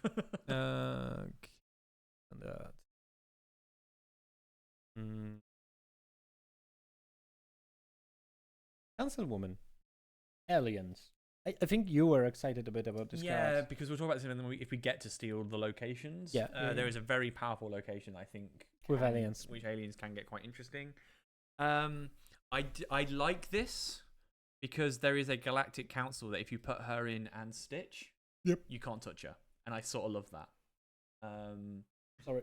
It's fine. So, however, I don't know how viable it's going to be. So I would say for now, put her in B. Yep.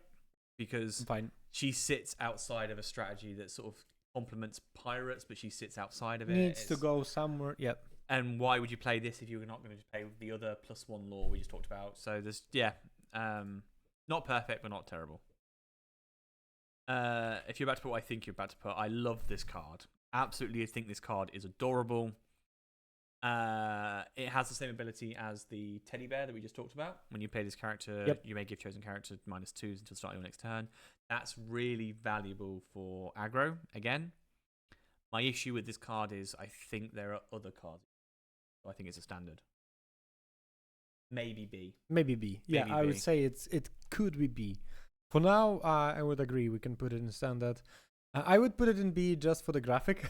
Oh yeah. Because I absolutely love it. I absolutely love it. Littlest pirate, love it. Yeah. Do we have anything else? Rescue Ranger. Count the number of characters you haven't played. Chosen character loses the attack equal to the number of your next turn. I really like the mechanic of counting your characters with the Hercules also. Yeah, I think it's a case of aggro's new strategy isn't going to be adding more lore to the strategy, but adding more control of your opponents can't remove it if they don't have removal. Because they already are on the brink of winning, really, really on the brink of winning. So if you just control one turn, give yourself one turn of breathing, you just win. So I'd say B maybe for now. We need to see how this all plays out because it might still be at the moment. I find if someone knows how to handle aggro, it's normally 4 or 5 lore away from winning. Yep. They end up limiting. If this gets them within 2 of lore winning, great, but we just need to see that a little bit further, you know. Yep. Safe and sound. Chosen character. I love this card. I think cannot be I changed think until the start of your I next think turn. unfortunately this is going to be A. If you're playing any form of yellow, I don't think S. No. But if you have a card that is invaluable to you at this point in history, Piglet. If you have a Piglet that's exerted, defend it. If you have a aerial you need to sing again, defend it. If you have that extra bit of lore and nothing to you lose, make sure one of your cards is definitely there next turn. Obviously, removal's still going to take them out. Obviously, songs will still take them out. Be prepared is never going to be defeated by this. But the usual one is challenge. Yeah. Okay. I think it's A. Yeah, I would agree. That you kind of convinced me. I was wanted to go to B. It's just defense. I think it's a defense card that I like, which we'll see how it plays out. Owl. During your turn, whenever a card is put into your inkwell and chosen opposing character gets one. I'm not sure. No. Until the start of your next turn, which is good. Yeah. This also makes my Amber Sapphire interesting. It's not good, it's interesting. And it's a pirate. I would put it in standard for now. I think I would agree, but it could see some play. I definitely say it's not an F. No, it's not an F. Not by a long shot. It could be something. It's going to come down to who plays it. That's always the way, isn't it? Or how it's played. All right.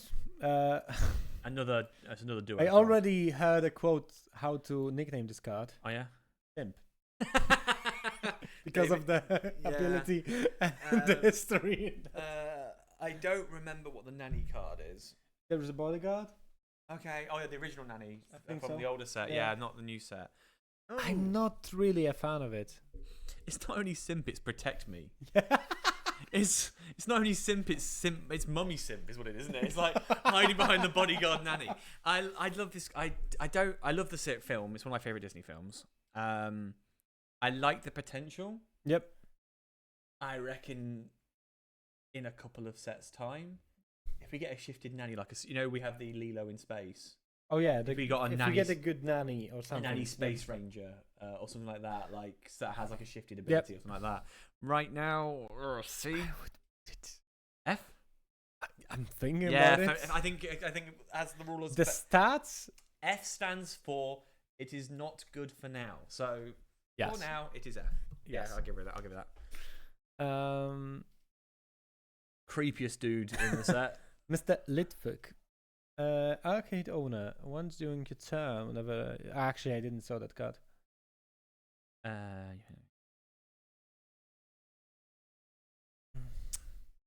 Not sure about it. I think it's. I would. It's the only way I think, unfortunately, F for now, because we've seen there's an access song we've just put in D or B. Yep. What the play is, you quest or challenge with him. Then play a character, ready him, and then he can sing one of the songs that we've talked about already. That's what. Yeah, and that's why I'm thinking about C. Like you could, in theory, sudden chill into sudden chill. Or Mother Knows Best. Yeah. You could. There is. Yeah, C. It's just. I would keep say it. C. We haven't got a lot. We've got like 100 and something cards to get through. C. Yep. That's fine with me. Wait, I turned off this.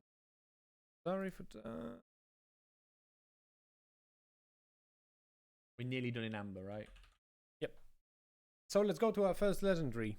Yeah, let's do it. Tiana. On a character of yours is challenged while this character is exerted, the challenging character gets -3 this turn unless the player plays 3 ink. I love this by forcing your opponent to have to Like pay something. pay something. And it's the mechanic that I'm interested in as much as I am about the. Oh, you were cut off when you didn't. Oh, hear. sorry. Yeah. The mechanic I'm as interested in here in the sense of forcing your opponent to pay for something on your turn. You're forcing them to pay. Yep. I think that's a really interesting mechanic. Do you think it's playable? Like, that's the question I'm going to ask you. Can you see a playable outcome with the deck? Yes. Okay. I would say yes. I'm not totally sold on this card, but I think it could fit. I love the idea of having her there for a little while and then shifting into the shifted Steel Tiana. Is it shifted? Yeah. I'm not sure. I think Search Tiana and see. it's a shift 4? I think so, yeah. It's not shifted, never mind, ignore No, me. it's just resist. Yeah. Never mind. In which case, standalone, it's interesting. I think it's playable. Yeah. I mean, as particularly as you getting over the 4 willpower early, and then you have to pay 3 ink every time.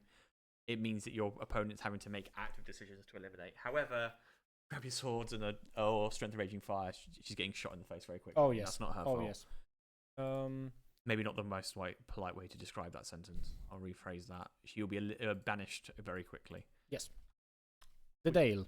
We're To getting the there. per.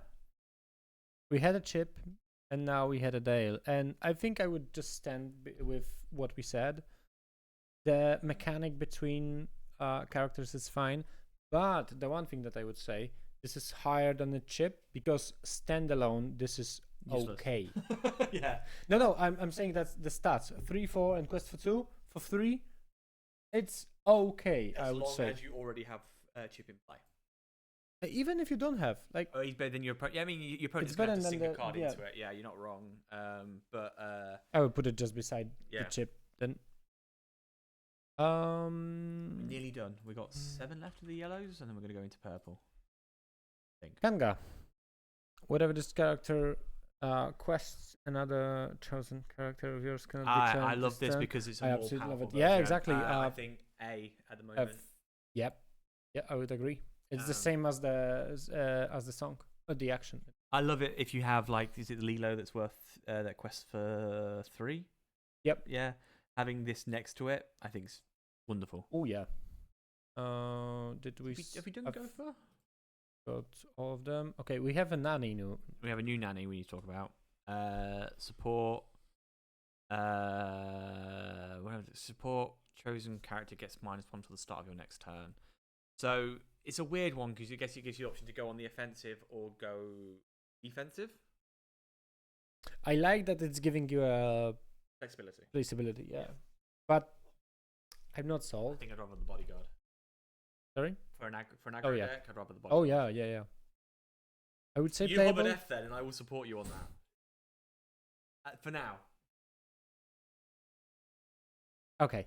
Because until we have a mid-range aggro, and I'm well aware of that sentence, I don't think that's viable. 5 ink, I don't think it's viable for an aggro deck. Yep. I would leave that card that we see now for a second, and now go to Judy. Okay. Another support card. Again, I'll be excited to see the support meta play out, and somebody play this sort of true support strategy. At the end of your turn, you may ready another chosen character of yours. That unfortunately makes her extremely viable in a lot of decks. But it's expensive. It is expensive.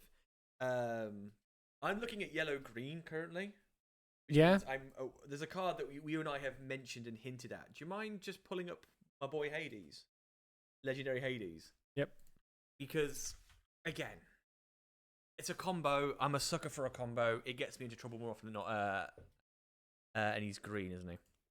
This combo strategy gets me into more trouble than it's worth. This card then means Judy hops, because I think there's a 1 or 2 ink Judy, isn't there? There is a cheap Judy. Isn't she blue one? 3, yeah. Oh no. Oh, she's blue. So for now, Hades doesn't fit. No, Hades doesn't fit. Damn it! For some reason I thought Judy was there was a 1 or 2 ink Judy. It's expensive. The thing is it at the end of the turn it just readies up, right? It's the rule. Is it something else? At the end of your turn, I think it's B then. Another. I think this might be a red herring. I think people are going to get very excited about this card, but actually I think you're right. It might be a red herring. I would agree. Oh wait, that's not. Where is she? She has I already put it. Yeah, by mistake. No worries. What's next? Jim Hawkins. Bodyguard, okay, for 7. When you play this card, look at the top 4 cards. You may reveal any number of pirate character cards and put them in your hand. So, this is the true. I'm running a pirate tribal. Yes. This could really load your hand up. With Jim Hawkins, the small one. Yeah. The red one. Sorry. Well, it's not a shift, is it? No, but just. You could the red one is the pirate. Am I right or not? No, red one isn't a pirate. Okay. But with all the other yellow pirates that are in there, you can load your hand up quite efficiently. I would say A. A, yeah, 7's very expensive though. It's not for a shift. It's not for aggro, but in some types of decks, I would say it can see play. Okay, Chip and Dale. So we have a Flotsam and Jetsam shift mechanic, yeah. Which then means they receive the benefits of the other Chip and Dales as well. Bring it down whenever the card is put in. You may return the character from the Interesting. Any character. So this is interesting in the sense, however, how cheap are the Chip and Dales? If I just search chip. 3, 4. Oops, I just didn't the right word there. 3, 4. And Dale? Hang on. Any small Dale? Made me laugh there. I just realised they must have known this was coming because there is Chip the Teacup, and I just love the world in which Chip the Teacup transforms into 2 squirrels. Dale, I think, is also 3. It's a long walk. It's a long walk to get there. Yep. Once it's out, it's got value, but it hasn't. Imagine pulling Mufasa back. Yeah. Your hand. Yeah, exactly. It has value. I think. I don't see a world where we have a ramp yellow, and this does sort of require the equivalent of ramp for yellow, which is get past turn 6 without having already closed out the game. High B. Yeah. I think there's going to be potential, just maybe not now. Yep. And we have 2 more yellows and we're done, left. Right? Yep. What was the one? I need to find it. How is this? Okay. The Dale with full willpower. Not this one. This one. Nice.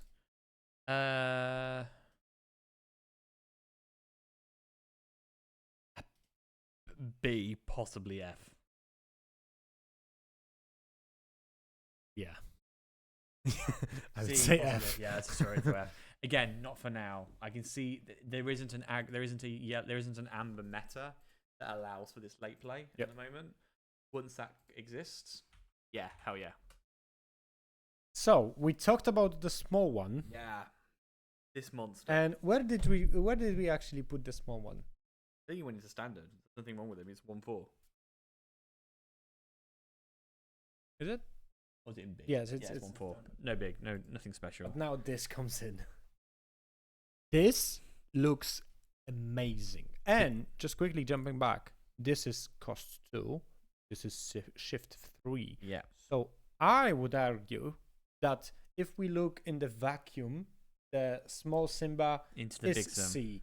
But if we look in the combo of shifting, the small one goes to B at least for me. I think this is certainly A. Yep. Possibly even. This is the This issue. card, I would say, this card in the vacuum, it's S for me. Yeah. Sometimes the thing is, if this becomes S, that shift sim lower sim becomes A. Does that make sense? Because he's 1/4, he's going to survive a lot of the low cost removal. And also, that's the second Simba that costs 2 because we have a bodyguard 2/3. Yeah. So we can kind of guarantee that we have a shift with the second Shift Simba. target, yeah. So so that second sim becomes A and that becomes S. Yes. I agree with you 100%. I've now formally looked at this photo. Is he attacking the ocean?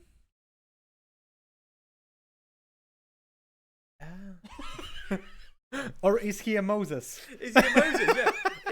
It says Pride Protector, which suggests that he's in combat protecting the giraffes behind him. Yep. Now, I don't want to discuss the politics of Pride Rock, but if the King of the Lions is currently defending giraffes from the ocean, I would be asking for maybe a recount. I'd be maybe asking if he's all right. Stop the account. Yeah, just I'd be saying, hey, has anyone checked on Simba recently? I saw him punching a puddle and yelling, "I will defend my giraffe brethren." I've never really thought about this card until I looked at it. Car, where are you now? Yeah, Scar's going, see? All this dude does is attack puddles and eat bugs. He's a lion and thinks he's a giraffe. I'm sorry. My mind is just so many connections to American politics. Yeah, we're going to just move on from that. Yeah, let's go. Right. 6. And we go to the Amethyst. Hades. What do you think? This is an S. This card's stupid. This card's mental. Oh. With green purple, that green Hades I just talked about, Yep. exert it and Hello banish there. himself. Hello there. Hades banishes himself and brings You're gonna his bad hate boy- me. What? Because I'm gonna play it. During an opponent's so once it lands, imagine this mixed with Yeah, you play this and you have 2-3 characters and you play against red and you sit there yeah, be prep me. Do it.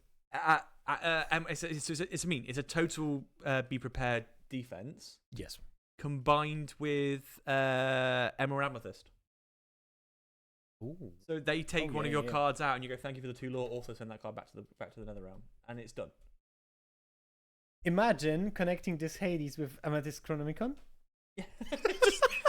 It's an S I have a goat. You destroy anything else. I bounce my own goat. Isn't he purple? He's not a legendary, is he either? No, it's a Monster. I think he's a rare. What is it? It's a rare. It's disgusting. Challenge. 6 and Inkable. 6 and Inkable. That Quest for 3. your green purple, throw a couple Hades in. Yes. Either you're I will do. Either you're I will shifting- do. Either turning little Clarabelle into big Clarabelle for free, or Hades is self-sacrificing into Hades. I didn't thought about it. You can turn little Elsa into big Elsa. I absolutely love Hades now. Yeah, Hades is an insane card. Okay, I loved him from the animation, but now it's shit. I actually didn't thought about it. You can self-target. The only thing is, I don't know if it says other characters. Oh no, I think it just says banish one of your characters. That Hades. I'll search for it. I'll confirm the language. It's during opponent's turn. You cannot banish your own. No, but you can exert this green card, banish one of your other characters, so Hades can't target himself. Because I knew this was coming. I guarantee they were like, "No, we're not letting that happen." But yeah, this is a disgusting card. During your opponent's turn, whenever one of your characters is banished. The only issue is it's banished and not Yep. bounced, is it? Yeah, It's yeah, going to be. This one I think is. I think this one's actually better than we think, because not of her own ability, but for the passive give the other characters, Yes. and that's all we need to talk about. Yes. Purple's Just going to be definitely. I love I'm purple. looking at yellow, going, yellow's lovely. I'm looking at purple, going, stop it. We're gonna look at green. I Yeah, think green got a couple of really good cards. Yes, we did. Two, and we'll also talk about the other Madam while we're here at the same time. I think it's A. I think that's A. Choose and discard a card, gain 1 lore. I think that's a perfectly fine card as well, because one of the things purple has, which it gets sometimes, simply put, you end up with too much cards in your hand. Yes. Like, you have the ability, Yeah, your yeah, opponent can't limit you, or you have a very good draw engine in play. Yep. You physically end up with more cards than you need. Great. Spend 2, ditch a card. And actually, it's you don't have to exert or do anything. So if you have a Nink, you can just like pay. Yeah, I'm going to pay 6 lore, get rid of these 3 cards that aren't helping my strategy to Yep. win, and I get extra 3 lore. Yeah. That could be in like an insta win. A. Like, because now you're looking at like, oh yeah, gold and Whole new bounce, world- and whole you new world calculate, me, whole new yeah, world me, please. you calculate bounces and so on and so on. Now, if I bring this card in my deck, you're not gonna only calculate bounces on a gold. You need to calculate, does he can actually discard a hand and just win? And not to keep shouting about Hades, but Hades another target Yeah. of Hades. I'm going to say. I would say I would agree. I think that card's a bit nasty. A. It is. Okay, Okay, yeah, let's go with this. Genie. B. That's just. I don't Yeah. need to mess around with this. I think it's a good attack, good defense. B. Done. We're looking We at are the camera. We monitoring. can see nothing's happening at the moment. Yep. I do apologise. I'm going to be in your house for a lot longer than I thought I would be. That's fine. Uh, we just got a question from our producer, just for everyone, that how is going with the tournament, and yeah, we are monitoring it. We can see a staff member waiting. Yeah, there is a judge actually waiting by the main table, but Which, I nothing mean, is will start happening. soon rather than later. Yeah. Maybe. I will quickly check. We'll be going to round 5. I'll just check matches on round 5, because we might, if there's suddenly matches. there Okay. isn't, yeah. This one. This is mad. Sorry, I'll do this in a normal voice. This is mad.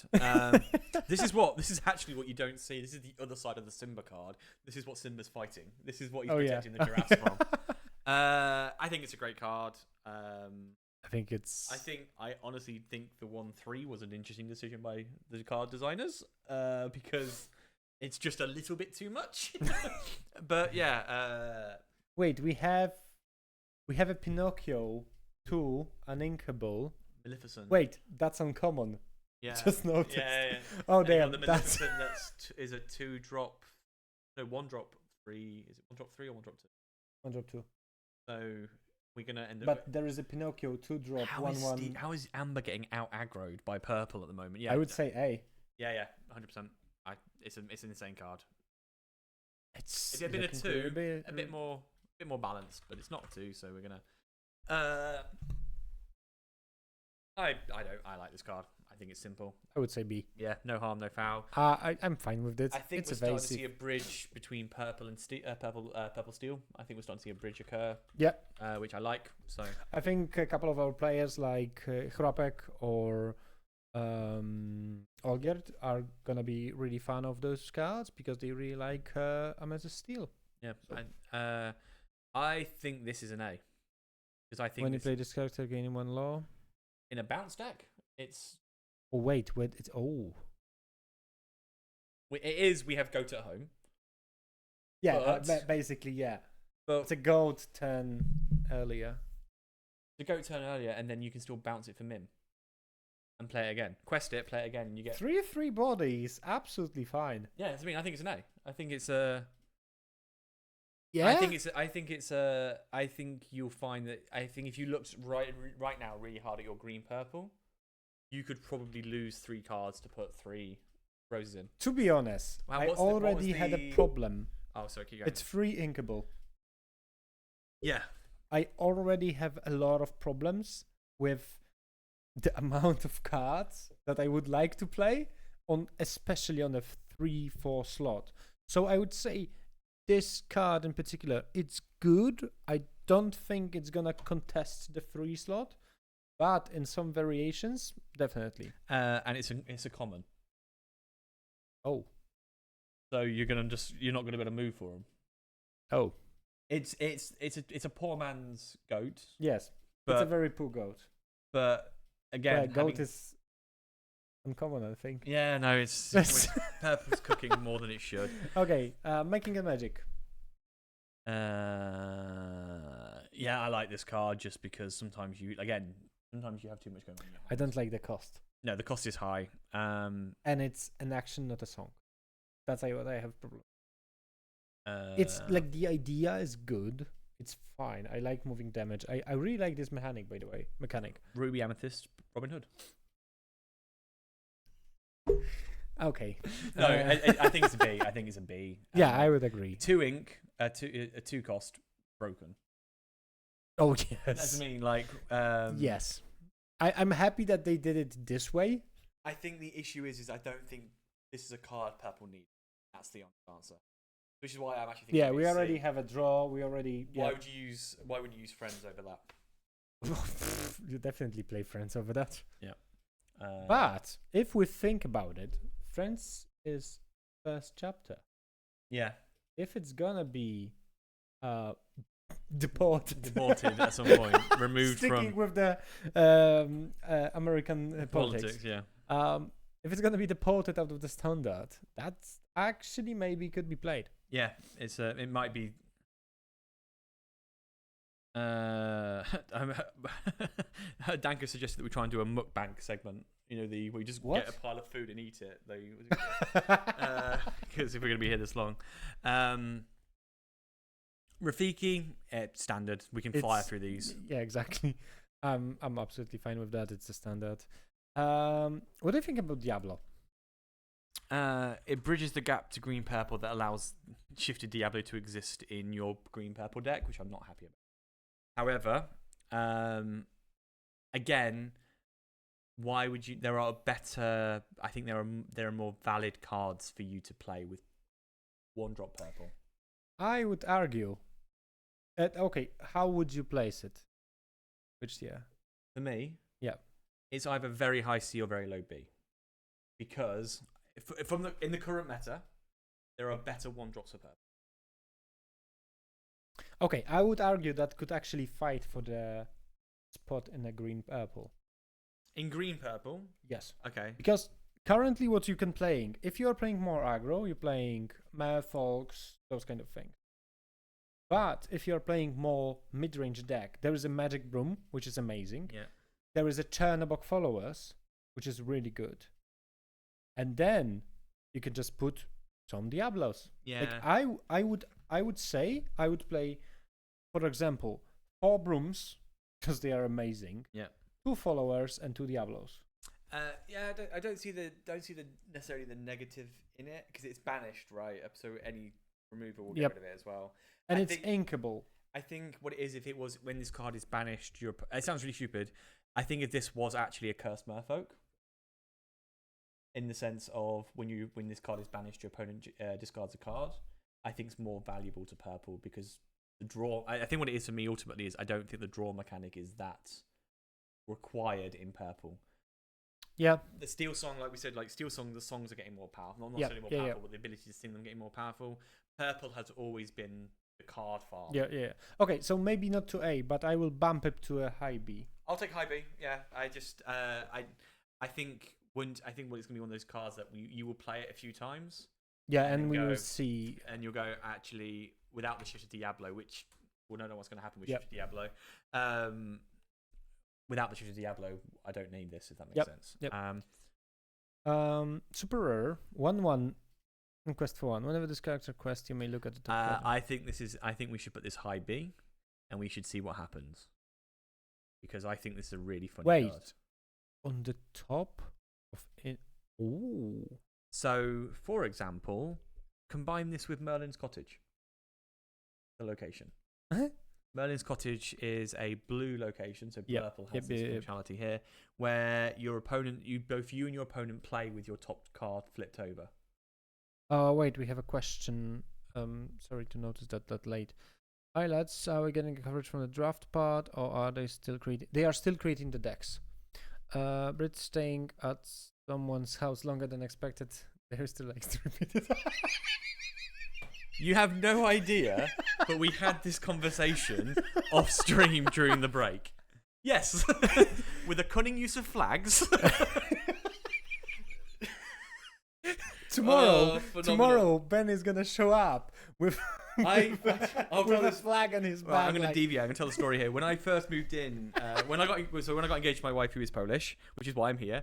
Her father-in-law gave me this it's like a 6 foot by 10 foot English flag that we used to fly outside. Yeah, the Union Jack. Union Jack. Yeah. When we moved to Poland, I was sorting out some boxes and stuff. And we had an issue in our area originally that the Facebook group, everyone was really nice to each other except in this one Facebook group, which is like the local Facebook group where they would just argue and fight about everything, right? Like Typical it was, Polish. Good morning, go on the computer, kill yourself. Like it was a very sort of weird. Anyway, we were unpacking bags and I opened it. You know, like when you're opening a box, there's just things get covered in crud. Like there's just whatever it was, dust, dirt, whatever. Opened the boxes, saw a bunch of stuff. There was a bunch of like blankets, towels that all had this dust and stuff on it. Yep. So I went out my balcony and I just sort of threw them out the balcony, sort of just cleaned them all off. Went inside. And then I went inside, looked on, and was like, okay, done all that, did some work, feeling quite proud of myself. Looked on Facebook, and there was a message and a photo. Oh no, sorry, it was just a message. So did anyone get a photo of that guy waving the English flag on top of our building? And I was like, oh no, I've been in Poland 2 weeks and I've immediately gone outside with a big flag and gone, mine? So I put that flag back in a box and I haven't opened it since. Just, I was like, no, who did that? In broken Polish on Facebook. Never allowed there again. Anyway, Mad Hatter. I think this card is very interesting. The issue is we talked about earlier, in a silo. Yeah. In a silo. Yeah. However, in a combo, interesting. The issue you have is, aha, discarded your top card. Great. I challenge it and kill it for 1/1. What have you achieved? You might have possibly sniped a very good card. Imagine how would you feel if I sniped your Be Prepared, something like that. No, absolutely. But then it's also a case of, okay, great. I then take that card out. Thanks. Like, Yep. Relying on the one snipe, I think it's F currently. But in the future, possibly. It does also show that you don't have to show the player what the card is, which I think is also really funny. Wait, what? It doesn't say reveal. You may look to the... Excuse me. Oh! That's the only thing that That's not F, my friend. That might push it out. That's B at least, I would say. I actually thought it's reveal. No, this is a mistake a lot of players make. Not saying you're a lot of players, but I do notice that a lot of our cards say reveal. Oh, yeah. And instinctively players just do. Yeah. It never says you have to reveal. Where is it? I'm blind. Here. I would say B. Say B. Give it a bit low B, because I think... We have a comment from our friend. Well, to be honest, I think the Diablo will be made up later. Ruby Amethyst. Oh, actually, I didn't thought about Ruby Amethyst in that case. No. Where did we put it? High B. I played it. I put it in the high B. You know what? Yeah, to be honest, Matt's has convinced me maybe to push it onto low A. Because I would still argue, if we come back to that conversation, I would still argue with you that it could be A, but I absolutely forgot about Ruby Amethyst.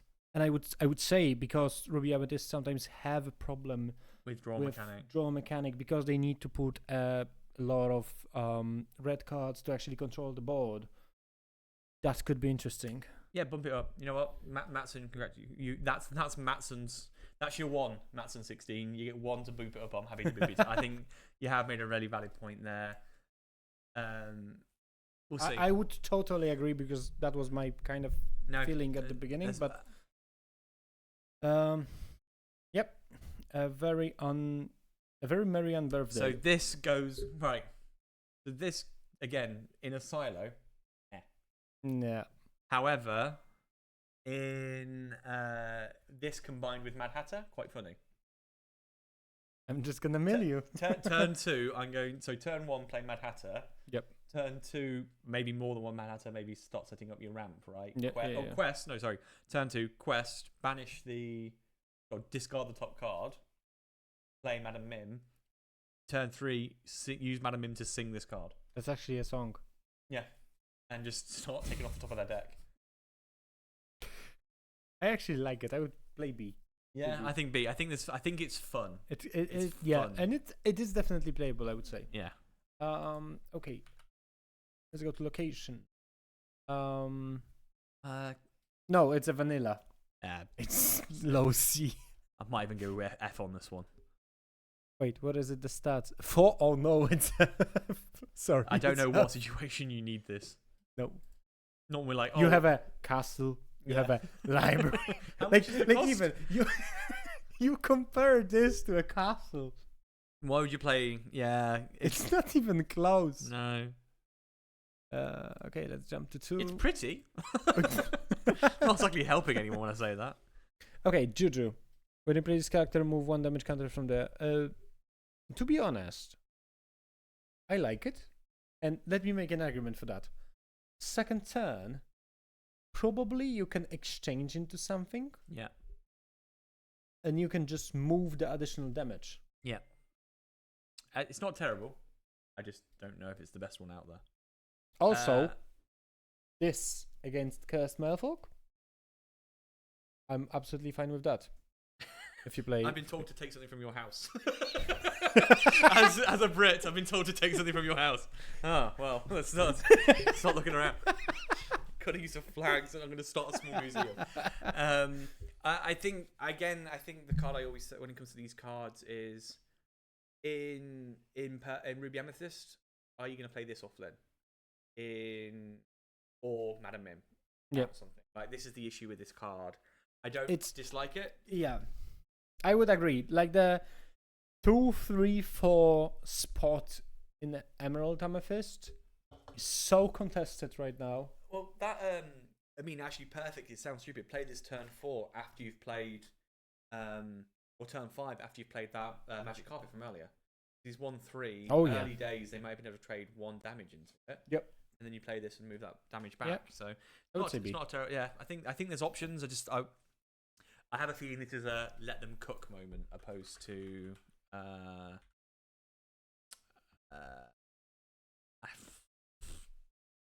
don't know. I don't know with this one. This one is one I'm really torn on. I don't to know be who he honest, is. to be honest, it needs to survive to actually be valuable. Yeah. Maybe you can stop. So if someone exchanges into if someone changes into you can block the second character. Yeah. But if someone is knowledgeable enough, they're gonna quest with the second character or do something else, and then just exchange into you. Yeah. So I would say, or don't quest and actually use it as a bottle rocket. Run into them to exert something else that's more valuable to you. Force them to exert the Hiram so that you can attack it with something more powerful. Ruby Amethyst. Yes, but force the Hiram exertion to then drop the Maui on them. Okay. Force the Tamateur exertion to throw Maui into them. Again, very specific. Very. I would say it's F for now. Okay. For me, to be honest. I've got to check. Where's the carpenter? Okay, need to be careful. I used the wrong language earlier. I apologise, but we'll be fine. Okay. What we got next? Lost Away. Lose, I think it is actually. Lose the way. Yeah. I don't know what this character's from. Oh, Alice in Wonderland, I just realised. Exert chosen character, then you may choose and discard a card. If you do this, then your character can't ready to start their text turn. I think this is playable. Going back to that conversation we said earlier, sometimes purple has too many cards in their hand. Yeah. Now, are you going to not want to just discard cards for the lore? We talked about that card earlier. Yes. However, this is that allows you to use that Elsa before you can use the Elsa. You know, the exert, force your opponent to not exert next turn. Yeah. It allows you to do that earlier. It's an aggro counter, I think, if anything, on a 2-ink. But I would still argue at C. Yeah, that's fair. Okay. Now, this one. Tell me what you think about it, because I have my opinion. So your bounce mechanics in green purple. This works quite nicely with them. Yes. However, does your deck is fairly streamlined? Does your deck have space for this? No, it's one of your opponents, so it's a counter. Oh no, sorry. Sorry, when I'm saying that you have the ability to kick. Sorry, the kick's the mechanic I'm referring to. You have the ability to force cards back into your opponent's hand. No, but I'm not looking at this card this way. I'm looking at this card as the answer to a bounce. Oh, I see. And I would say this is at least an A. It absolutely blocks me. It forces in a mirror match.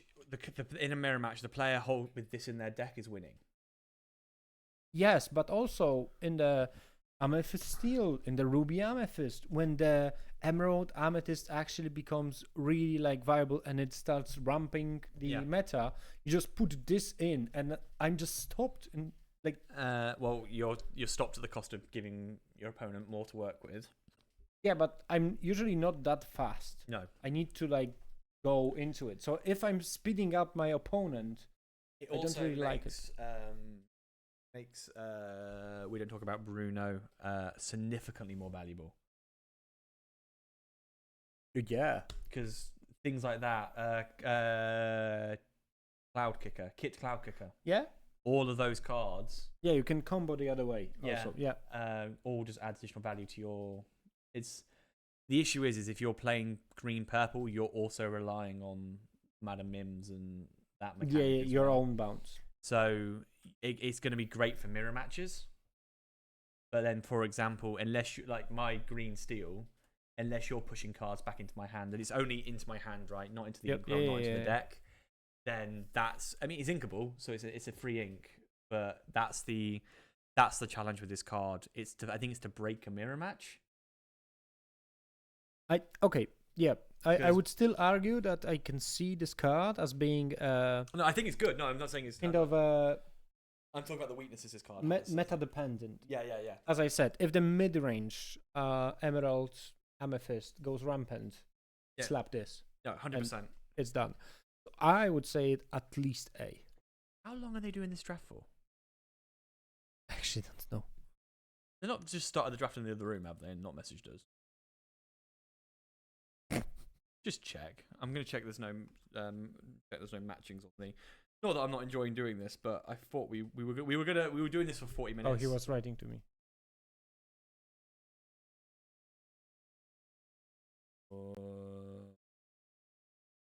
20 minutes, so 10 minutes from now.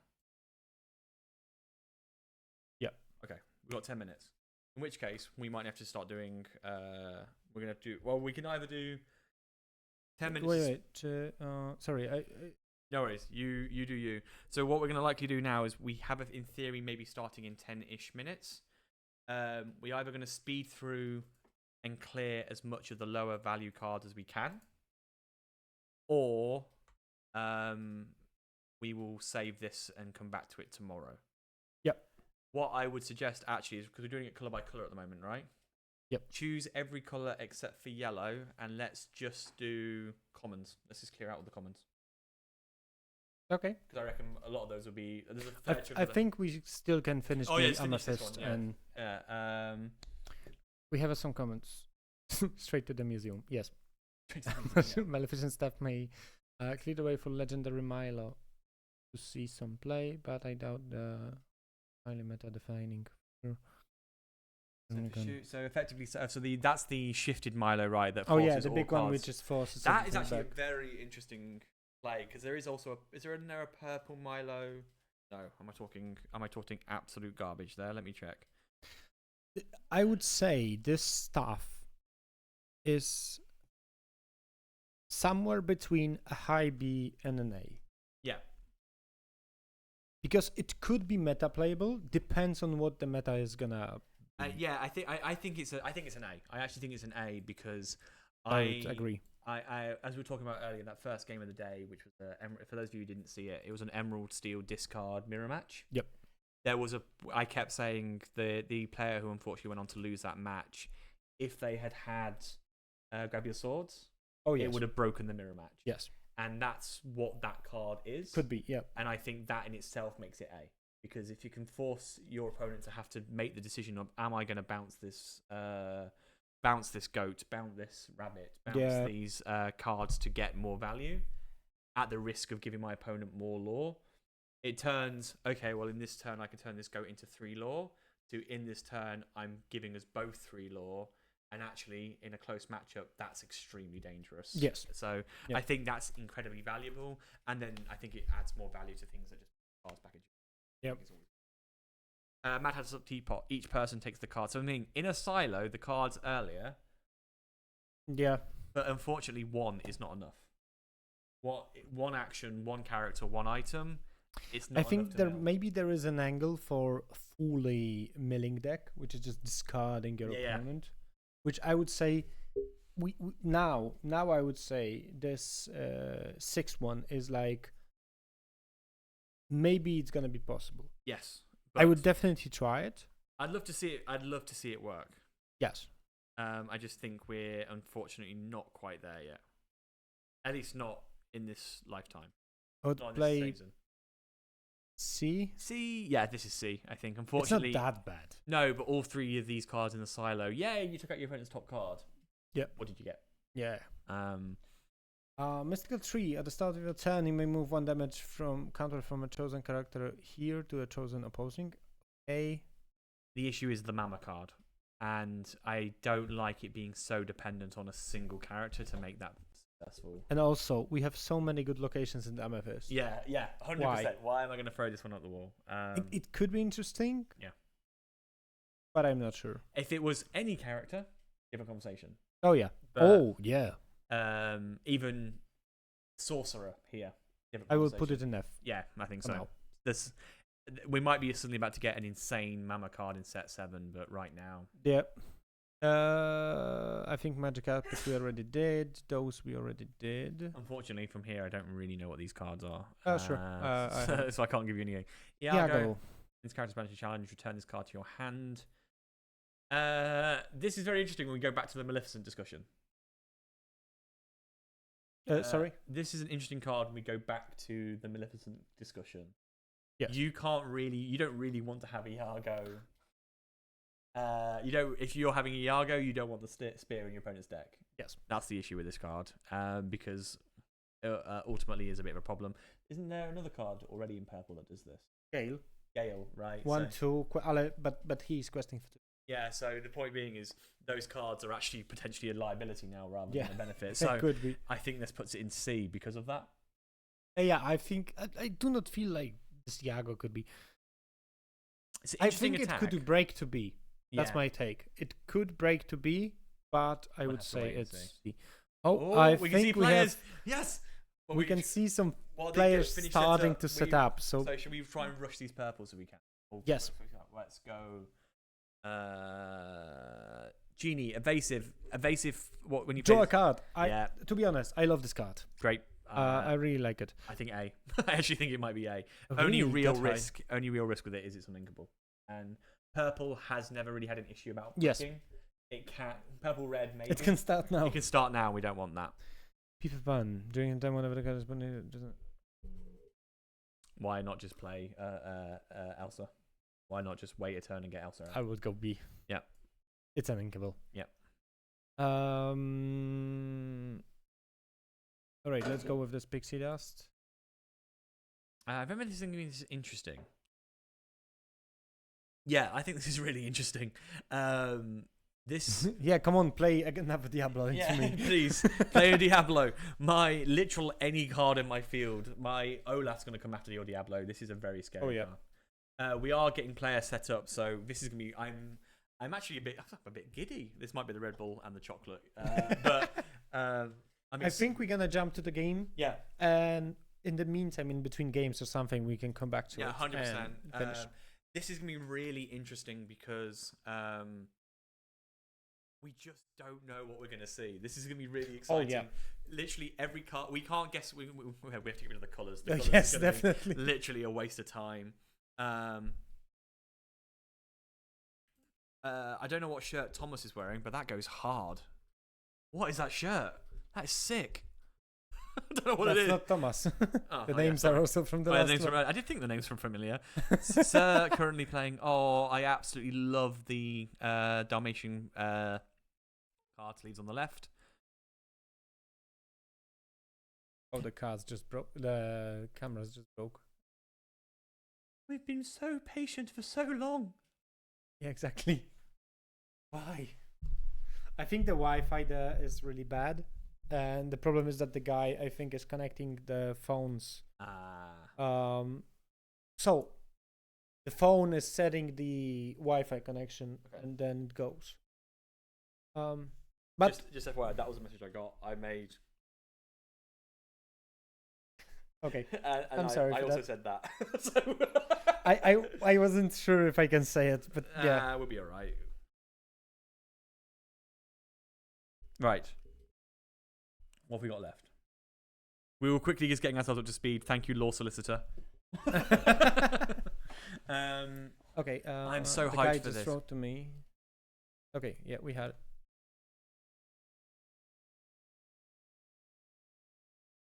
Let me So, just update the names. Martyr 123 seemed familiar to me. I feel like I've played them. Or I think one of us has played them before. I'm not sure. I'm not sure, to be honest. We're at this point. We've seen a lot of names, a lot of people play. Yeah. I'm gonna quickly hit Facebook there. I'm gonna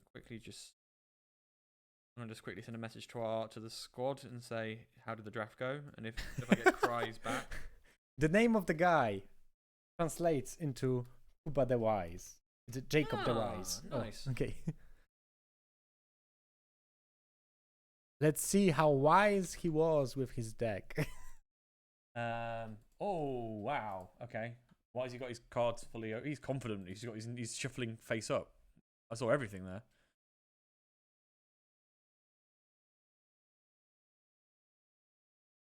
She's not happy. I'm sorry, this She's- camera is freezing, but she's like, oh, sorry. I'm on full battery if you want to just. So yeah, this is gonna be really interesting. We do apologize if we miss cool cards, if we miss shout cards. We now have to identify 204 cards on the fly. Yes. It's gonna be great tomorrow. We have to identify 600 cards on the fly and work out what the lines mean when they play these. Because it's gonna be, oh, he's got this. He might have that. Like, we're gonna have absolutely no idea. So it's gonna be very interesting. We're gonna do our best to stay target, stay on point, stay on action. I think we would not include the colors here. It's gonna be hard to do it. Love, you know what? Great sportsmanship. I will say this: the few 6 to 7. Yeah, probably she's starting. Unfortunately, the cameras that are looking at the people. I think I know what's happening with them. Did you say the guy on the right? His name transformed into Jacob the Wise, like that. Yes. Jacob the Kuba Wise. Mądry. It just pulled a face, which was he has no faith in his deck. Yeah. I hope this is going to play differently, but he did pull a face, which I don't have the highest hope for how he played it out. But we'll see. I mean, as long as the stream in the center stays alive, I don't mind. We just don't want the others. We don't want the cameras to give up on us. We just want that one in the middle to stay with us. So, we also have no idea if they're playing 30 or 40s. So Yes, we'll exactly. see. That's also the problem. Oh, I think I saw 2 separate Chromicons in his opening hand, which is a rough start because I think I saw green-red, but don't quote me. This is gonna be Green Chronomicon here. It's huge. It's huge. It's a really good card. Unfortunately, that might. I've also played draft with set 5, where the only card I have of value is the Chromicon. There's definitely Ruby Chromicon. At worst, she has 33 cards in the deck. At best, 23. Okay, it's green, red on the right. The color combo. Oh, we could also work out if they're It's playing. purple, so we have 4 colors. I didn't see what she played into the ink there. I also did. The camera somehow makes it look like she's watching. Oh, that light.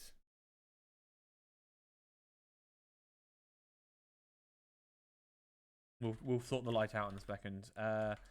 She actually no one drop turn 1, Mother Gothel turn 2. We'll confirm what his other card was. It looked like it might have been the Potion of Might or something like that. I It's think called. so. Yeah. We have a Because pile of one cards drop- here we can run through if we need to. He's got Sherwood Forest, isn't it? Yes, it is. Yes, represent. Oh, we've got the bingo board as well, which we can keep an eye on. I've realised I haven't said anything about. We might pull this out tomorrow. Oh, I actually forgot to prep it. No, that's all right. We were chatting. It wasn't like we had time to kill for an hour. Iago seems like a better Gale in limited. In limited, actually, yeah. But I guess that's one thing we should have said is we were looking at the grade. What's it called? The tier list from. To be honest, Constructed. I don't think I would agree with that. I think Gale questing for 2 and coming back, like in the limited format. Yes, Diago enables you to exchange into something, but the Gale, That's that's the mini, that pairs which with the Mickey, right? which pairs with a Mickey. Yep. And Mother Gothel goes to. Oh, you're gonna have to move the camera. I don't know if we've got the. I don't know if we have the full shot of the phone. Yes.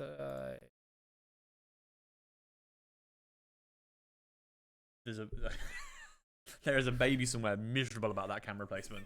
That was insane. I went the camera's off and I suddenly heard a baby yelling at me. That was insane. If you pick that up on camera, funny. Tavita Mutton Fudge into the Mother Gothel. Oh, he moved the light. Thank you very much. Legend. Thank you very much, the production guy. So we have a Really Ruby. appreciate It was a Ruby Chromicon anyway. The weird start. Both sides. This is the issue with drafted. It will look. Oh, Bruno! That was Bruni, what sorry. we talked about. This card. Oh, don't move that other light into it because we'll be fine otherwise. You know what's funny?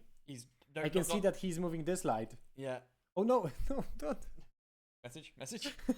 I think we're okay because it's the Okay, yeah, it's it's okay. effect at the moment. That we talked about that Bruni. We talked about Yes, that Bruni exactly. being a bit of a pain because It's a 2/2 evasive. Unfortunately, I think it's quest for 1, but if it goes down, you draw a card. which You can just exchange if you need. he might be playing that show. He might be playing that Sherwood Forest son any Robin Hoods. He might be playing that Sherwood Forest actually. Oh yeah, just to straight move. as a location. Provides ward, which in this format isn't huge. Oh, That was one of the knights. knights. I'm sorry, I don't remember them from the top of my head. It's one of the 7 dwarves. And I didn't see how much you pay to play it. So this is 4. the issue. That's 4. 4. Okay, so I can just search dwarf and watch your internet explode. Dwarf 4. That would be Sneezy. I think it's Sneezy. Yeah. When you play- plays, yeah. If you want to read it. When you play this character, chosen knight character gains challenger +2. He's playing that probably just purely for the 3/4 in this format. Yep. What's that mini? Is it just to boost the Mickey? It doesn't Yes. have any passive as separately from that, does Yep. it? And that's a bashful on the. Is it a bashful? No, it's for 3.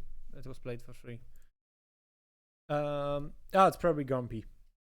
While one of your knights challenges character is in a location, the character gains resist +2, and during your turn, this card is evasive. It's actually at this point evasive and counter evasive. So we might on the bingo board, which we will play out tomorrow, make it more obvious for people to have and use. We do have evasive win. Because there is a limited amount of evasive cards in the draft anyway. And if you don't pull it, well, bad luck, because there's not much you can do to stop it. There is no real removal in set 5. Going to take down the mini. I don't think that mini was doing much else other than just very Questing limited for 1. lore. So you used your item to get there. Did you get lore for the... How did you get lore for that? What does Ruby Amethyst do? What was that Ruby card? It looks like Tafita Motam Fudge, one of them. It was. I think it was the effect of the item. Chosen character gets +1 this turn. Then I don't know why he gained 1 lore then. Unless you just quested with the character and missed it. Yeah, I think he quested just. Yeah. Hey Bodyguard drops in. I don't.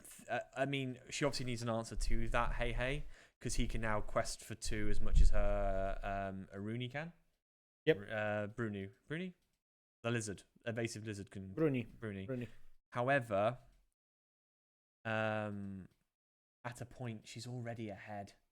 So, can he really outpace her?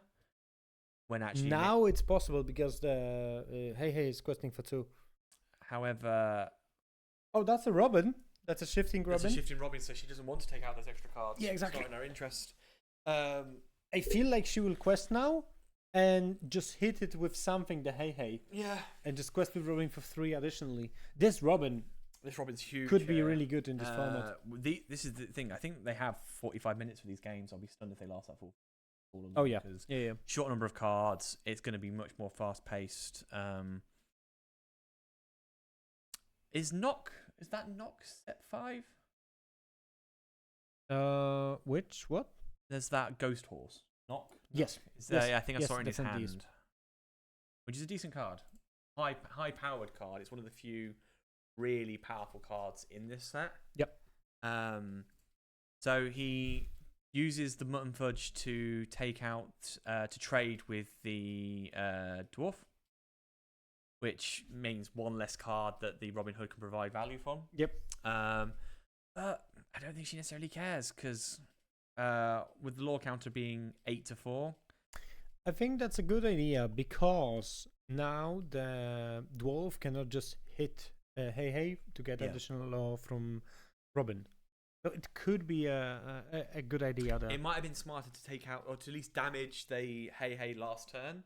And even though you would have lost the dwarf, because actually then if he decides to use the dwarf into the Robin is going to ultimately... Robin into Hey?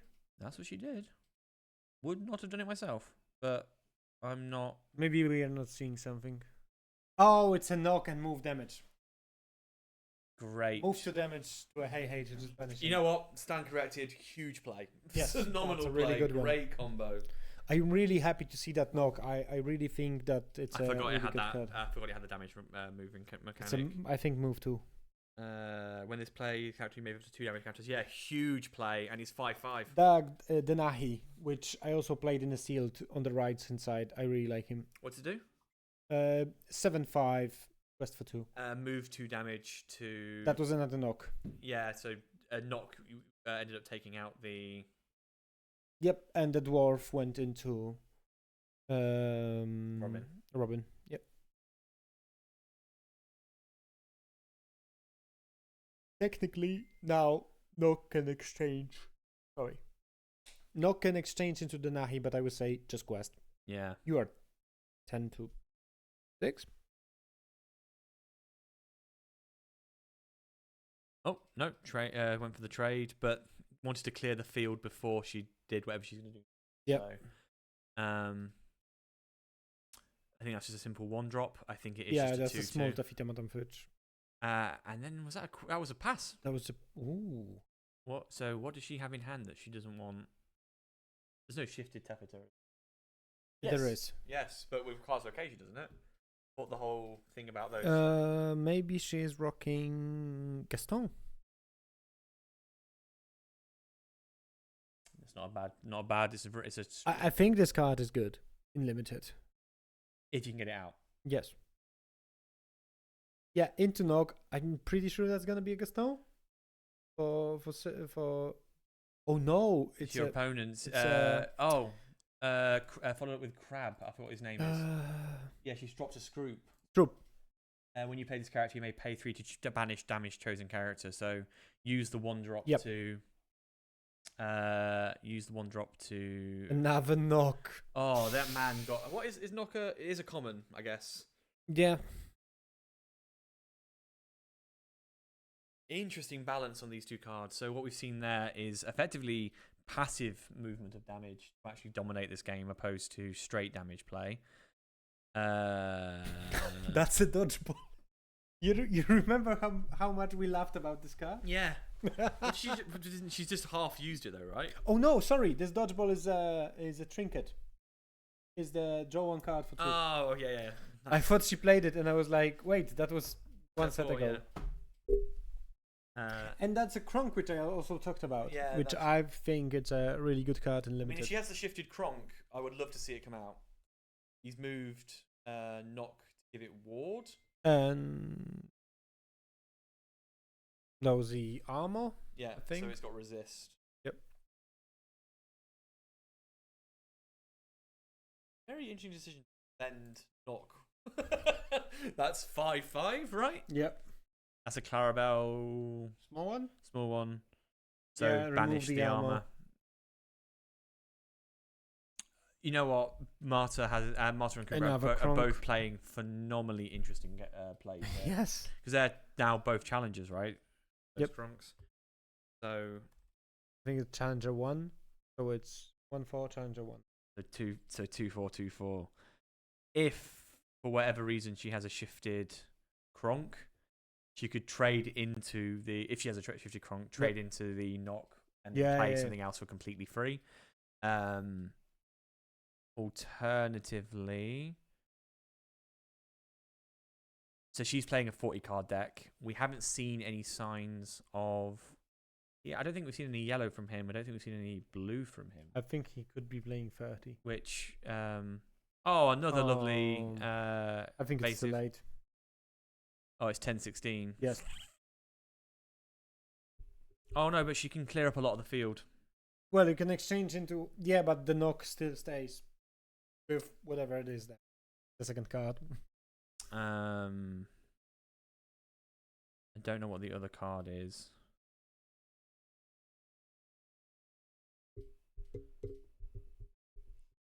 Uh, 12/16. It's a knife edge at the moment. Why is she got too low? I don't know, but the camera's. Oh, hang on. That's possibly what's going on. She's quested with cards and then. Oh yeah. one image updated, but the rest of it didn't. I think he's one away. 1, 2. Yeah, he was one away.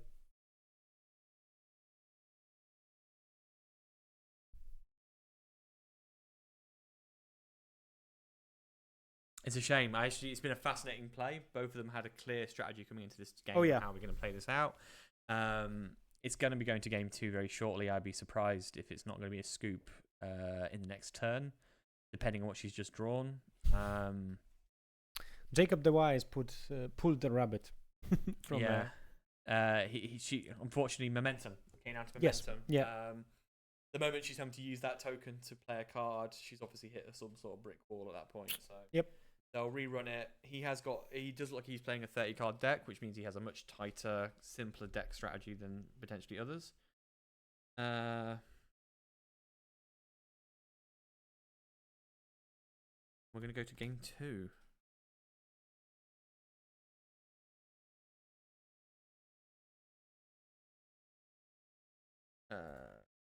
Out of curiosity, because it is entirely possible. I'm going to quickly. So we got the match 5. Yeah, we have the rounds already. The thing is, with draft, it's very possible to actually wrap these quite quickly if you're not careful. Oh yeah. So let's have a quick look. There's 48 matches total. Still don't know why table 71's getting so much love today. It goes from table 48 to 71. I think that's hysterical. No matches have been reported so far. But the thing about draft is actually, I think they have the full 45 minutes. Yep. And also, one thing that I just noticed. Mr. Thomas is actually fighting with our Bartosz in the draft. In the first round. So, if we're gonna see our our Poznań guy break the flawless record of Tomasz, and it's a good time to do it. He won't be playing with his. We need some sugar, to be honest. Oh, he's playing 40 cards. I just saw the token. Ah, there it is. Oh, Chronomicon. Oh, he's rubbing his forehead. He's not happy with that. He doesn't know how to mulligan out of this, which is fair. It's a tough mulligan. Yep. Particularly if you play with 40 cards, there's a good chance you haven't memorized them. Yes. Like there'll be cards occasionally where you'll go like you don't. Oh, know. I played this. yeah, I put this in my deck. That's right. I'll be fascinated to see. I did ask the squad how they're doing, if they had a good, how did the draft work out? No words. So I'm going to just stay quiet for a minute and see how this plays out. So, based on Maybe this, that's good that we didn't go there. no, it sounds like, yeah. Because we can say, we were there. Because if we were there, it would be them walking past and us going, lads, how's it? Oh, no. So it looks like Martha is relying on those Aruni evasives. Yep. The issue she has now is she knows that he appears to have more knocks than she does. So damaging into him when he's at sort of six ink is actually going to be damaging to her strategy. And we can see that she also put a deck in that actually wants to damage a bit. Link to a melee. Isn't it pinned? Is it went down again? It is pinned. Top of the screen. It's a pinned comment. Yep. Top of the screen. Top of the chat. Sorry. We've hit 30 viewers. What up? Yay! Yeah. Good to see you. Wait. It's there on the top of the chat. I'm getting around with this. There. Yeah. We're gonna be on the airport, like here. Strong start. Oh, Banzai. We didn't see that in the first play. Great cards to throw out. It's amazing. Yeah, that's another card that I put into the list, which you need to play. Particularly in this format. Yes. The only challenge being, of course, is this is going to be a very fighty, very fast-paced. You don't really go into this. You can't, with a 30-card deck, plan to ramp. So, the issue is with the beauty of Banzai is if you're playing an aggro or sort of early mid-range deck, your opponent might be What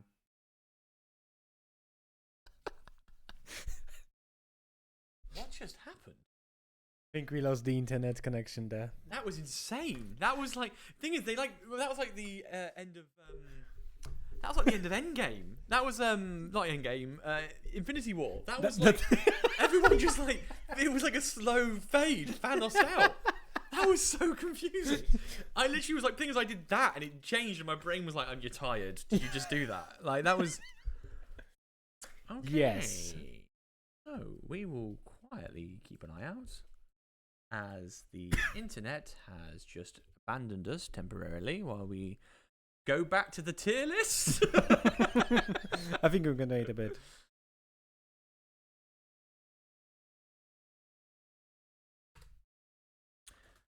You know what? I think it's time to crack a booster. Yeah, let's do it. We have only a few left. Do you have a preference in character? No. You can choose something for me. I would just quickly change the scene. This challenge. Let's do a Donald versus Donald. Let's see what happens. All right. We have it on the second screen. If the game comes back, we're gonna jump back to it. No, we don't. Yes, we have. Oh, it's gonna show the videos. Yeah. Yep. Go from Mickey. I have Mickey. Okay. Minnie Mouse Inventor. Not that valuable right now, but there is because she's a one uninkable one drop. And it's Inventor. But Inventor, which we're seeing there with the new set 6 as a whole Big Hero 6. We didn't even get to the Big Hero 6 cards in the reviews yet. Oh, yeah. Which are going to be huge, so that's great. Daisy Duck, Obscura Sphere, Anna, Penelope Von Sweet, Mickey Mouse. A really good Mickey. Rapunzel's Tower. Okay, if this was my draft pack, I'm actually already thinking, okay, this might be great for me. And Mickey. Yeah. Bashful, Ed. Oh, Prince John's Mirror, Prince Philip. There's some... that's not. I don't think Prince Philip is playable in the draft. Nari, for each opposing character banished in this challenge, this turn, you pay 2 less for this character. Resist +3. Not great, but in this pack, if this was my draft pack, I'm holding an Ed and I'm holding a Rapunzel's Tower. Yep. And actually, they're 2 great cards that I would love to see played in this draft this afternoon, this evening, tonight. Whatever it is. Whatever it is. Okay, Been here too long. Retrosphere, Vanellope, Donald, which I really like. I great. really like Actually, and also in this format, great. Yes. Just lets you boost your ink very quickly. Without dropping the hand. Shield, that's a shifting Tafita. That's a shifting one, yep. But it needs location. Yeah. In Candy. I think this could be playable in the limited because it's drawing you a card. Yeah, it could work, but it is an unkickable, so you but it's hard to shift it. But it's when you play this character, so just playing it for 5. Yeah, it's not bad. No, it could see some play. It's risky.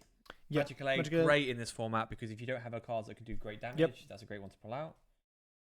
Badanon. That's the villain. I don't like it. No, I don't think it's going to work in this format. Who's with me? Your characters gets +2 this turn, and whatever one of your characters with Lexus challenges another character, you get 2. Is there a reckless? I think.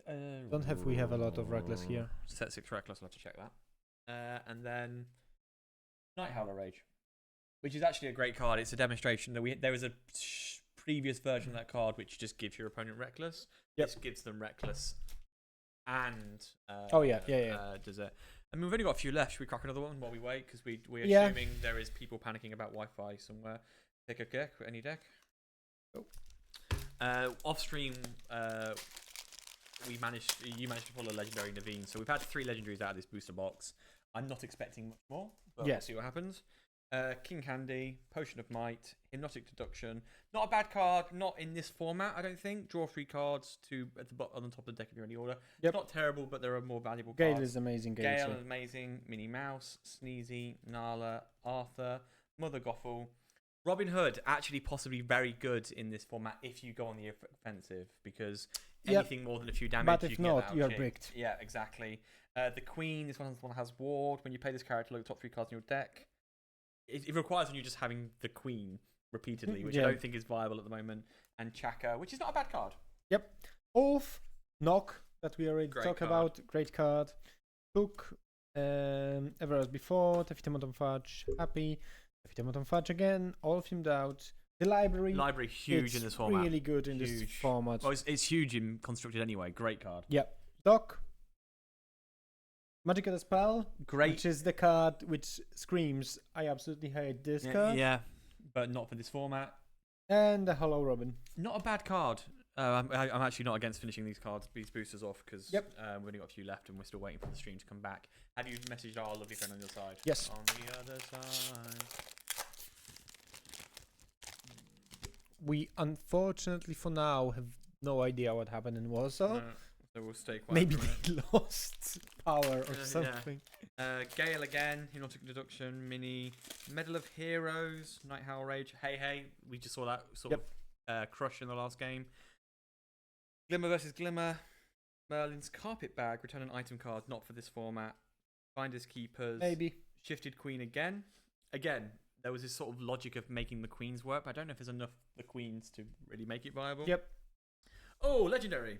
Oh, nice!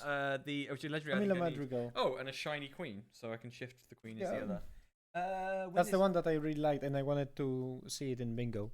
Whenever this character's quest, you may gain lore equal to the lore of a chosen character of yours. Yeah, that is a great card. Yep. I see the value in that one. Prince John. No, Hypnotic Deduction. Gathering Knowledge and Wisdom, that's fine. Giselle. Happy. Try Everything. Sleepy. You're welcome. Absolutely fine card. The Sword released. I'm not. No, unfortunately not. It's Pete, but not the one. No. And Tefitamoton Fudge. And we have one last pack. Do it. And then we wait patiently while someone somewhere tells us what happened in Warsaw. The Queen. The guy is offline, so maybe he really lost. Really lost internet. The Mickey that goes with the Mini. So we saw the Mini in the last game. She played it. This is the Mickey that goes with it, which then effectively this Mickey becomes a 4/4 quest for 2. Yes. But then you don't need to quest because you gain the passive lore because of the Mini. So it's a great combo. If you get the combo out during the game, that's great. But it's quite difficult to kind of momentum that. Fauna, Archimedes, Evasive. Small 2/2, one. 2. It's amazing for the limited. Vanellope von Schweitz. Fine. Royal Guard, actually quite annoying in this format. He's 1/7. It's a lot of work to get rid of him, so you can just sort of defend quite comfortably. Just quest with it. Alan Adale, not in the format, but just quest for 2. Yeah, not a bad system. The songs in this set weren't great, were they? Yep. Sleepy, another night character. Tropical Rainforest, I want to talk about that in a minute. Royal Tantrum. Kodo, which is part of the Brother Bear cards, which again, another sort of pairing set. Yep. And then Hideaway. The reason I want to talk about this card is because, again, right now, F. If we're going to go back to our tier list. Yes. This is an F card, unfortunately. chosen damage characters gain reckless. No, opposing damage. Opposing damage characters gain reckless. The reason why this is F currently is because for me, at the moment you give it everything reckless, they're going to just attack this card. This card can't defend itself currently. So at the moment, I love the mechanic, except that what this mechanic does is just mean this card gets targeted by all of the other cards. Once the card is gone, the reckless is gone. I don't know if you remember the game we played when you played this location, and I was like, okay, I'm kinda in a pinch right now. I'm gonna lose, and then I noticed that if I just remove it, the reckless goes away, and I'm like, I'm fine. Exactly. So at the moment, as a concept, it's fine, but F right now. Yes, because it needs. Like we've seen with some of these other cards, this card means this character cannot be challenged this turn. Yep. We need a card that says this location can't be challenged. You can sort of double it with that deck or with that card and go from there. We haven't heard from Warsaw, so we hope they're okay. We have no idea. Unfortunately, the guy which we are in contact with is offline. Let's see if there's any reports of matches on the melee. We can show the melee. We show the melee board, and we can just we can tell stories of what we think happened. There's only 3 matches that. Never mind. Do we go back to the tier list for I now? guess we're going to have to, and we hope that they will be back with us shortly. It was the fact that we've lost the camera a few times today. We've never had a Thanos snap. Yes. We've never had it go, we're going to play some cards and we're going to see, where they all gone. They just twinkled away. It was so surreal. We do apologise. Once we have the stream back, we will jump. But until it's back, we will watch patiently and hope that we get a message from someone.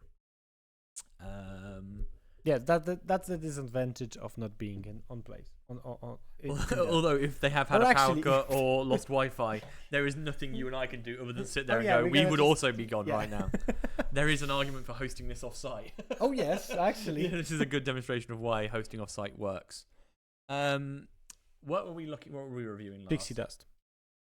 We moved to a Pixie Dust, and we.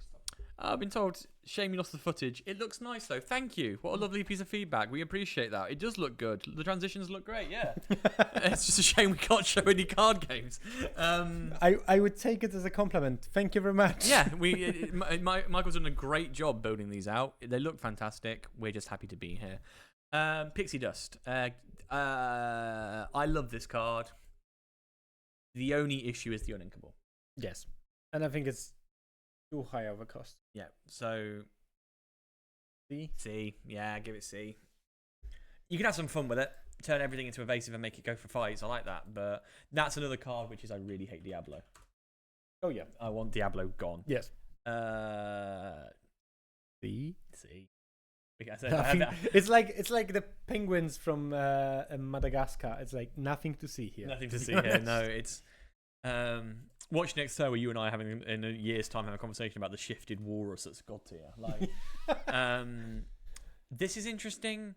I like this A because it's rush, but B because it's also 2-lore. So it's not just sitting there. After the rushing. Yeah. Unfortunately, it's 4, considering it's 2, 3, and 2. Yeah. However, there's sometimes you always just need to have a rush in your back pocket. Sometimes it never hurts to have a rush in your back pocket. And I think this card is a perfect example of that. However, why would you not just wait a turn and play Elsa?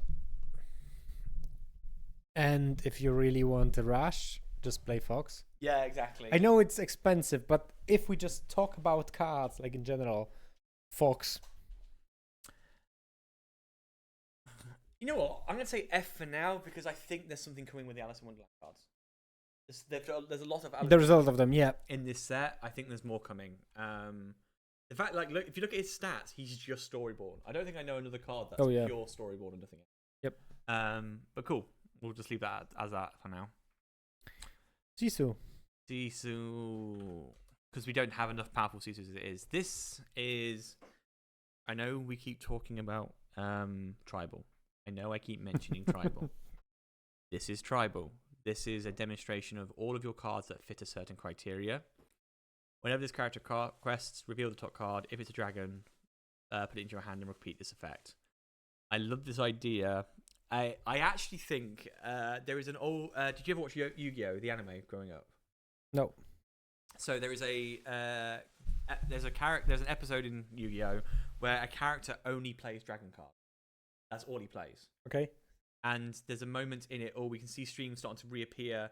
Unfortunately, Son players, so it does look like the game is over. The game is over. I think. But yeah, the whole premise is that there was one card that let him continue to summon dragon cards and actually fill his hand. Yep. I like the idea that you play no actions, no items, only dragons, and then just you play this card and load your hand up. But can I say something about it?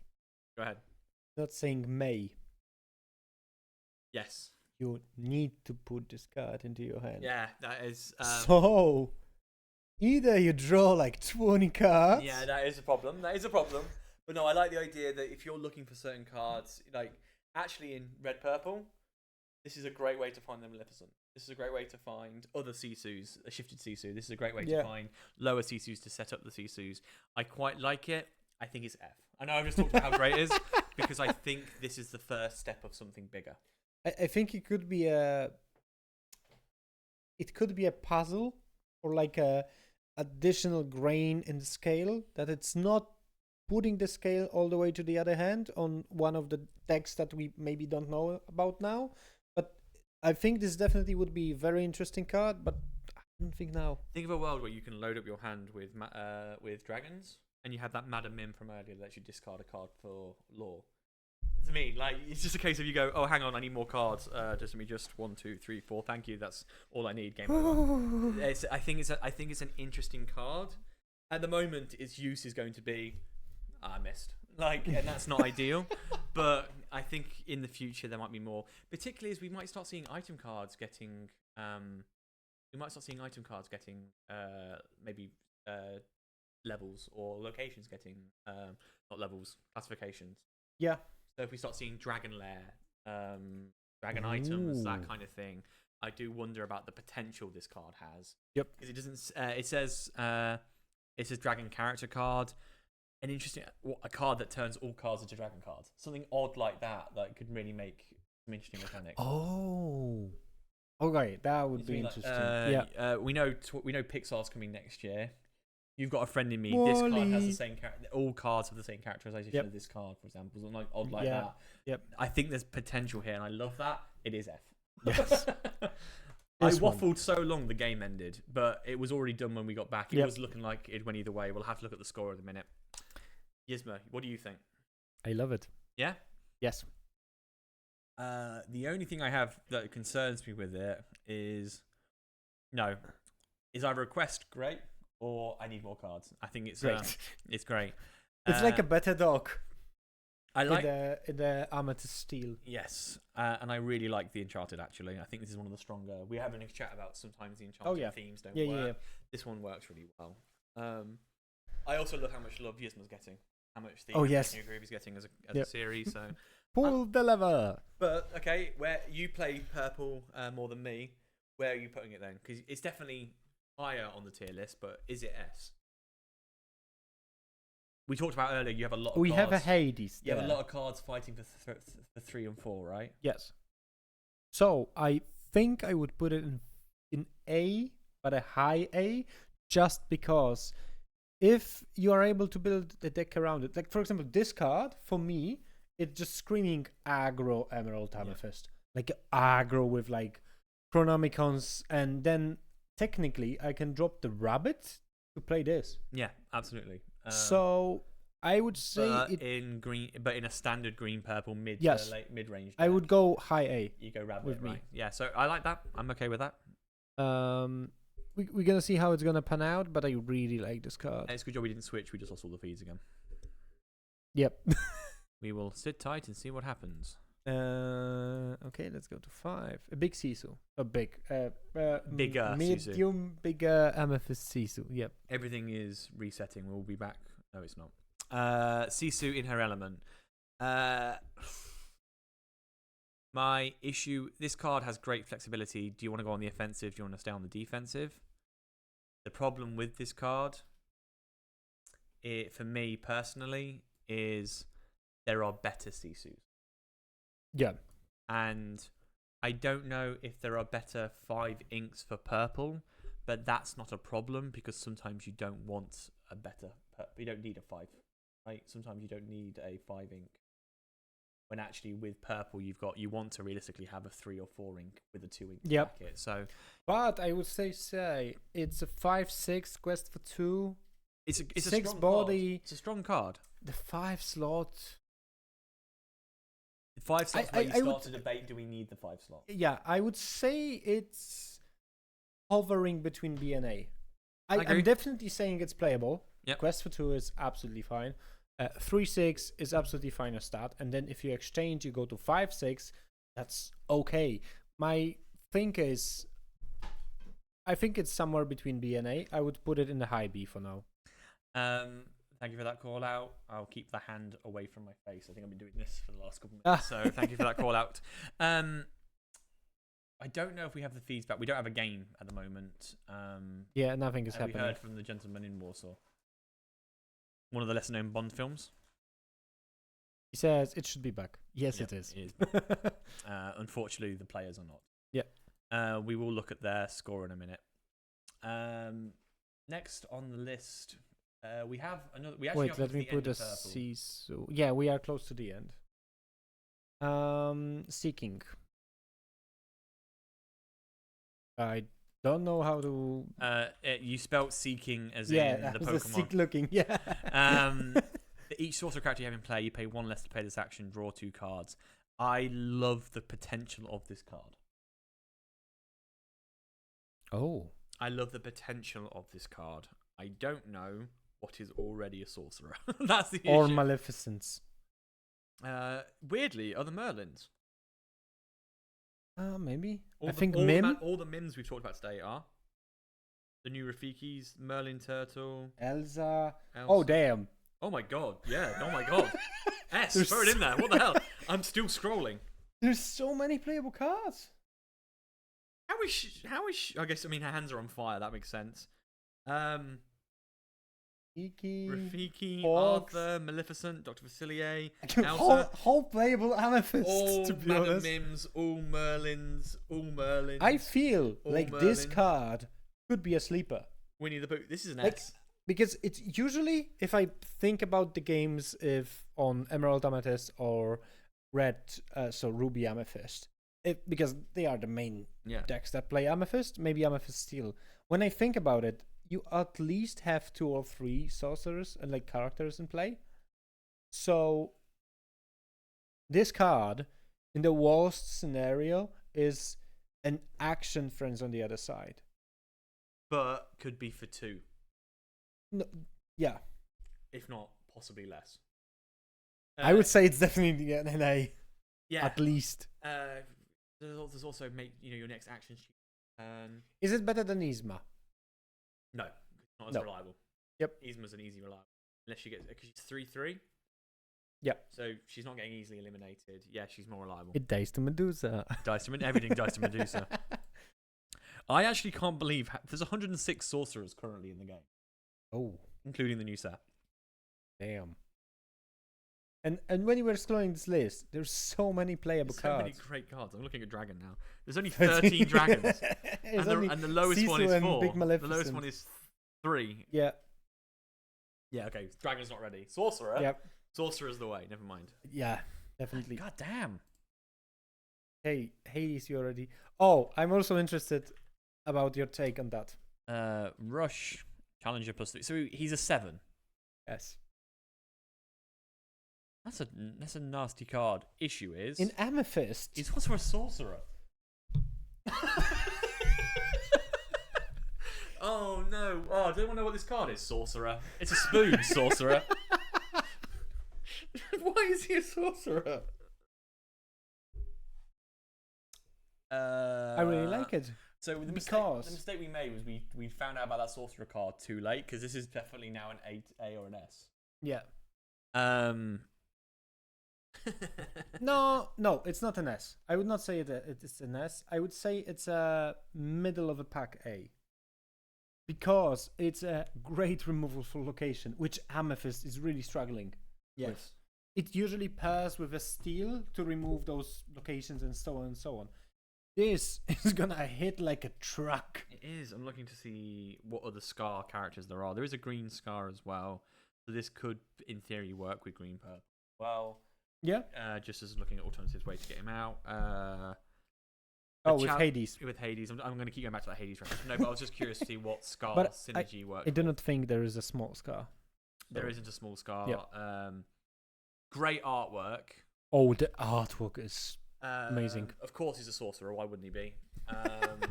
I think this is a great card. I think it's A. I would say middle of the pack A. Because it's expensive and uninkable. Yeah. However, the way that you play green purple, your lore if it goes into endgame, you're talking long term fight. This will sink pretty much all major characters. Yes. And come out. And it can sink everything that I play. Exactly. So it's a very powerful card on its own. 4/4 is nothing to sniff. Yeah, that's fine. The 4 attack actually is a sweet point, which I absolutely love, because you need some kind of a ice block or something, a removal of the attack to actually remove it directly. So Brawl, you need 2 ice blocks. Medusa, you need at least 1 ice block, and so on and so on.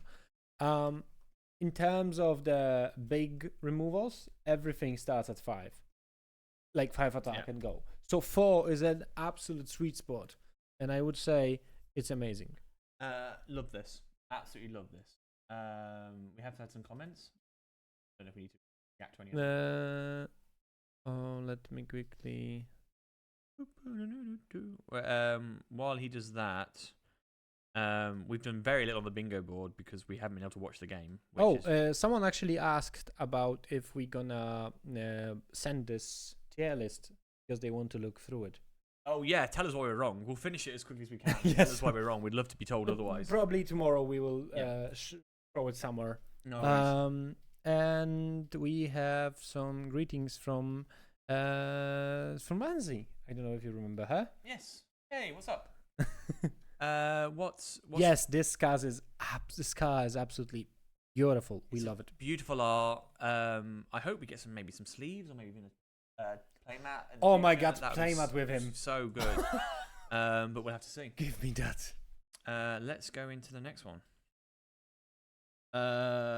Shout out to both my wife and my in-laws who are currently watching. What up? Wait, we can do this for a second.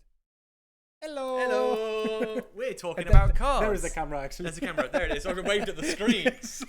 How long's the stream been running? We've been doing this for too long. 7 hours now. 7 hours. Yeah. And we don't know where any of the players are. We have got the streams back. So once the next games start, we will commentate on it. Yeah. It does appear they just had a total Wi-Fi wipeout, which let's see how the other games are going. We will check those as we go. We have.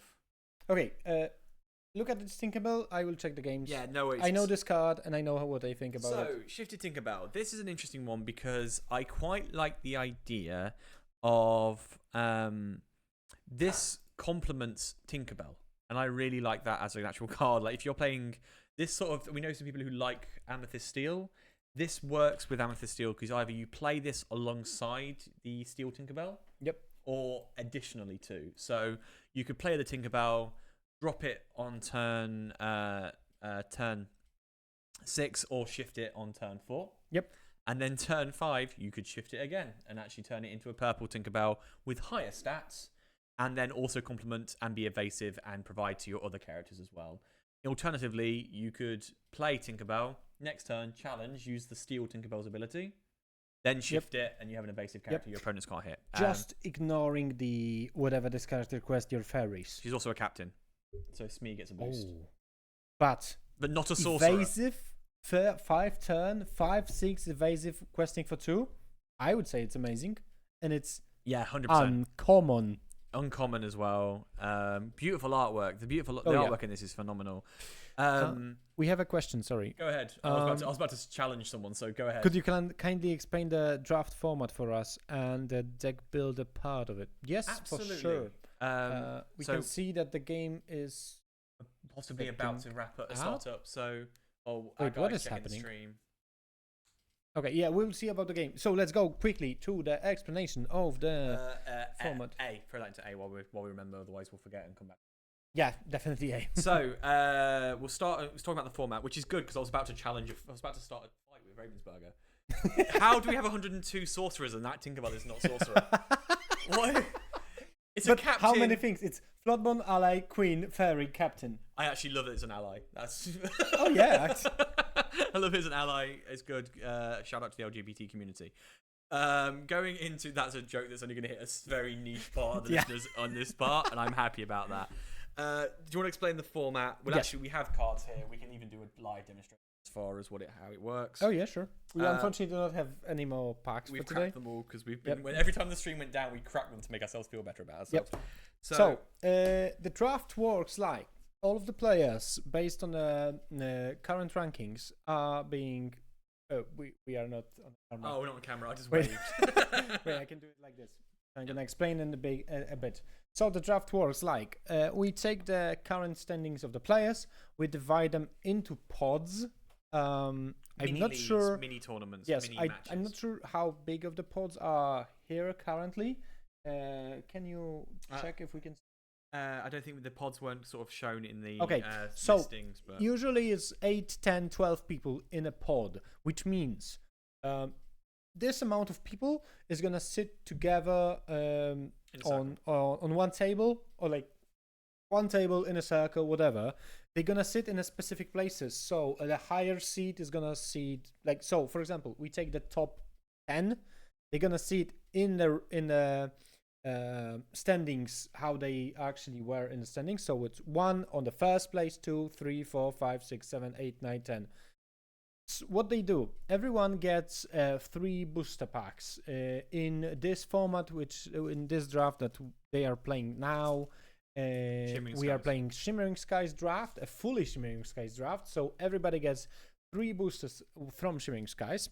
And what do? There is the judge is actually asking everyone. So when I play the draft, they try to be very on the point. Yeah. What do is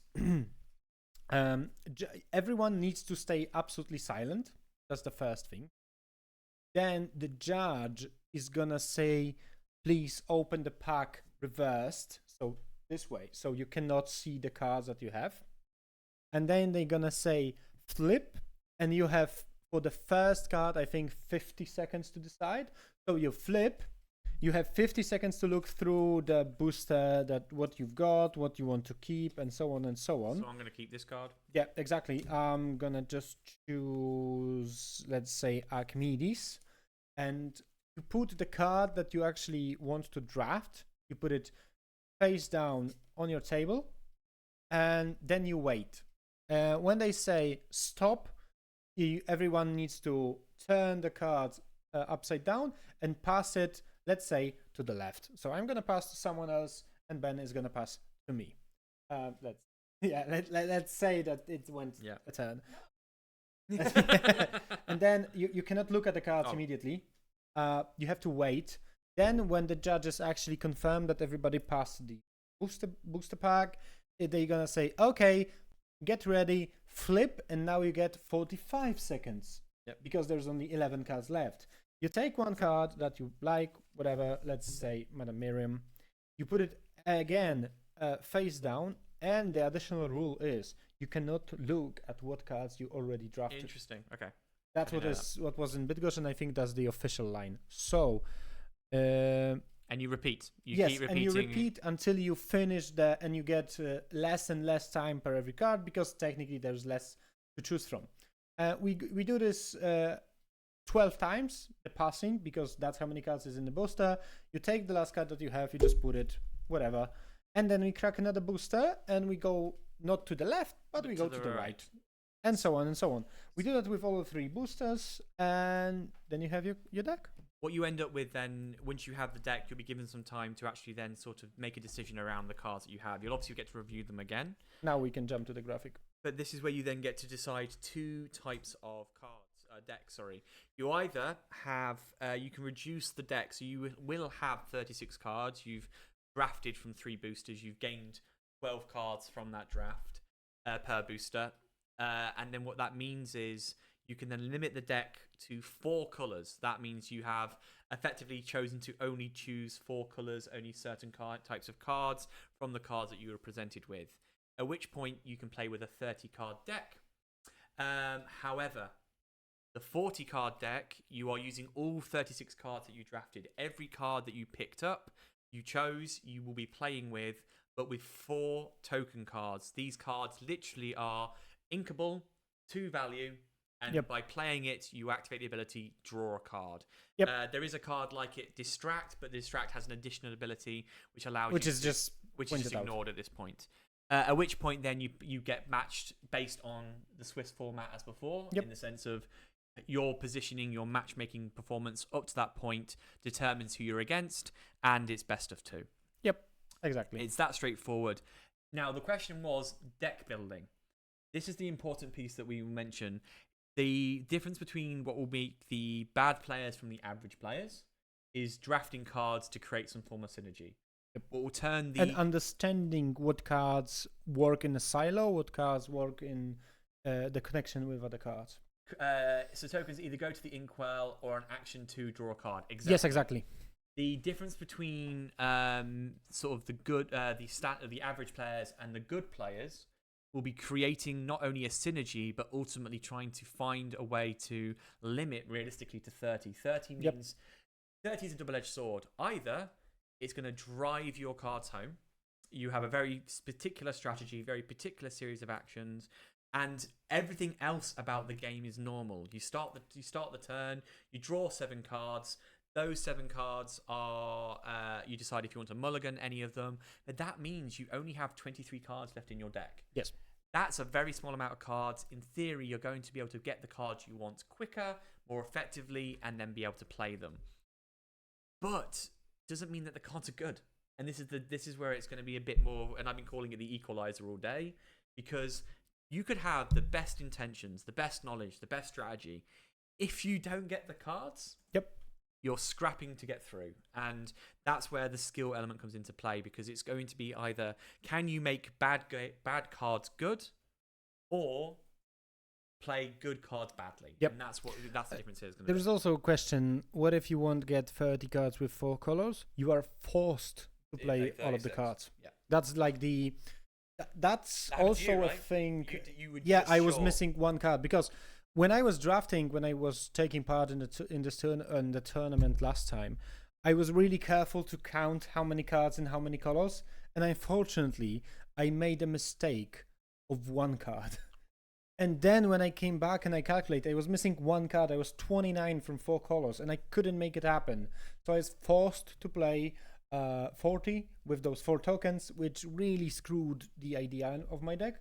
So yeah, that's kind of the price you pay. And what you talk about, it's also, there is a lot of skill expression besides just knowing which cards are good, which cards are bad, in which situations.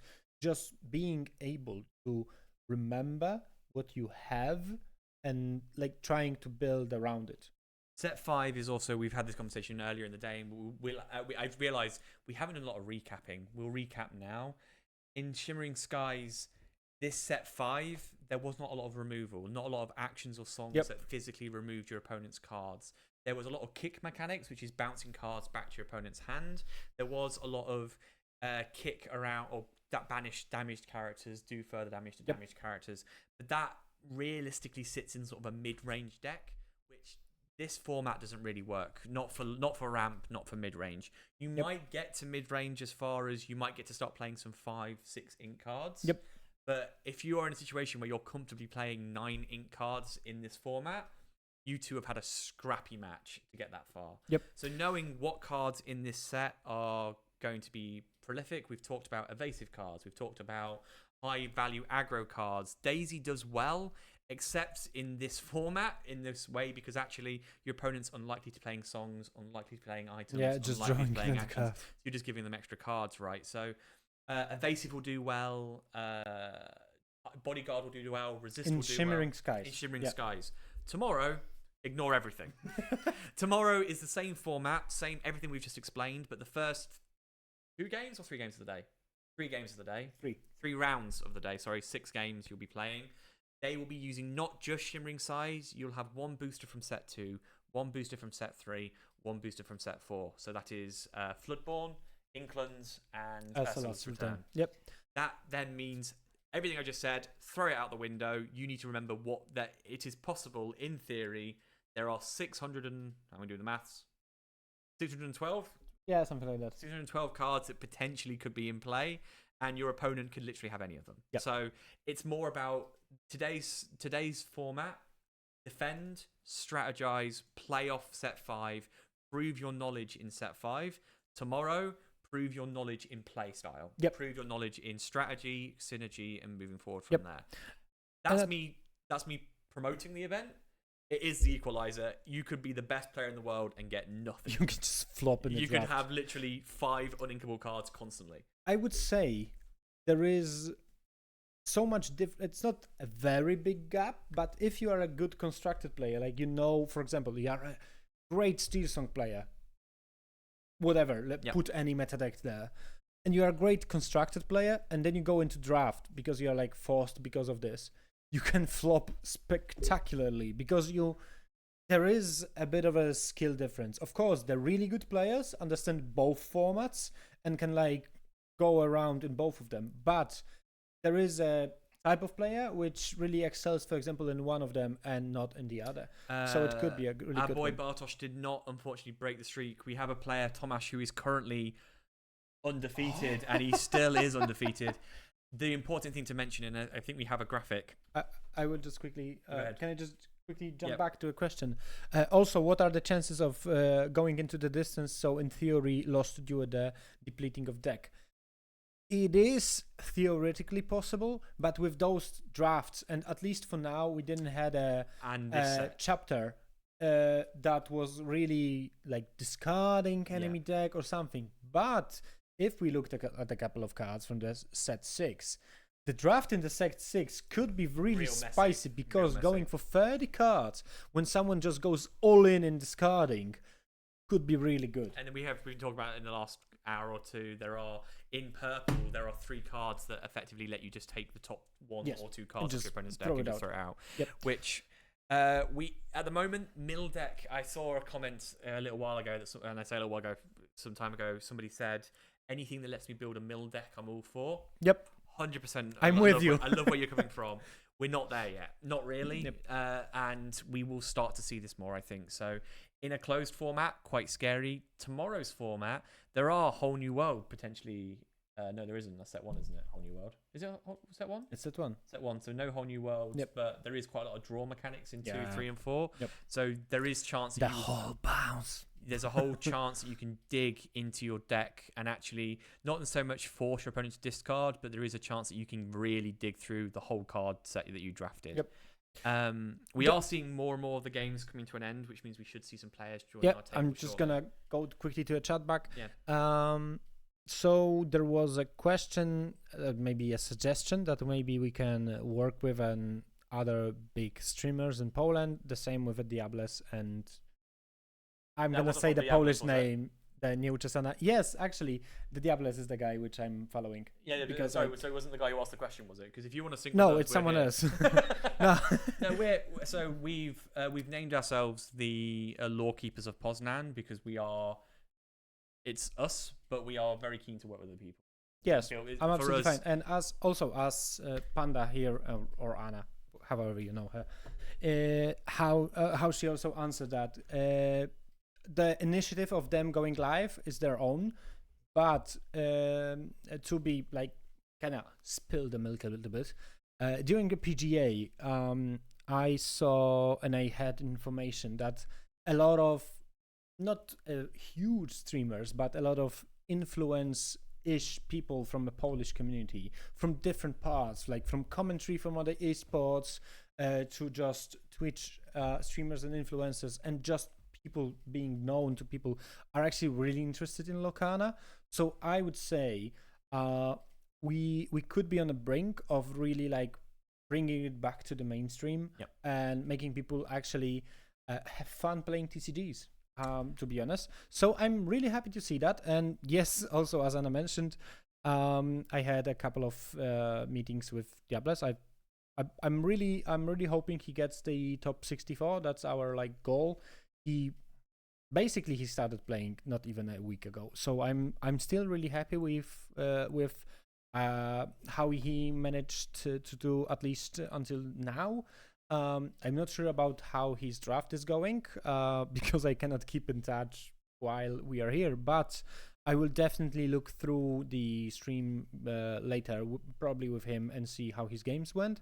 But with the deck he went in, it's not a very easy deck. It's a very playable deck, I would say, which we have, and I would say I'm really happy with the result, at least currently. And it's a first IRL tournament, which is always stressful. What I would say, from our perspective, thank you for joining and watching us this evening. It's a pleasure to have you guys here. If you're here to see us, there's two things to say important. We have won some tournaments. We have lost a lot of tournaments. We have also a love for the game. Is what it comes down to at its core. So what we want here is just to talk about Lorcana. We're not going to be here saying this is the deck you need to win money. That's not what we're trying to do here. This is not the decks you need to win tournaments. These are the cards that we think are interesting. These are not. I was looking at the stream stats. Somebody clipped something, and I fear what they clipped. I genuinely fear what they clipped. I don't know if we can look at that, but I genuinely fear whatever that clip is. I will hide it for tomorrow. Let's find out. I look forward to finding out what that is. I wanted to show. We had that screen of today's format and what we're doing. Yes. One of the things I wanted to quickly show is the important thing to mention is the points from phase 1 do carry over into phase 2. So this means there are players out there currently, the people who are currently playing this, to get into the top 64, to be invited back to day 2 and have a chance of winning the prizes is from 5 hours ago. I don't know what we did 5 hours ago. The chance of them being invited back to day 2 is actually very high, because what it means is they actually have the threshold to get top 64 is currently sat at high percentage 10 points. What does this mean? You have 11 points, which is not possible score-wise. 12 points, 15 points. It's going to be either a combination of 3, 6, or 7. You are already in top 64. You're already a prize winner. And then going into the second day of more intense. Oh, sorry. We have a standings after turn 5. So fantastic. I think. Is it actually? Oh. That's Diables. I'm gonna just quickly switch to this camera. Did we plan that? Can they hear us? Hello, Diables. We can see you. We can see you. Can you hear us? He's playing. Excellent. Amazing. Okay, so.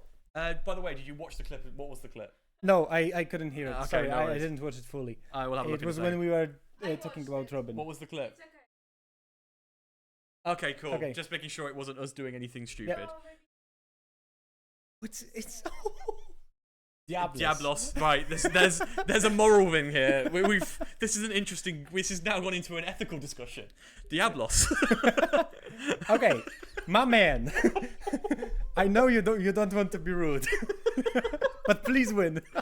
There's an interesting discussion which I've heard before, which is, it was about a year or so ago. I'm a huge fan of Mario Kart. I love Mario Kart. Love the game. Really enjoy playing it. I really hope that photo that's been taken of Diablos shows that his competitor is 7.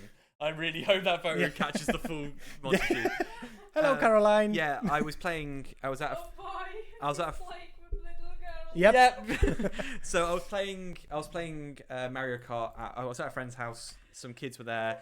They were playing Mario Kart. They said, "Do you want to play Mario Kart?" I said yes, and I crushed them. I didn't even blink. I went, right. I'm putting this. Choosing a decent car, choosing a decent track. Yep. I'm gonna roll these 7-year-olds. I don't care. And someone was like, "Oh, afterwards, you can let them win." I was like, "No, they need to learn." And unfortunately, He's in a tricky situation. You may think, oh, he's playing against a kid. This means he's going to win. No. TCG is like chess.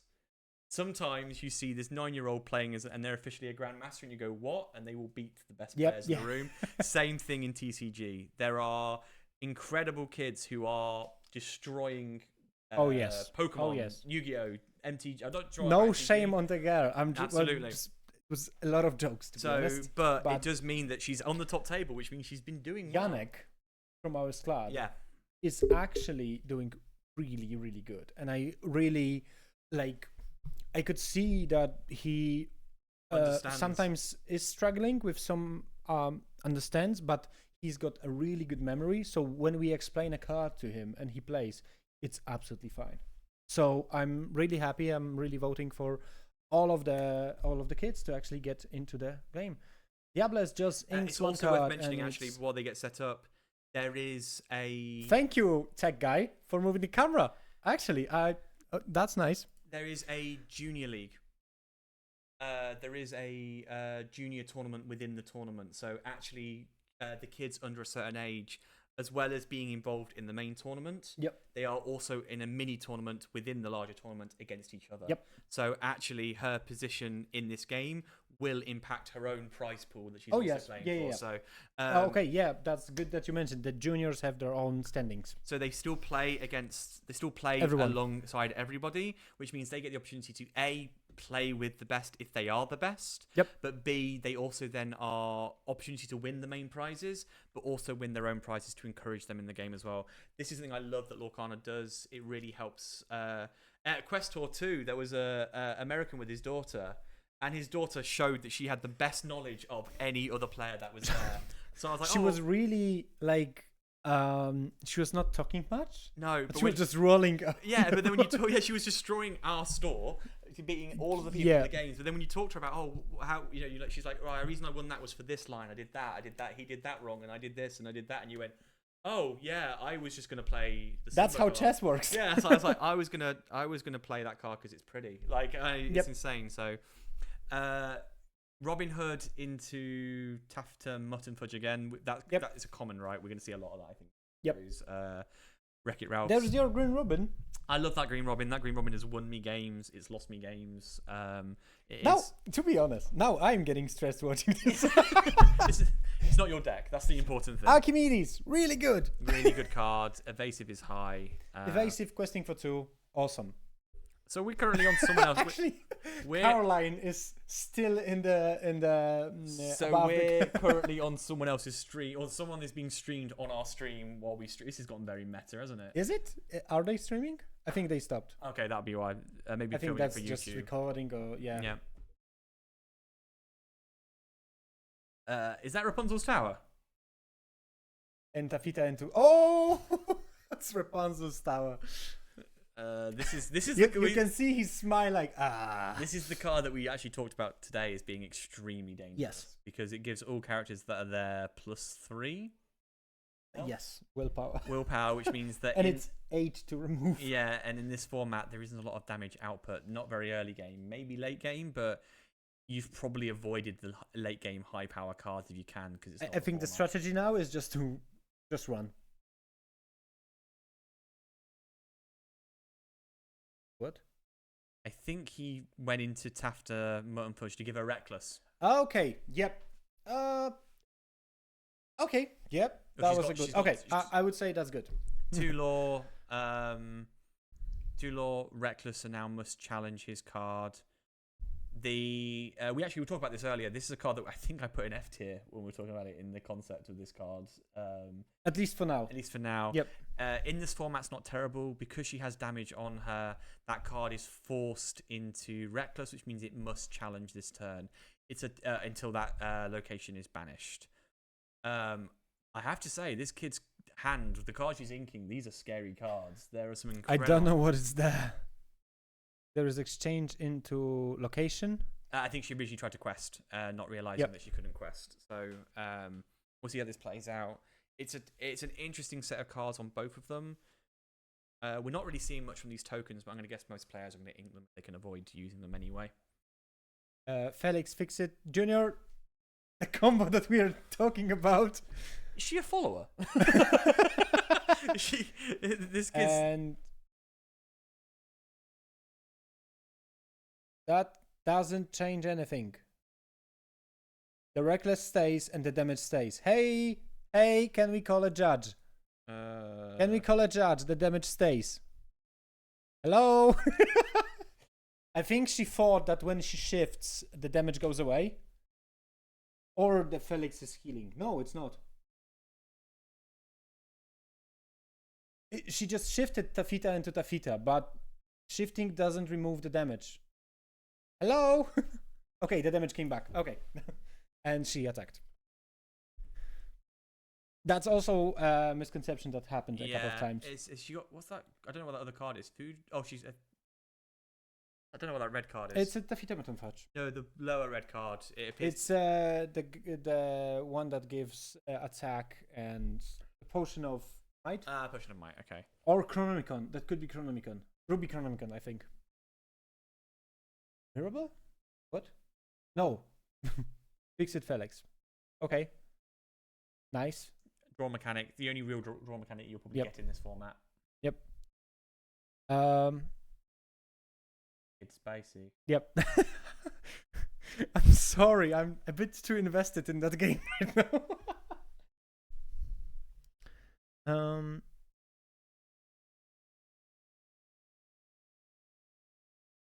Oh, amazing. That looks like a really good deck. He looks like he has built something strong here. He's low on lawn. Why you are not questing with Archimedes? Please quest. Thank you. He was looking like he's going to pass. I'm too invested, sorry. No, it's fine. That thing is that that location is going to be gone shortly, which then destroys all form of reckless on all characters, which his card, his deck, his strategy is currently relying quite heavily on. Yes, but it buys him time. It buys him quest time. with Archimedes to just buy him time. If she hasn't got anything that does deals with rec. Okay, draw 2. I feel like I'm watching a chess. I have to say, this kid knows what she's doing. Yes, absolutely, definitely brilliant. Oh, no! He's been trying to explain to her the mechanics the entire time, and now knew. she is like, okay. He's like, oh, so this is what this deck does, and she's gone, cool. This is what this deck does, cool. By the way, here's the cards. Yep. Archimedes here can go really good because for now she doesn't have any like direct. What does that shifted one do? I thought it had a mechanic around. I can't. I'm going to search the word mutton and hope it comes up. This one. So so what she needs, she may have used up all her lore. She needs to start moving this card between locations. It doesn't matter that it's got reckless. But it has 2 or 3 damage. The small Robin is 2 damage. So the moment she moves, she should be getting out. Because when she moves from Rapunzel's tower to anything else, she'll lose the character. She loses the right, willpower. Okay, for 5, draw 2 cards. Okay. If he's got nothing else in his hands. Yeah, if nothing else. The draw mechanic is key in this game. Yep. There is a lot of really good talk in the chat. It's basically around, we're happy that Locana is getting good. Yeah, and we love a lot it. of like love it. random people is actually getting into it. Yeah. Which like 100%. from wives, partners to kids. I love it. Shout out to Panda in the corner keeping this chat Yes. going because we're just Thank you. what it is, we've got a game in front of us and it's draft, and I think we've actually both been quite excited to see draft because it's just so unpredictable. Diablos is looking nervous. I think he is. He's not. He's like, because I have to say, Mom 90, which can't be the year she's born. Surely not. Oh yeah. This kid's Benjamin Buttoning is right in front of us. She's stone cold. Diablos is sweating. He's rubbing his forehead. He's trying to crack a joke, and she's just like, "Yep." And she's like, "Yep, I'm now gonna do this, and now gonna do that." He's like, "Okay, well, I'm gonna just Diablos. We were making jokes. Show her how to play. She's got it."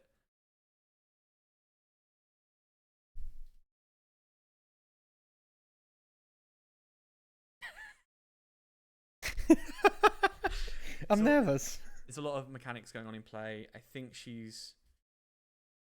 I just want to remind myself. Hypnotic action. Do 3. Okay, and put 2. What's that? I can't see what that is. Whale. Oh no, she went for another. She tried to play it, but she already used her ring. If she plays whale now, why Diables didn't play? Oh yeah, he drew. It's whale, just whale, I think. Now she moved. Yeah. He gets 2 law. She gets 2 law. She Now might- Felix should exchange. Wait, once per turn. Oh yeah, so she went one way and then came. No. No, can you check it, please? It's once per turn. Am I right? It's not a 10 law. Once per turn. Can we have a judge? Judge, the 7-year-old's cheating. That's not. I'm calling Vanny. Yeah. No, it's a understandable mistake, but it's once per turn. So no. We really need to get someone. The guy. It's possibly too late because he's let the play happen. Just.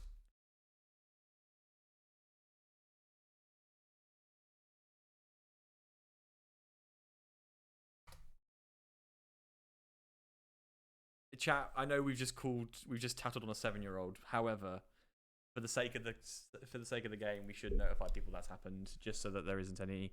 Because at the moment, next turn, she's gonna. Is it once per turn? It says Am once I per right? turn on the card, yeah. Unless once per turn, yeah. Simple as that. Once per turn, this character moves to location, gain 2 law. So next turn, okay, he's traded into it. It's a little bit too far gone.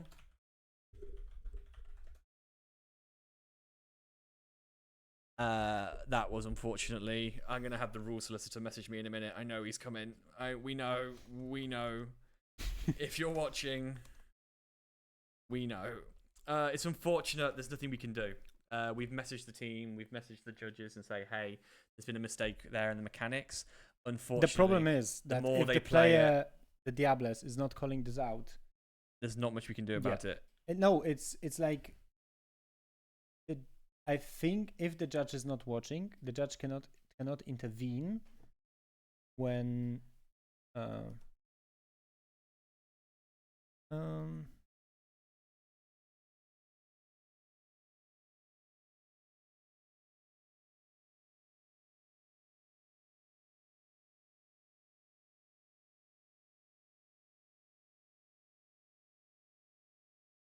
Yep. I know we are pointing a mistake to a kid, but No, unfortunately, but this is the issue is that this then is the difference between 3 points and 7 points. Right? Yes, it's a lot. Yeah, at Like this she stage in just the game. gained 8 She gained 8 law in that turn, sort of or flipping- 6. I something like believe that. flipping between locations.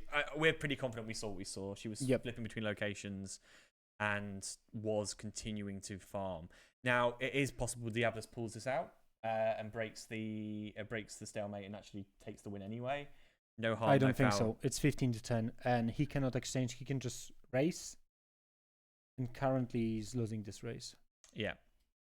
It's one for location. He forgot about the location. Diables, remember about the location. He forgot about the location. Was it 4 times she did it? Yes, I think so. 3 or 4. Now he remembers the location. No, he's counting. He just lethal. 1, 2, 3, 4. No, not lethal. Did anyone react to it? Nah. He did. Yep. And what it is we hope that potentially. We hope we've got to make sure that a fair play is happening. Yep. These situations, which is why we flagged it.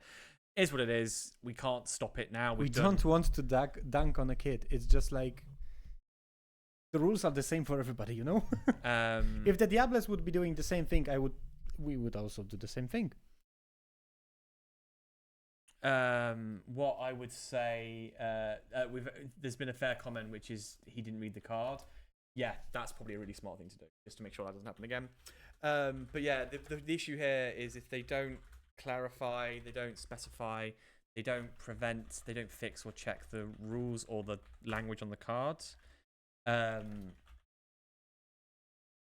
Once per turn is a very difficult thing to grasp if you don't have a full grasp of the English language. You know, there's lots of things we have to take into consideration. So it is what it is. we've let the team know. Hopefully they'll let the players know so that doesn't happen next game. This time is just like, do not let it happen again. Yeah. Because we cannot normally just reverse the game back. Someone has gone over and having a chat, so there may have been, if they're checking the rules on a different card. Never mind. Really? I think so. Hang on. Is it the revive? Yeah.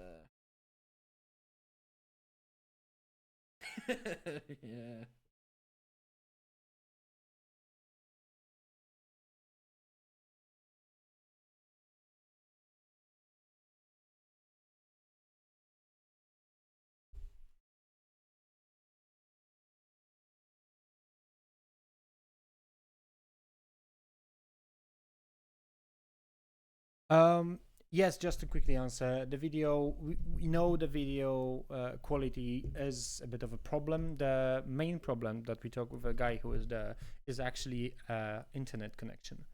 For the future, we would probably also manage the hardware ourselves. Yes. So we have a ways to fix it. We have some ideas to fix it. The problem is that there is a couple of people working together, and we cannot we couldn't connect everything by a cable, so everything works on the Wi-Fi. There's been a realization about the card. Yep, exactly. Now they are reading the Tafita Maton Fetch. Yep, and now they come back and say that's not how it works. There's been a realization on the cards, so they can't reverse it. They're gonna have to call judge. I think the judge is already there, or it's a dad. Yeah. They cannot just reverse. Okay, I think they were discussing the revive. Wait, did she just pull both cards from the discard? What just happened? Revive is not working like this. What is happening there? I'm sorry. Is it the revive? No. Oh, it's the second one. It's the 6. Amber 6. I know that card. It's a blast from the past. Name the card, return all. Okay, that's how it works. How this card works. So that's fine. Oh no, but then it means if she plays it and starts moving between locations, it's gonna be the same. Yeah, it's just end.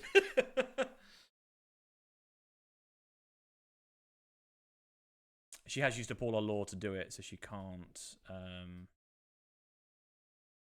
play that card. He's one off now.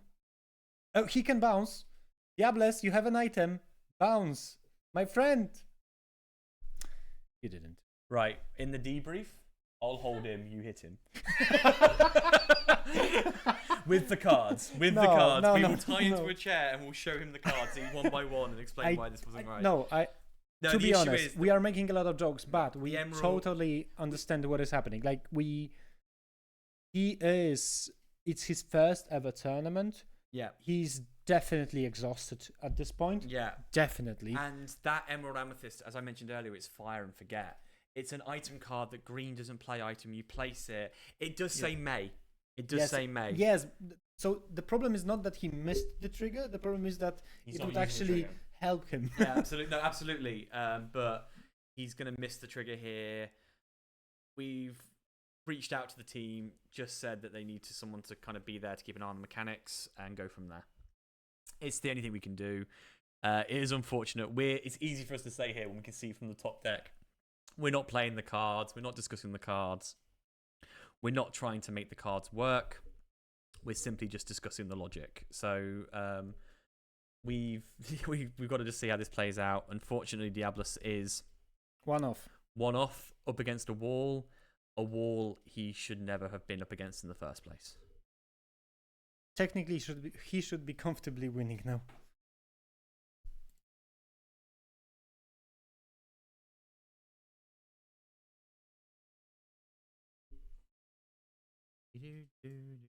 While the judges, we're having a judge lawyer. I don't know. There's someone talking to him. We'll see what happens. I think he's calculating. He goes to 19. He just quests.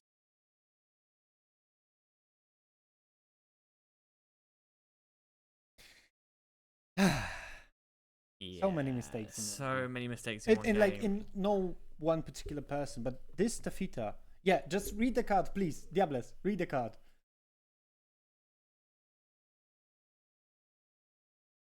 Bunsbutter. He just said it. I'm sure. Yeah. Bunsbutter. The smile on the kid's face.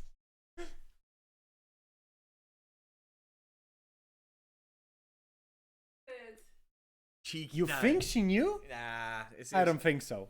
I would. I wouldn't I think it. would if I were. Yes. Thank you. Diabolus. Diabolus.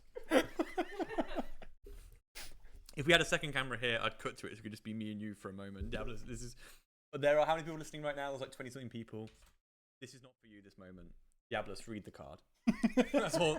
If you're not sure, if it seems too good to be true, which is a card that can pay 1 ink and move between 2 locations and give you 2 lore. I know you're new to the game. Unfortunately, that is too good to be true. Do you not think you would have seen that in the constructed if that was possible? It's not your fault. This is what your first tournament. You're tired. These are the things that happen. I'm not criticizing that whatsoever. That's what happens in these tournaments. That's a good point, actually, to any player. Yeah. If you are not sure, there is no penalty to ask a question. It's a perfectly viable thing to do. And we really encourage people to actually do that, to ask questions. Yeah, and it's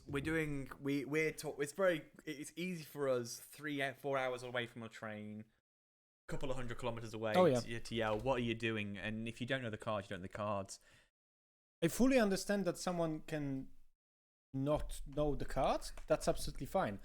The one thing that I always put to everyone, absolutely everyone, starting or playing Lorcana, coming back to a TCG or doing anything, is ask questions. Everybody wants to help. Yeah, absolutely. And I know that this is something that took me a tournament to learn this. Asking for a judge is not snitching.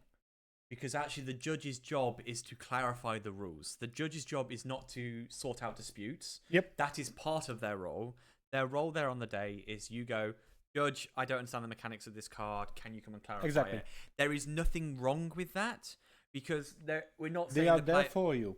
Exactly. And the player opposite 100% believes that, I'm going to say that player believes the way that card works is the way that card works. However, they also may not know. Or yes. Or maybe understand it differently. I think that was the case here. And I think I was one of the main causes of this. Crikey in our store for a good couple of weeks was played when you play it, give one other character +3. And actually, really? It's all characters. Yeah, I was doing it, and I know other players were doing it. Because I was one of the first. Okay, I don't remember that, to be honest. No, so I was using Crikey. I was only going, okay, I play Crikey, he gets +3. Or this card gets +3. And that was a mistake I made, and I swore by it until I was looking at the card a couple of weeks later and was like, I've been an idiot this entire time. But because it was a new card, the people I was playing against, these are people I see every week. They're not deliberately going, Ben's wrong. Mm-hmm. They go, I don't know that card. Sure, that's how that works. And that means that until I said it, and I think it was me and a couple of players, I went, by the way, this impacts all cards on my side. Yep. They went, oh, that's so much better. So yeah. I just remember, I think I played you once when I played the Shift Mavgothel. Yes. And I chose what you are bouncing. And I remember that right when we left the store and went our ways, my brain was like, wait, am I? And I just stopped on my way back home, opened the phone and looked at, I just tricked you. Yeah. Unintentionally. But I don't know the card. You don't know the card. Yep. It's a mistake. These things happen. It's not like you go through an education program to learn how all these cards work. Yep. So if you don't know, there is zero harm in going, Judge, give us a hand. We have Cogsworth and... sorry. Orange drink. Yeah. We have Cogsworth and I don't know what that red location is. It won't be Snuggly Duckling this early. No, Snuggly Duckling is Ursula's Return. Not sure what that location is. We do have Lilo in play. I'm gonna quickly check.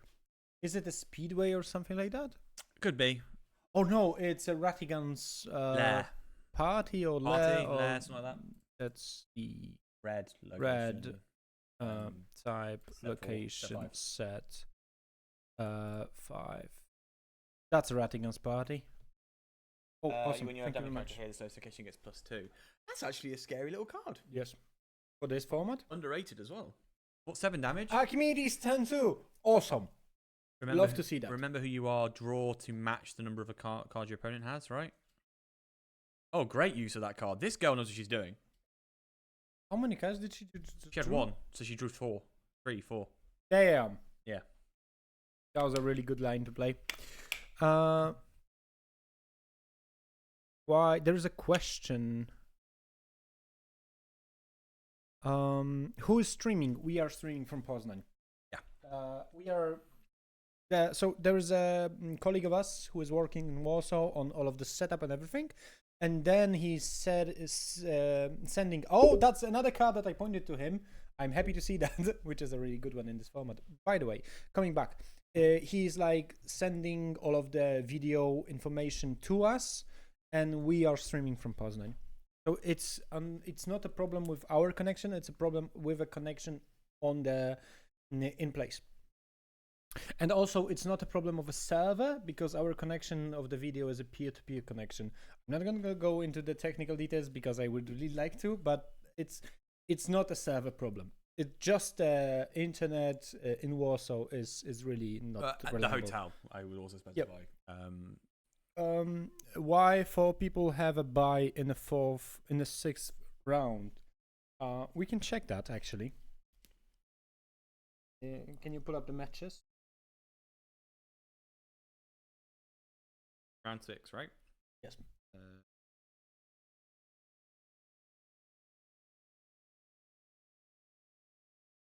That is an exceptionally good question. Because there is a possibility. I'm not sure this is the case. I'll just give me a second while I quickly check. People dropped. People dropped and... Yeah, because it's NA. Oh, wait, what? It could be. So the buy could be assigned. No, why? Wait, what? No? Maybe the people from this particular pod dropped and everyone was assigned a buy. I don't know what's happening. Okay, there fix is, it and what Simba. I'm seeing here is actually there's a lot of crossover that these players have actually played with. I think what it might be that their pod just dropped. Or the players that they're playing against actually are players they've already played against, which melee.gg in Swiss round gets a bit funky here because it will not pay you against somebody that you've already played. Yeah, it could be some problems. We see Rapunzel's Tower again. There is a Simba. Law-wise, we are kind of similar. I would say Diables is that's another location. That's your location, my friend. Well, it's another location. That's my location. God, this is turning into Monopoly. Yep. I'll have a look at what the score is here. The honest answer is I don't know why there'd be 4 buys assigned. I would assume that's because the pod just fell off. So other people from the same pod just dropped, and melee doesn't have a pair to pair them against, so it would just. But assigning a buy in this situation is strange. We are just messaging a couple of people and asking. I'm asking what someone could who be done. runs these tournaments Yep. why, under what circumstances, 4 people would be assigned a buy and not competing against each other. Yep, there is Pete and Anna. Let's quickly check because I always But forget what this Pete does. this is the perfect description, as we mentioned earlier, about there being very little removal in this deck. Unless you decide that you are going to go fight your opponent, there is very little reason to go fight your opponent. Uh-oh, spaghetti-o.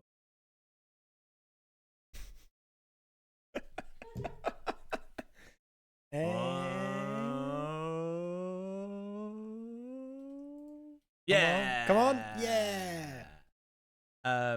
There's if you have no reason to challenge in this, there is very little reason to challenge in this. So it is possible by all stretch of the imagination. Is he pulling a draw here? I think so.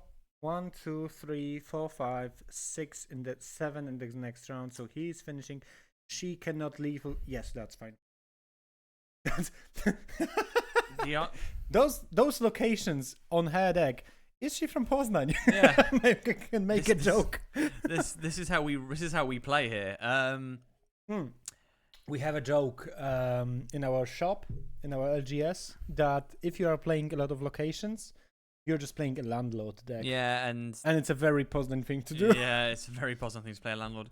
It's unfortunate because she has a lot. There's a lot of. This is the issue with locations compared to previous sets. I think Inkland's had, which was the introduction of locations, had some really powerful. Oh, actually, she can stop him if she goes on the offensive. But yes. My experience is when playing with younger characters, they either go younger players. They either go full attack or they go full quest. They don't do that combo strat. She could slow him down, but he also has a reckless jungle. So she would then stop herself from. She has more locations that give her lore, but that also the issue is Archimedes is evasive and she has no answer, I think, to that Archimedes. So she can stop him from getting lethal next turn, but she can't stop him from getting lethal turn after. So she's going to have to do something a little bit special. Her discard currently only, just to show how ridiculous this is, I actually think both their discards have a single action card. Yes. There is nothing else happening currently to suggest any sort of combat on the locations. She could sink some cards rather than leave them damaged. She could, for example, eliminate the Clarabelle.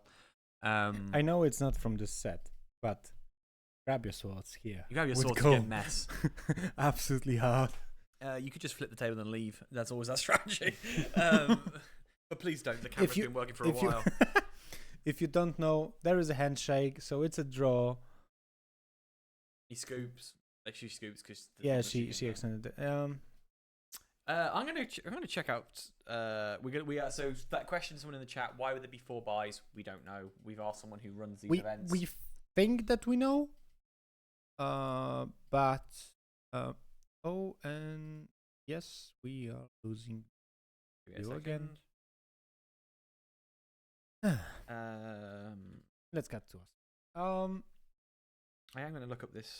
First of all, I'm really happy that we actually saw that game. Yep, that was because from this game we can draw at least 5 mistakes, which it's good to. I feel it's not to mock anybody. Yes, I think it's good to point out. We have got some videos coming out that I need to finish editing of Quest Tour Top 32, and actually it's quite interesting. Which is at the time the player would not know that what they made was a mistake. But there are games where we can actually, by looking at the playback, we can literally look at one decision. And it was actually in one game. That was the game when the first seed was playing with the 32nd and they lost. But the first seed opted to quest rather than challenge in one turn. It was one turn, one quest, one challenge. Obviously, we have the joy and the pleasure of being able to see the whole game play out.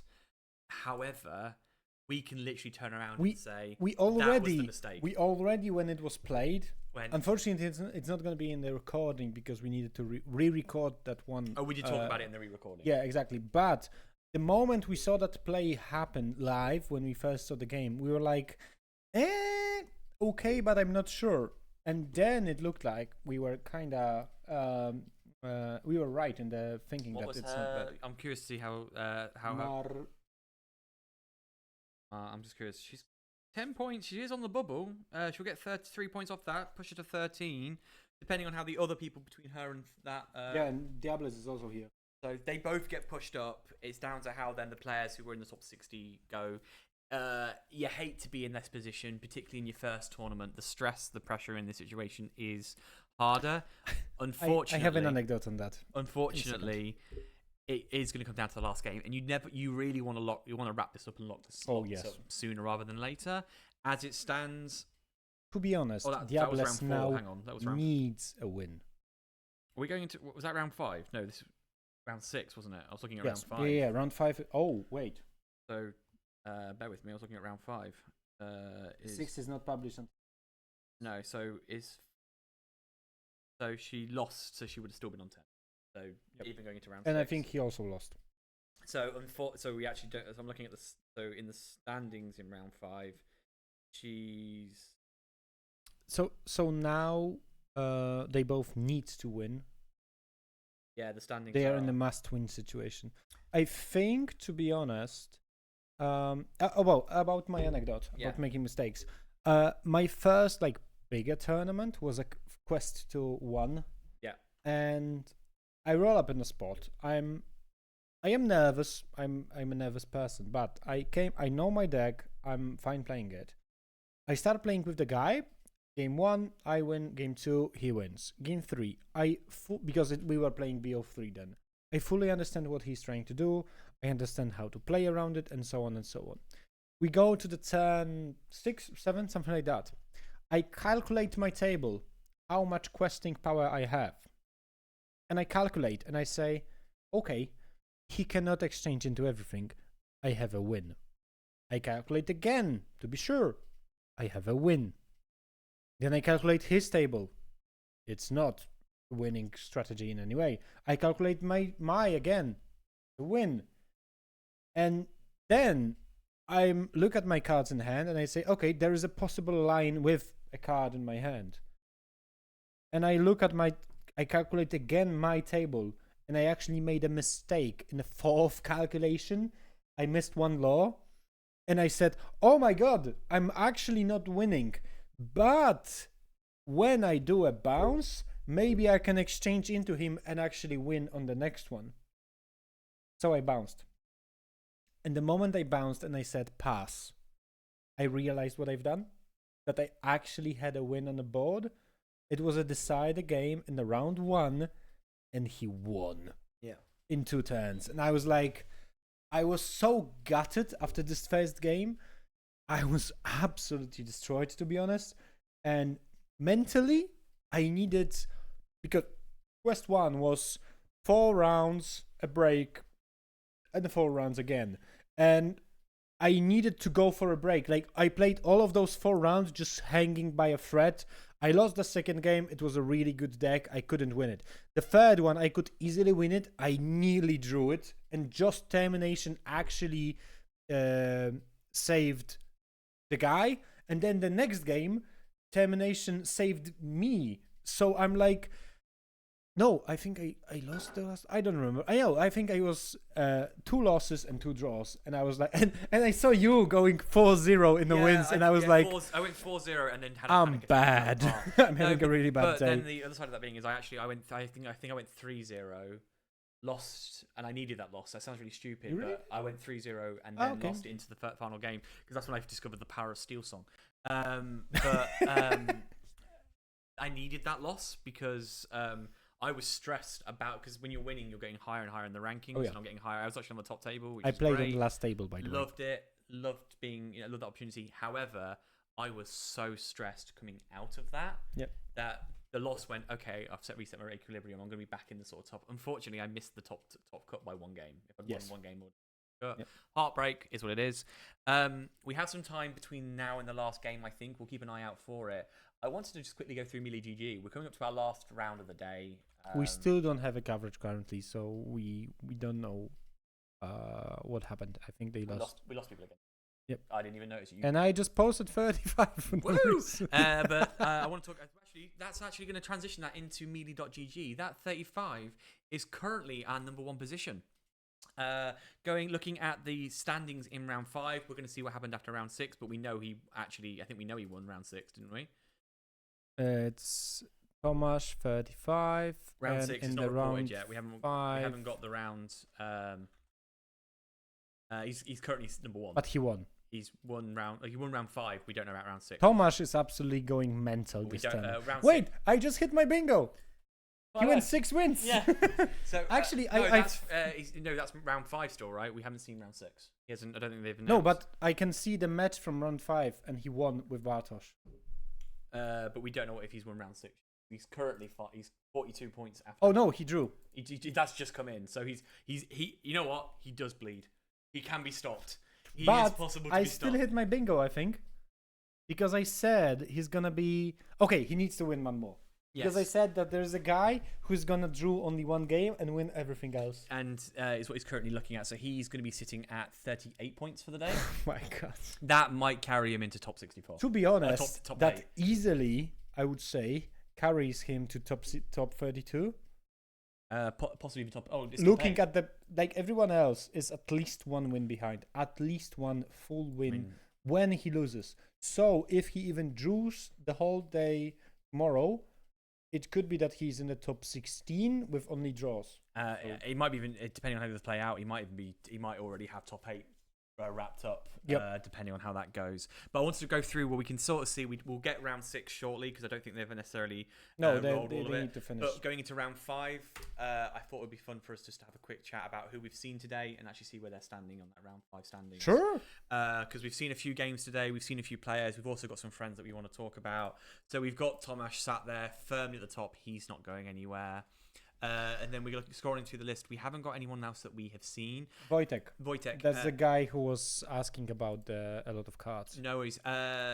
Still doing good. We have. I will mention now. We need to keep an eye on Ziggy because I think it was Ziggy who has just managed to crack Thomas. Yeah, that was the draw of Tomasz. So let's keep an eye out for Ziggy. He obviously knows the game. We don't know what Tomasz pulled, but he also 2-0'd his first game. So we'll see how that goes. Scrolling down, Bartosz. There was a Bartosz, our guy who what he was playing in the round 6.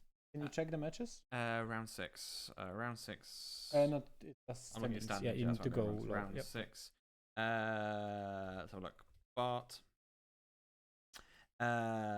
He's Bartosz draw. drew. Okay, so he's going to be sitting at around 27. 27, that's very fine. Respectable, Very respectable. Definitely top 64 at this point. Jacob from the first game today. Yeah, great. He's had a great day as well. I'll check what his round 4 not reported. What happened here? Maybe dropped. Probably not. It's J4. J4. He drew now. Run round 5. Run round 4. Something's just glitched there. Yeah, just okay. Cool. Scrolling down, Rima, our guy. One of our guys from the squad. He's had a fairly good day. It just looks like round 4 is glitched on this one. I think so. So we'll see where he is now. If he's come in, not reported yet. He is against Bayo Jo, who we do know. Yes, I know him. It's a really nice guy, a really good player from Wrocław. Yeah, I think I've Poznań against Wrocław. Yeah, I think I have played him before, or seen him play out before. He's a great player. Scrolling through that list, a few players we don't know, but we are going to keep looking for someone that have shown it today. There's that Bayo Jo we just talked about, and that will take us into page 2. Now, this is going to be the sort of at this Sense point. my law. If you're above this, chances are you are top 64 at this point. Yes. Something shocking needs to happen. However, you are still going to have to fight tomorrow. Yep. Love to see it. So we've had Cuba, Sense My Law, one of our guys. Young. He's had a fairly good day. I should check his performance for 6. Sense My Law is draw, so he's going to be sitting around 23. Great. It's okay, I would say. Disco Burger is up there. She's back. She was sort of. She was mounting a comeback. She was on. I don't know why this is not going away. She drew again. So Disco Burger will be sitting around 23. Maybe? 20. So she was below the cut earlier. Oh yeah. But she's mounted a comeback. Love to see that. Tomasz, the Lord, our little Lord leader, I meant to say the Lord. Tomasz is currently. Oh, hang on. Is Sense My Law? That's shifted Yannick, right? Yes. Right. So shifted Yannick is sitting The there. big Yannick. Big Yannick. We'll have a look at how Skald is looking. He hasn't reported his last game, so we don't know yet. But we have a Mikic. That's the guy from Law Canal. Yep. This is our colleagues from Stettin and Gdansk, I think. The second one is from They Gdansk. have a great little YouTube channel. You should check it out. Yes, there is a Polish, to all of the Polish viewers, there is a Polish YouTube channel. When they create some content around it, we are happy to just shout them out. Sense is just brought in a draw. Okay, yeah. You just sent us a message saying I just drew. Great. So he is one of the guys. Yep. It's a great showing from our lot, which we really love to see. Blood Dice, one we saw earlier today. Good day, and got a buy in the last round. Oh, that's the pod when he's gonna love that 20. That's really good. 24. 17 goes to 24. That's huge. Very jump. comfortable. Very comfortable into 64, most likely. I don't think we see anyone else. Know anything else. Going through this list a little bit further, is Kuni Kosha our? Oh, that's a dwarf deck. That's the dwarf deck. That's our. She looks like she's comfortably currently. Let me get her scoring in currently. Kuni. She just drew, so this is set. We're looking at 5, so she'll be 19, respectable. Could do with But another this win. could be a cut. Could do with another win. Could do Yep. with another win just to secure that. Looking at this, I think 21-23 would be a cut, somewhere around this. Yeah. Going further down. Oh, Krzysztof, that's guy from Pillar. Oh, unfortunately, I could see that he drew does a lot of. But he goals.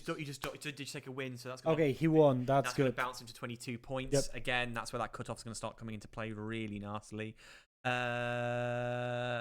Nothing else. I'm looking for younger Yannick if we can see where he's wrapped up for the day as well. Depressia, they've had That's a rough the guy day. that we just watched. So she's 13 points. And Not enough for the Diablo's cut, just beside her. but Diablos knock out a 2-0, mate. You might make it. Yes. The cutoff's there. I think they both are in the must-win situation right now. Yep. Because they are both on a 13 now. So must win, and maybe you can go through. Unfortunately, Diablos has a really bad tiebreaker, so it can go down to this. Yeah, no worries. There's two people I haven't seen their name up there. Jan. Here it is. I have it. He just drew his last game, so he's going to be on 9. Which I think it could be short. Could be short. We'll see how it plays out. And I think we have Jacob. He already dropped, I think. I was looking for yes. That's a lemon lime. Yeah. So we'll see how this then wraps up going into the final game. Have we got any feeds back or footage back? Nope, it just died. We will sit tight for a minute and hope that comes back. We are going into the last game. We will be back tomorrow to run out rounds 8, 9, 10, 11, 12, quarterfinals, semi-finals, and finals. Yep. It's going to be 3 rounds of draft, so it's going to be... we have a standing from round 6. Yeah, standings round 6. So we'll find this is sort of going into it. 38, Thomas. If he knocks out another 2-0, that might be top 8. That might be top 8 for him. Blood Dice, huge comeback. Not Blood Dice. Blood Dice stayed high, huge jump. I got the bye. That's why. Exactly. Where's I keep looking at Disco. Let's see where Disco's set now. Disco's at 38, 23 points. Honestly, another win would definitely secure your position. 2-0 would send you straight into top 64. Yep. Sense My Law sitting at 35. Probably quite safe. Unfortunately, with that 2-0 best of 2 format, there can be room for a lot of swings. Tomek possibly struggling. Possibly in a must-win situation here. Having said that, if everyone below him loses their matches, he's got a really good tiebreaker. Yeah. He's got a really good, strong performance. I think draw could be okay to get to the top cut. Yeah. But it's still a situation when he needs. But we have some other players still in play. I forgot her name already. I want to see whether just for my own reference, because it's my personal champion of the weekend. Are Snow White deck. Connie. Yes. 1 second. Connie. Spell it for me, because I'm K. Currently at 58, again on the bubble, 19 points. That's really unfortunate. It's very tight in the middle. Does need that. It is gonna come down to the last game. To be honest, for everyone from like 20 something below, win is guaranteeing a position up. Win is guaranteeing. However, for every player who anyone below 25 below who gets a 2-0, they're guaranteeing themselves. But every person above them who gets the 0-2 is potentially losing out. Yep. Where is the very top cut? Where is the very much like if they went 0-2 now, there could be a real upset? I think it is. You're right. It is down into like the 24, 25. Yep. That's the real upset. If they 0-2. That's a very unfortunate. A great day of gaming, 23 points out of 3 rounds. That is a good innings. You've got to play the whole game out. You've got to play draw it now. Just draw honest. now. That's going to be key in this play. The drop off is huge. So Tomasz currently has more than a win advantage from the third place. It's amazing. Like the showing from him, it's awesome. However, going into day 4 with 1, 2, 3, 4, 5 rounds of potentially 35 more points to be won. Yep. There is still place. It's not like he's not ran away from it, but so that's the point. He's 11-1-0. Yep. He has only lost 1 game today, and he is still within striking distance of everyone else in this matchup. So it is going to come down to that last game. Just a quick reminder about how the whole how the whole tournament works. We are currently finishing the second phase. There is 1 round left. So technically there is 49 points to be gathered. Tomasz is really close to that, so we nearly have a perfect day until now, and then we do the cut. So top 64 players from today are going to the top of the are going to the second day, to the Sunday, and in the Sunday we are starting with a draft, then we go to constructed, and then we go to the top. Woo! We are looking for that last game. We are looking to go for that last position, that last match of the day. We might see some drop-offs. We might see some players who actually, this is where that weird position has. To be honest, you've been here all day. It is late in the evening. Do you want to do one more? That's your sort of mentality. We'll be curious to see what the state of play is tomorrow with these top 64, because the cut-off's going to be real spicy. But as we said, there's still 35 points to grab. We've got to see how this plays out, right? Yep. Our local community is slightly mocking us, I think. I haven't read all of it yet. I haven't translated it all yet, but I believe we're being mocked. But that's fine with me. How many viewers are we still rocking?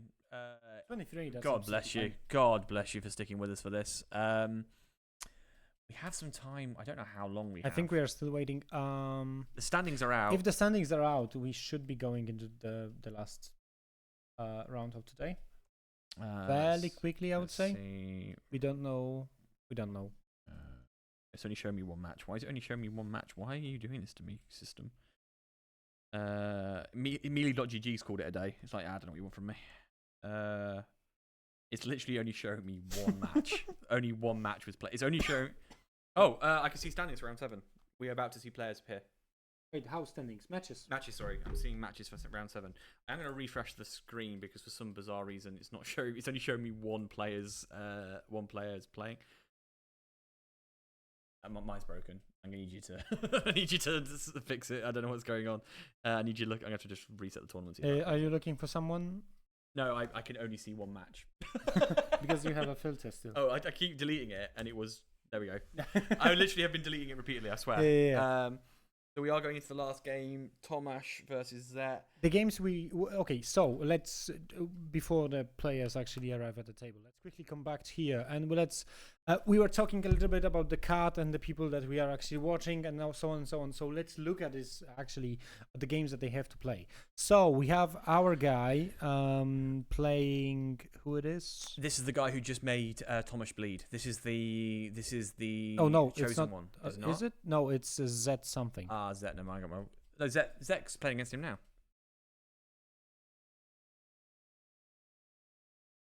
Round 6. Ziggy. Was it Ziggy? I got my wires Yep. crossed. But they are pretty okay. If they just drew, that's fine. Jacob and Bayo. Disco Burger is actually playing on a 16. That's if she wins, it's a comfortable. Yeah, 100%. Who else do we know? Ziggy's down on table 25, which is a surprise to me. But I'm guessing at this point the tables might be a little bit more random. Oh, that's also because the tables are a bit random because of the pods. Because they are playing only inside the pod. Sense My Law is table 27. Wait, what? Why they are playing again the same match?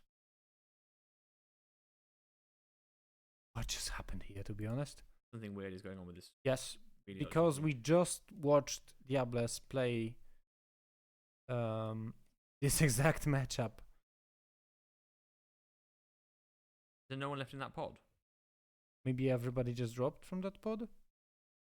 There is 48 matches, it shows. Wait, no. let what?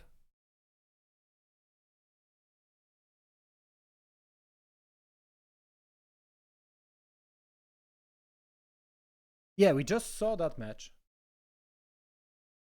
And that's exactly the same? What? Yeah, it is. They have been paired against each other. I guess there is no one left in that pod. Whatever the pod format is, they are literally playing against each other again. That's something going wrong. We don't know what happened, to be honest. And we lost the feet. No, the players are actually black. Oh, and we see some known faces. I know the guy on the left. I know him from a couple of tournaments that we played. That's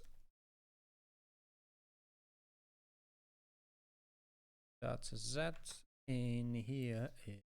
So we're gonna actually look at the Tomasz trying to defend his nearly flawless run. So Tomasz earlier today was playing. It was our first game of the day, wasn't it? One of our first. Was it? The first one was Disco with Jacob. Then it was Dwarfs, and I think third. Third was the one that we had a lot of problems, and fourth one I think it was of Tomasz. Third or fourth? Yeah, I can't remember what he was playing. Green Steel. Green Steel. I did think it was Green Steel. That was the point. It wasn't matter which he was. He was rocking a Diablo deck. And Zet, we have seen Zet before. And we do not have a lock. Do you mind if it is? Yeah, you can just. I'm just. What up? I'm still on stream. How can I help?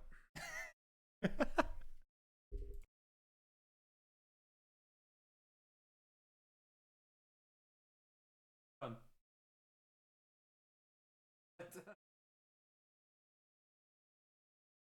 She wants the dress of a If you're an English person listening, they're all from Canby Island. You know what that means. That's all it really matters. Quite like these sleeves. I don't feel like we've seen these sleeves yet today. I did not. I really like them. Yeah, they're quite nice. Can we get a lower counter? Can we get a lower counter? Have I lost my mind? Yes. Oh, okay, so actually, at the end of the during the second game, the judge was actually standing beside. Yeah, I was notified after the first game. Why he is playing in our cup? Oh, wait, he is from Poznań. That's what I remember. He just doesn't play in our. So someone's handed him a hat. Yes, one of Good. us. One of us. Join the Facebook group. Okay, to be honest, I wanted to see Tomasz going really good and going flawless. Now I want to see Tomasz bleed. I don't mean to draw your attention to the lore counter, but the lore counter missed by that much. It was a good aim, but he missed it by that much. I love the little red red velvet bag. I'm assuming it has dice. I remember he has this Harley Quinn-esque rubber ducky, which I also appreciate. What? He played earlier when he was in the game we watched him play earlier. Oh yeah, he was playing with a rubber duck. It's right beside the. Yes. Yep. So this actually for new players. If you are a new player still watching with us, hi, how's it going? Actually, we haven't done this for a while. I'm Ben. This is Michael. We should possibly wait while they're setting up. We would say hello. What we often saw, we saw this sort of coming out of the first Quest Tour is Quest Tour 1 was when locations were coming into play and this whole new mechanic of potentially getting passive lore. Yep. And more since then, we have seen passive abilities or abilities that trigger at the start or at the end of a turn. What we have then started seeing is actually, I mean, you can always play, as long as it doesn't interfere with play, you are more than encouraged to have little trinkets, little good luck charms, etc. Yep. However, we have started seeing players actually put trinkets on their deck, on their hand, or even potentially on locations to remind them at the start of the turn, count that passive get lore, the law, trigger the ability, whatever it might be. And that's what we were seeing, I think, with Tomasz, even though he's currently 7. He's nearly unstoppable, nearly unbeaten today. We did see him putting his duck on the deck, I assume, to make sure that he counted or played out any triggers he needed to. So I suspect we're about to see the same thing go out. We've got the lore counter in play. We see the hat. It's a nice hat. No one would ever criticize the hat. Tomasz actually messaged me, stream guys, look at the look at the stream, and I think that was the moment when he gave the hat. Yes. So Thomas, he did say if he made it to the top table, he was going to give us a send out or shout out. He's made it to the top table by forcing a player to wear a hat.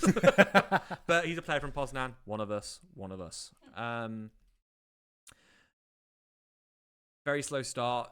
To be honest, these guys have a very relaxed day. They're both rocking the top of the table. I love to see how this plays out. I would love to see what they do here. Yep. Just as far as it would be. I think they are just waiting for everyone else to set up. I believe that could be an issue with Diables and the idea that he's paired again against the same. Yeah, something's not gone right. I think they could be trying to maybe fix it or change it. So yeah, we'll see what happens there. I have again checked with our law solicitor who's informed us that's a glitch. That means GG shouldn't have done that. So they will resolve that sooner rather than later, and we'll get that going. Yep. I think I don't know if you remember last time when we were playing on Sunday, we were paired against each other. Yes. When I was on the bottom of the table. Yes. And I was the only one that should have a bye, and someone else above me actually got a Yeah, bye. I remember that. And then I actually calculated that at home, and there's no way he's getting a bye. No, and it did appear that Melee GG was just acting a bit strange. It does. I mean, it's a software that's trying to run a lot of calculations for a lot of tournaments globally, a lot. Yep. So, I mean, how many times have you done something on a spreadsheet, hit enter, and nothing's worked? If Same we things can happen. throw just a little bit of shame, just a small bit of shame, Disney or Ravensburg, please create your own app. Yeah, please. Or create your own system inside Melee. One of those. Because I think we already saw in a couple of big tournaments, we see a very strange things happening. Yes, I think that's a very fair assessment of what we've So been seeing. it's, please address it at least in some way. Like, okay, we are working on it. Or no, everything is fine. You guys just don't know the rules. I'm absolutely fine to acknowledge if that's the case. But I see so many strange and typically random things happening. I'm not sure. The guys are just taking their time. They're chilling out, relaxing. It's the last game of the day. Yeah, it's been a long day for everyone involved. We are looking at. We are here at 8.5 hours. It's been fun. I would say it's flown by. It's actually incredible that we have the ability to talk about Lorcana for 8 hours when the stream dies and we have to talk into the void for an hour. So thank you very much for sticking with us if you've watched anything today. We would love to. We are really happy to see you here. Absolutely. I have noticed that you've lost your stream counter, your lore counter on the screen. There it is. Good catch. Oh, interesting dynamic that I wasn't expecting about the hat. The hat blocks the view of the cards. That's design flaw. We may need to investigate that. No, it's actually good. If you are making a mistake and you know that the stream's watching, some from our people are watching the stream, you can just lean over the table and say, "Oh, I'm really deeply thinking." These guys are at this point just enjoying the chat. We'll see how this plays out. It's going to be an interesting game. I think what we might interestingly see, for example, I am looking at round 7. Would you believe that someone's won 2-0?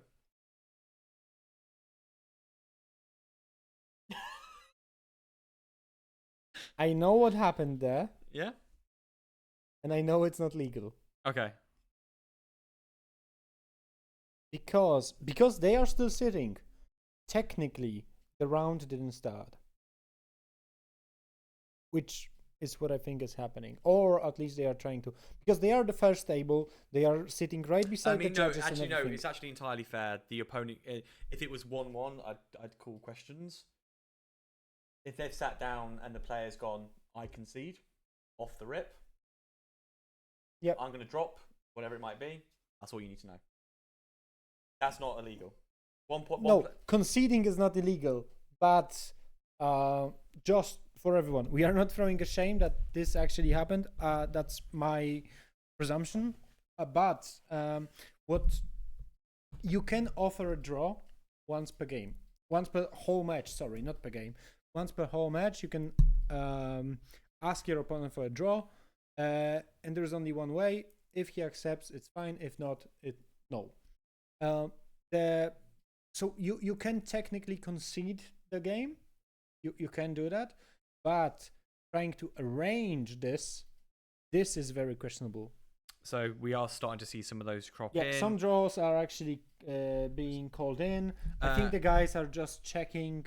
The 2-0 that I'm seeing here, just for full transparency, one player's at 19, one player's at 13. What's going to have happened here, and I suspect this is what if you and I got matched up in the last round, you're at 19 points, I'm at 13 points. I'm going to concede If the we match. know each other, I'm going to concede the match, and I have a sneaky suspicion that's what's happened there. I would do probably the same. Yeah, Exactly the same thing. It's a case of him on 19 getting 26 points gives you a chance to be top 64. Yep. Me And taking really 7 points, I'm not going to really make that limit. Giving us and both, probably you're gonna drag me back. Yeah, with giving yourself. us both 3 points. You might make it. I definitely don't make it. So I think that's just what's happened there. I reckon if you two know each other, I'm not going to talk about names. If you two know each other, buy that man a drink. Yep. Simple as that. Yep. Buy that man a drink. There's a beer waiting today. Exactly. Or any. But this is what we're going to start seeing, and this is what happens, which is a case of conversations we have in which is it would be in our interest, in our positioning that actually I'm on X, you're on X. Let's give us both a shot at this, and it happens. What I will also say is you're going to go to that table. You're going to investigate that. You're going to go to that table and go, oh, what's going on there? There is a strong chance, and this is my favorite thing about it, they're still playing that game. They have probably already agreed. Just for fun. Just for fun. Yeah, I'm doing it. We've done this. Where I've gone. I'm going to concede this game to you. Let's play this out. Yep. Let's see what would have happened anyway. And I think I also won that game. Yeah. So it's one of those. It's absolutely like what's happened. We are seeing more of these coming through. Some of these players are going to possibly be securing their final score for the day. Because actually, the reality being, it's better for us both to have 26 points than neither of us has 26 points. But my favourite thing about it is they're going to be playing this out. So we're going to see how these play out more. I'm happy, to be honest, I'm happy to see that all of the games that we saw today were played. The unfortunate situation, which can happen tomorrow, is that one of the top tables just decided to take a draw. Yeah. And that might happen. That's the nature of these top car tournaments. It is what it is. We'll see how this plays out. What I will say, though, what I think is really interesting is that the reality of this is that the Lorcana community is a very close community in the sense of if somebody comes into a room and goes, I play Lorcana, can I play? Pull up a chair, get this going. There's no negativity, there's no toxicity in the community, which I really like. Adding to that, there is a strong possibility that actually, and this happens, we can go through this list. I can go through my own melee.gg account. I'm going to put good money on I've played a good portion of the players in this. Oh, yeah. At some point, either in a smaller tournament or in one of the major ones that's happened in Poland. So there is an element of, great to see you, what you're playing. That's great. I've already absolutely bummed through this tournament backwards. I've absolutely made a mess of this. Do you want 7 points so that you have a chance to win an Ursula? Because I won't. I've done this with the players. I've done this with the people because I, at the end of the day, I'd rather they win something than neither of us win something. What's the point? And more often than not, I end up leaving with a beer, a booster pack, or another friend. And that's a great way to sort of wrap up the day. Exactly. We'll see how these guys are playing out. It's a very interesting aggro deck looking like from Tomasz on the left. That I think I realised when you asked me earlier, is there a Reckless? Yes. I think that might be the only viable Reckless that we might see. I think one of the... That's Archimedes. One of the Wreck-It Ralph girls also has Reckless, I think. I think she's like a 3/2, 2 or 3 ink Reckless. Yeah, could be. He's already got the library out. That's quite scary. Library, Maleficent. I need to. My money's on. That's somewhere. Yeah, we've been here for a while. I do apologise. I'm glad this is only a stream. God bless you if you stuck with us for this long. I'd be sick of me. This is not a surprise that these guys are at the top here. I love that anytime one of us makes a joke, there's just like a 6-second delay before the joke makes it to the corner of the room. I think that might be the other Reckless, by the way. Oh no, it's got a law counter on it. Maybe not. That might be the weird. The Freedom and Fudge? Yeah. The one that moves to location, I think. Oh yeah. It's the the problem one. The problem child. But we've got that libraries in play. Oh, green Amethyst Grammacon. This is what we'd expect to see. This is going to be a scrappy game. I am going to keep refreshing to see what else shows up. More and more games are coming in as we speak. This is probably going to be the shortest round of the day. Yep. Because either players are going to play it out tooth and nail to secure themselves a spot, Or they are just. or they're going to. Oh, they're just going to. drop. It's an honor thing now. Play for honor, maybe not. Yep. If there is if we got anybody left in the chat, do sound off, say hello. We'd love to see and hear from you. Tomorrow, I haven't looked at the bingo board for a while. Let's run it through. We haven't actually seen a single Steel song yet. We have seen Rapunzel's Tower, so I do need to wrap Rapunzel's Tower off the bingo board. Yep. Fix It Felix in the same game, so those two can get wrapped off. We haven't seen Maurice's Workshop, 10 Law Turn. We haven't Where is seen. Bucky? No Bucky yet. Evasive Victory, we don't know. Yasmin into Rabbit, we haven't seen yet. Milcheck, no. Whole New World, we haven't seen one yet. Nope. Steel, One Turn White, we haven't seen. No Sings Together. No. We did see an Ed in hand, but they never got to get played. So we're not going to count that. We haven't seen Diablo for a while. No Be Prepared. No Law Death. No Robin Hoods at this stage. However, tomorrow's a whole new day. Let's see what happens tomorrow. We might remove some of these bingo board characters and get rid of them to make it a little bit more viable for tomorrow. Yeah. but we'll see what happens.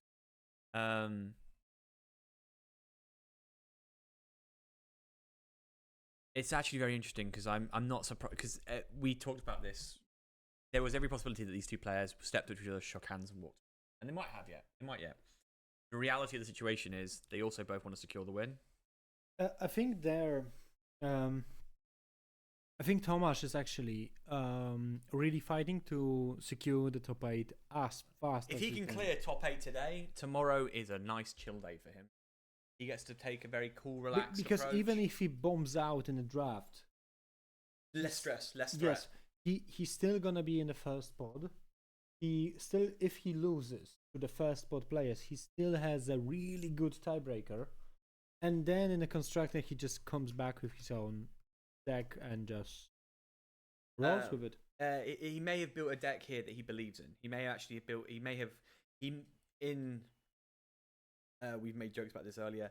In a world where he gets to continue to be the god of law that he currently is, he may have actually also looked out and built a really strong draft deck. Yep. So he might be looking at this going, great, I know this deck, I know this plays, I know these cards. I can secure as many points as I need to right now. Yes, exactly. Because tomorrow's draft might be It's again a toss-up. And it's going to be a much wider toss-up. You know, you're talking about... you're the maths guy. You've got 12 cards out of 204 times 3. The odds of actually predicting what cards you're going to get. And the odds are not the same because there is different cards in the deck. There's 6 commons, 3 uncommons, and then rare plus with each of them having... It's a mathematical nightmare. And on top of that, the reality of it is you're not going to be able to dupe anything. You are not going to be able to do anything that will allow you to duplicate the cards that you're playing. You're not going to be able to realistically pull 2 1-in cards of the same type, the same card itself. Yep. So you're going to realistically have a good chance of having 30, 36 totally unique cards. Completely unique. Completely different in every single way. Yep. I'm just making some technical adjustment. We were asked if we can just up the volume just a little bit. Let me do.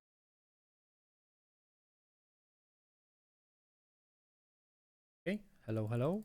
I'm going to say this stream has been an absolute pleasure to do this for you, and we are going to continue. I'm sorry. Try this. Okay. We've made it 8.5 hours in, and now you want to start hitting buttons. Now's the time to go. Let's see what happens. What does this button do? We lost the law counter again. Yeah, that's because of me. Let me just. I mean this with respect. Wasn't me. If it wasn't you, we have some serious conversations to have about what's going on. I'm going to ask a strange question. When did Thomas stop facing the same way as Zet?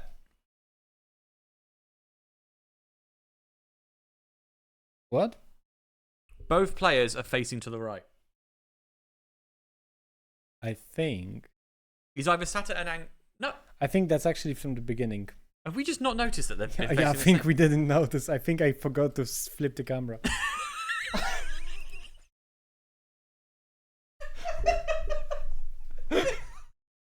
I've just noticed they're both. You're the producer. Don't yet me. We're clearly incompetent. Hey. 8 hours and 40 minutes later. It works. It was just like because he literally looked really pensive, and then to his right reached and his hands came in left, and I went, oh yeah, good spot. I literally was like, watched him go right, and then his cards appeared left, and my brain went, that's not right. And I've only just noticed. We are very professional. Good job, team. I think I saw a question or a comment in the chat. Matson, what's up? Thank you for sticking with us for most of That was about the volume. yeah, suggested. we could also just be louder. I think what it is 8.5 hours in. I think we're sick of each other. Yep. Nah. No, what it is I think it is. I don't know about you. My voice has been. There is the Legends Region 4 I just missed. Man! What's that one do? What does that do? I'm just not making noises now. Woo! we've slightly lost our mind. Right. Yeah. Oh, that's the one with a challenger. Oh, yeah, so challenger, but then cards under a certain value can't challenge you. Yep. That's actually really interesting, because in this format, most people would instinctively go for quite fast aggro, and you can quest for 3, is it? Only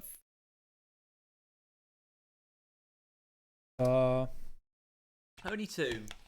It means if there's anything on the field that is a problem, you can go deal with it quite quietly. Yep. With no major issues, but then there's nothing they can do about you. To be honest. It's that same thing we said before. Go wide. There's not much you can do in this set. To be honest, in Limited, it's actually a good card, I would say. Phenomenal carding limited, yeah. So most of you are going to be playing It's aggro-y. basically untouchable. And then they drop a location that's a problem. They drop it like the library was out there. He got to go deal with it very quickly. Just snipe it. The only thing, so this will be interesting that I'm going to make this prediction now and then watch me get future Ben laugh at me. We're going to see much more wide boards today.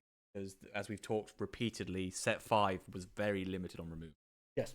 So with that in mind, tomorrow, set 2, set 3, set 4, bounce, kick, and some removal is available. A lot of removal, to be honest. Fire cannons. No, fire cannons was locations. Oh no, baboon. Sorry, baboon in is... Inklands.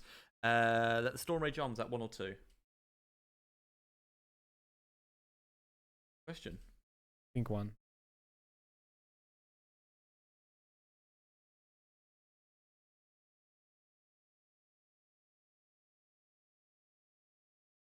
Two. So let the Storm Rage on. You got Baboom in Brawls. Brawls. Under the Sea, Mob Song. Trident. Trident. And it's going to be, as a result, that's what I would typically actually probably go for. Yep. Go for those removals where you can grab them. And yep, so is everyone else. Just one thing.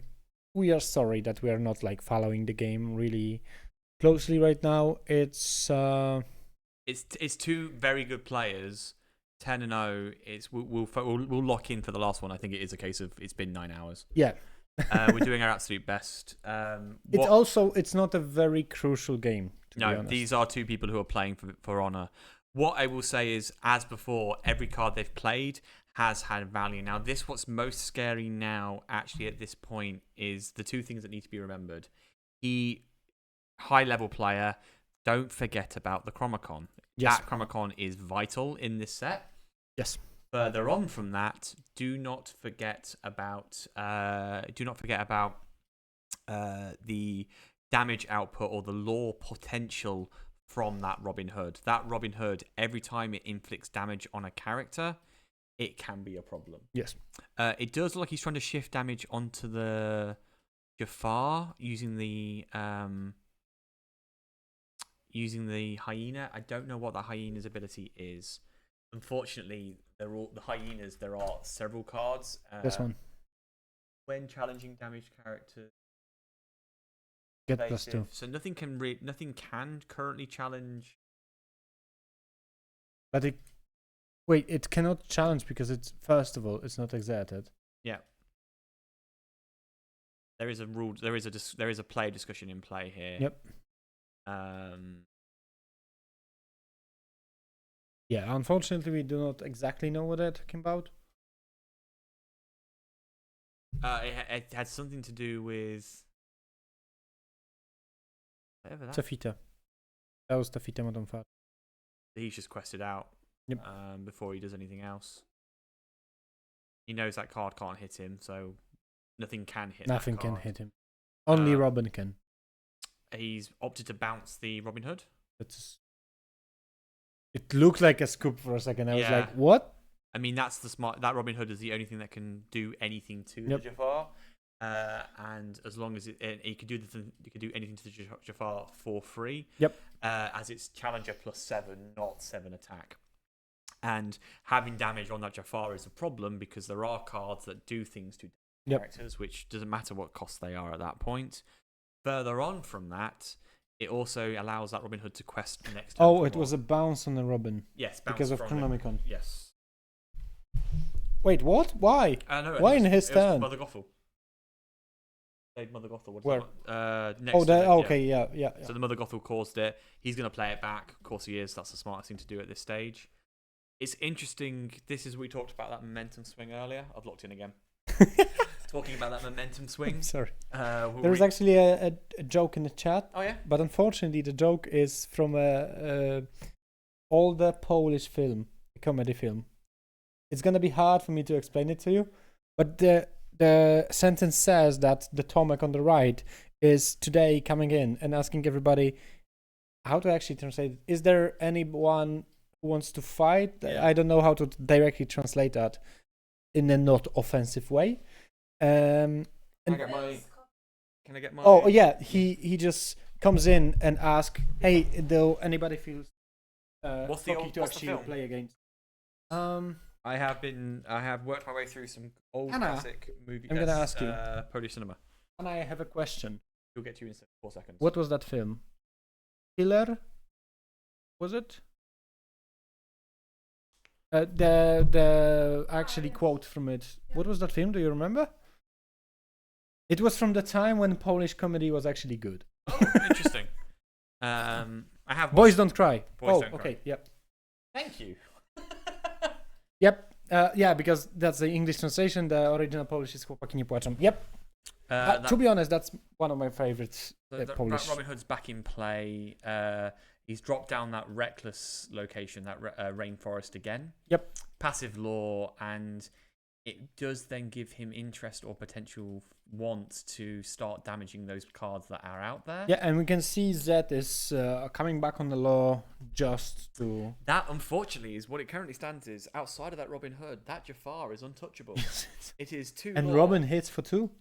That Robin still hits for 3, but it's 5, not okay. willpower. So he's going to quest for 3 because the Robin Hood gets to quest for more.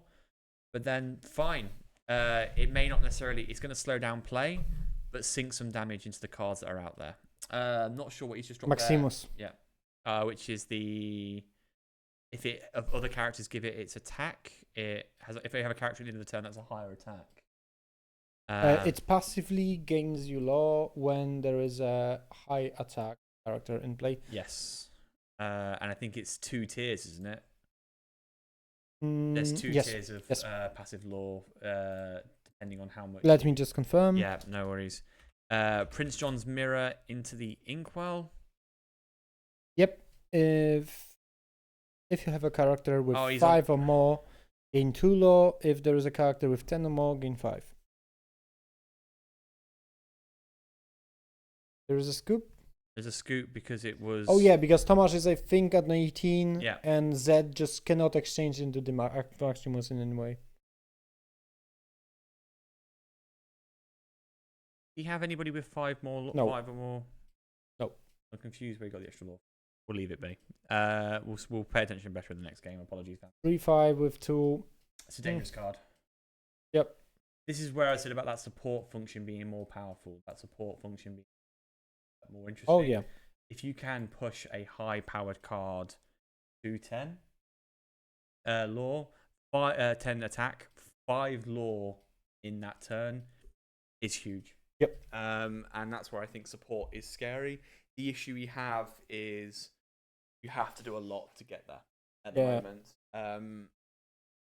Even with the likes of having a Maui with rush out and support off that, a lot of work to not really to get there, if that makes sense. So, we're going to go to game 2, and then I am going to refresh the board and see how we're looking across the board, because I'm going to assume we're going to have a fair number of plays reported. Interestingly, a lot of games are getting played out. Typically, as you said, in that sort of middle bracket, people are really making sure that they get there. Actually, I just noted there was a repairing. Yeah.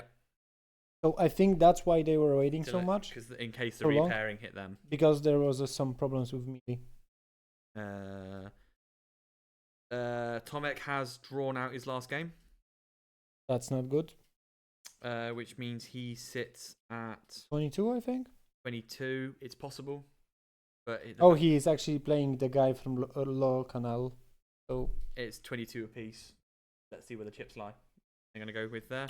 As I said, I feel, and looking at the table, I think the cut would be around maybe between 20 and 23. I think it's gonna be 21, 22. I think 22 tiebreaker would be a cut. Look where we sit at now. It is going to be comes down to the. Yep. It really is, and that's often how these things play out.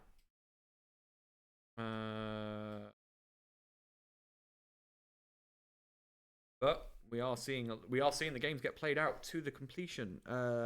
More comes in, couple 2-0s cropping up here and there. Another player jumps. Thing is, this is what you sort of want to see. You want to see the players who were already sitting at, let's say, 24. Yep. Jumping to 31. They're already ahead of you. They're not impacting you. Yep. All they're doing is increasing their own position on the board. And that's what you're going to want to start seeing. But they are also in the same match. They are stopping someone else. Exactly. So it's I'm saying for players who are sitting on the 22, 23 mark, that's what you want to see. Yes. That's what you're hoping to see more of. We will see when the standings rock out how this finalized finishes. At the end of the day, on those like kind of calculation rounds, to be honest, if you are somewhere in the middle or somewhere around the cut, you want to see nearly everybody above you, close above you, win or lose the match. Yep. Because that makes kind of a virtual room for you to jump up if you just draw. Yep. If you win, you're fine. But if you drew the game, you want to see them. You want to see a decisive outcome of the games above you, just because mathematically you close the gap or you jump over them. So turn 1, King Candy. Turn 2 versus I forgot the name of that character. I think it's a 2-2. He has a Polish name. Yeah, and I can see the card. Oh, come on. I'm sorry. It's so late. My mind is. We got to push through the end of it. There is name Rudy. 2-2. That's why I said it's a Polish name, because it's exactly this one means ginger in Polish. Ah, okay. So we've then going into that's a King Candy opposite, and I think it's not the Grammatala, is it? It's the one from. It's Grammatala. No, it's the one from Brother Bear, isn't it? Oh yes, sorry. That's fine. She does have a passive ability. It's also a grandma. It's a passive ability. Couldn't tell you what it is. I don't remember. How much she cost? It's cost 2, but I don't remember what she does. Nana. To be fair, you remove 1 damage. Okay. No big deal. Maleficent out. The scrappy opening hand. Trading into each other. I'm not really surprised by that. Yep. We saw in the game 1 that both of them want to control a little bit and then just quest with everything. Chimeri's? No. Chronomicon. Getting out early is not a bad idea, particularly as you know your opponent's going for a scrappier game. So let's see how that plays out. We are hurtling towards the end of the day. So these players, we're tired. We've just been talking about it. I will say there is a stamina, there is an exhaustion that comes from playing these games. that these players will be filling. Oh, yes. They will have started earlier than the tournament itself. If they've travelled in, they may have even travelled in this morning. Hopefully they're staying at the hotel, if not a nearby hotel or somewhere nearby to get home. At friend's house. And they'll be back at this bright and early tomorrow to do this all again. And these two players have everything on the line. They are top of the board currently. As we said, 35 The only points. way is down from here. Unfortunately, 35 points. It's a long way to go. So we'll see how this goes into the next turn. Archimedes, great card in this format. Evasive, 2/2. Yep. If you have And the quest shift, for 2. if you have the shift, it's 3/3. Still quest for 2. To be honest, in this format, just get to 5 ink and play. 3/3, not 3/5. It might be 3/5. If you get to the format, I wouldn't necessarily recommend shifting in this format. Oh yeah. Just because 1/4. 1/4. Both of us are wrong. But with the challenger, Yep. in this format, it's not worth shifting. In this format, get the second Archimedes out, and then you've got 2 cards that can quest for 4 each turn. That unless your opponent can match the evasive, are going to run it for you. I was running Happy for a little while. The dwarf from this set that I believe is evasive on your turn. Yep. Just as, again, Bottle Rocket to throw at my opponent's early game if they were playing Diablo, Archimedes. Yeah. And I found love for him playing the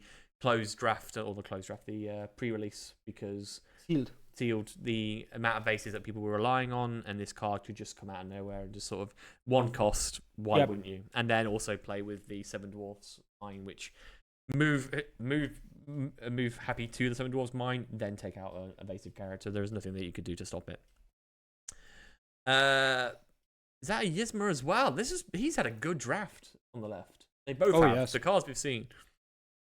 Looking at the record also, they both had a good draft. Yeah, they had a great draft. Which, again, that's that perfect sweet spot. Skill and luck, right? Skill and luck. That's all you really need in a draft to get away with it. And you don't need to have necessarily high skill or high luck, just a combination of both. Yep. I'm not sure where that location is. Library. Yeah, that's going to... Of course it is. Is he playing 30? I haven't seen any tokens from either player. Based on the level that they are playing, I think it could be 30. Yeah, I'm going to guess 30 because we're seeing the same cards. I don't think I've seen silver from him. I've seen purple from him. What else have I seen? Seen green. It might be a 30 card deck. Yeah. We saw from Tomasz, Amethyst Steel, Ruby, and Emerald. I think that's all. He's got his Emerald Comic Con out as well. Yeah. And on the left from Zed, we see Emerald, Sapphire, Steel, and Amethyst. Why? How much has that Maleficent got? I thought that was the 1-drop. It's not, is it? That's why my confusion is. Which one? The Maleficent. It's a 2-drop. Yeah. 2/2. 2/2. That's what I thought. Yes, for 2. Yeah. He tackled it and didn't eliminate it, and I was confused. Yep. Oh, the small one, I think it's from Floodbone. Yes. The 1/1. I'm just used to seeing it. Yeah. That's all it is. I'm just used to dealing with it. We are. Yeah, we are still really grateful that so many of you are still here with us. We've peaked. Yes. What is going on? Thank you for sticking with us through the end. These are probably people who are actually at the tournament, gone home and watched to see how it wraps up. But thank you so much. Maybe someone from overseas, from US, just joined. Yeah, what's going on? Bill Lorcana. 2 Dizzy, 1-2-0. Congratulations, 2 Dizzy. We see Skarsas winning 1 draw. Blood Dice wrapped up a 2-0. Nice. Pretty much guaranteeing, or no, will be guaranteeing. It's himself. definitely guaranteeing. He was 20 something. 27. Yeah, He's definitely guaranteed himself a position for the day. It's going to come down to some serious percentages. Yes. Diablos drew, which 16. Unfortunately, Nope. I think that means the end of the road for him. I haven't seen. You hate to see it. I feel pain from the last game, to be honest. But lessons learned, right? Oh yes, definitely. I am looking for the who we played against, the little girl. Can't remember her name. MA 90 something. Might have dropped. Oh no, there she is. Not reported yet. 17. She's playing against Stitch. Oh yeah, she's just somebody called Stitch Rockstar. How did you get that name? You have definitely fangled the system somewhere. Still keeping an eye out to see who else makes it through, just to kind of keep an eye on it. Tomasz, Zet, Welter, anyone else? Rioma's still playing. These guys are going to be playing it out because also higher placement does have great value. Yes. Who you end up placing against him. If you are in the top pod tomorrow morning, you are in a really good place. Yeah, absolutely. You might be having a tougher time because you'll be playing against point. But most of them will draw, Yep. to be honest.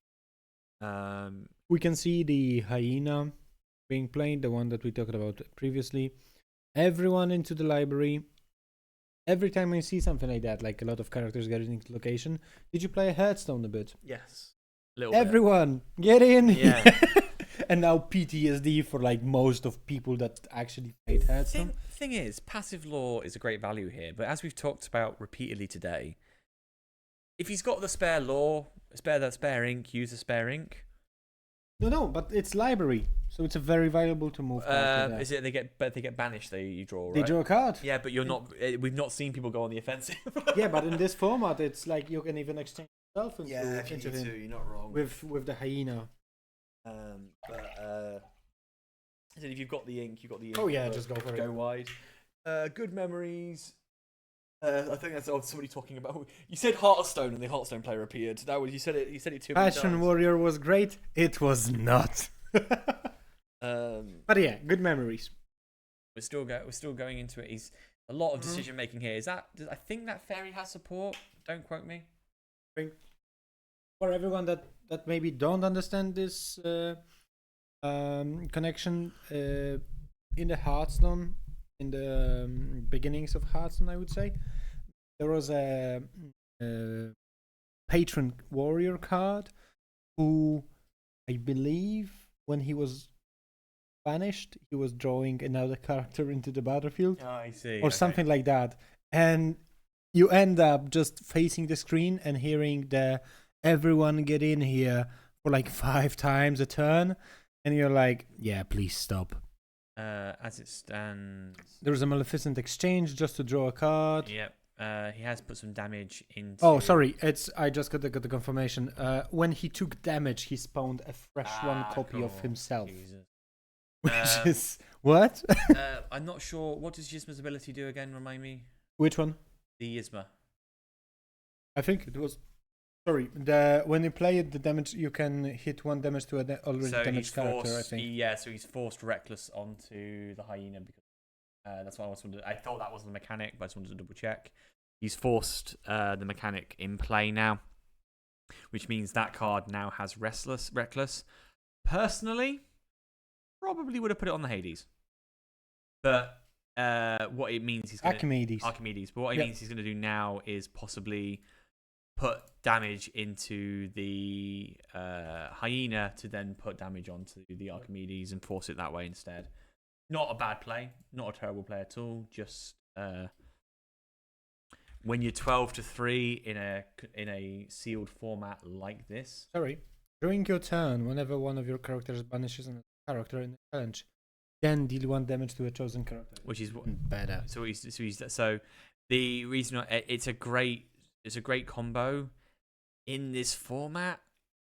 When you're 12-3, your opponent is being sort of driven away from you. They're locked in a little bit here. Yep. So they haven't upgraded it. I think it's now 14-3. The issue here. Why no damage into Hades? Into Archimedes. Archimedes. Because I think he put the damage into Hyena, so Hyena would expose itself. Oh yeah, so then to challenge and put the damage into. Yep. Yeah. So not a bad play. Just not necessarily in this format. I think there is a discussion on Mavagothel. That's the shifted Mavagothel, isn't it? Yes. So the player chooses what to bounce. He bounced Yzma.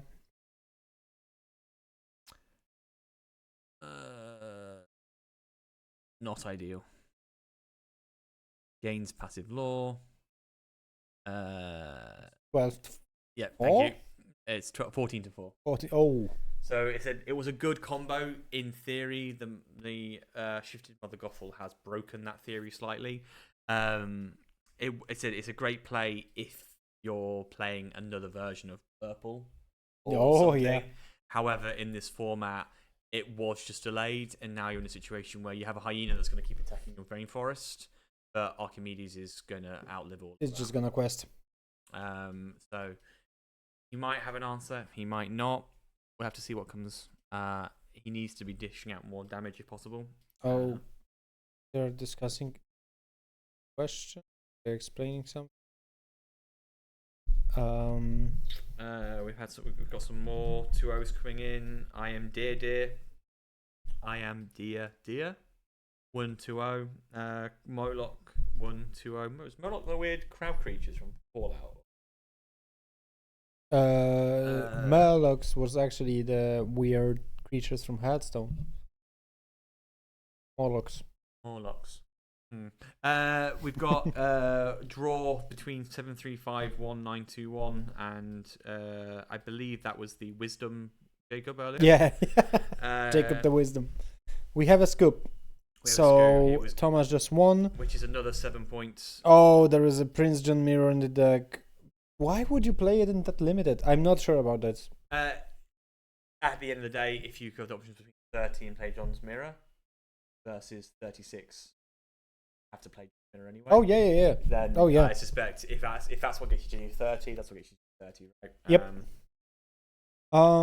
We are now going to start seeing these wrap up. The issue we have is we don't know how long it's going to take to finish off the day, or if they're necessarily going to update the top 64 in the next 10 minutes. Okay, so what we can talk about, I think, because we finished our game in the table 1, we can maybe wrap up a little bit by just explaining the format of the tournament again. Yeah, I think absolutely. What we saw today and what we're going to see tomorrow. We are seeing more and more. I forgot we had that graphic about draft. I made it and I forgot about it. So sorry, I totally forgot about it. Me too, mate, don't worry. So, quickly jumping back, doing some small recap for you guys and girls. We just are finishing the phase 2 of the day 1. Yep. Phase 1 and phase 2 happens on the day 1, so it happened today. We played 4 rounds of constructed, when people bring their own tournament legal decks, minimum 60 cards, maximum 2 colors, and they play each other. After that, they go into the draft. They are divided into pods. They draft. We already explained the draft mechanic. We're probably gonna explain it again tomorrow for everybody who is coming in. It's you basically get a random selection of cards, and you can choose from that random selection basically what you want to keep, and there is a skill involved knowing what is good, what is bad, and what to play. Then with those decks that you create like this, we just played 3 rounds. We are just finishing the 3rd round. Now when everyone submits their results, we're gonna do a cut when we take the top 64 players from the official standings, and then we will go to everyone from the top 64 is going to be invited to tomorrow when we come back and we start with the draft. This time the draft is not going to be the same as today. Today we had a draft from the Shimmering Skies only. Tomorrow, phase 3, we're going to have a draft from the set 2, 3, and 4. That's exactly how the day tomorrow is going to look like. So first, we have 3 rounds of a draft. Again, random selection of cards. You can grab one. There is a skill involved on which one do you take. And then we're going to finish the general play, let me name it that. In the constructed, we play additionally 2 rounds of constructed. When you pull back the deck from today morning, you play 2 rounds against people around you in terms of points. After that, we're gonna say unfortunately goodbye to 56 players, and the top 8 is gonna start. The top 8 is gonna work in the bracket Yep. So we have it's best of 3 knockout. So you play 3 games, top player versus bottom player most likely. They will also likely get to decide if they get to go first or second. First or second in the first game, which will then determine the rest of play. So if you win the first game, you then go second in the second game. Vice versa. No.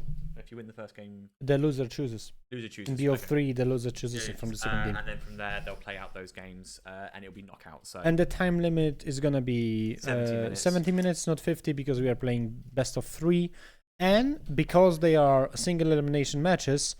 There is the game needs to be decided, so we cannot have a draw in the playoff. There is some additional tiebreak rules that we can explain tomorrow, I think, in more details. But in general, the first rule is if anybody Murlocs were from World of Warcraft, by the way. I've been told. With Originally, yes, but we are talking about the card games. Come on. So coming back to it, sorry, I got there has to be a finish. There has to be a win. Yeah, there has to be a finish. There's no tie in the situation. I think we can explain it tomorrow how the tiebreaks work with a fresh mind. But in general, someone needs to win the game. Then after that, we go to the semifinals and to the big final. The big final is not time kept, so they can play how much they want. We don't want to put any pressure on the final. No, and the reality of the situation is there is going to likely be a winner. We will see how this wraps up. We've had some questions today, like, are we going to share the percentages? Probably. We just need to get them. What do we expect to see? We don't know. At the moment, we've seen a lot of Emerald Steel, but that doesn't mean that's all that's there. It's entirely just look of what ended up on the top table. So we will see how this rocks out. I am continuing to keep an eye on the scoreboard just to see what wraps up as and when. Yeah, guys. Yeah, we want to finish the day today with some information for you on how people actually who is going to the top 64. I am at a point now where I am confident in saying I'm seeing Ramuma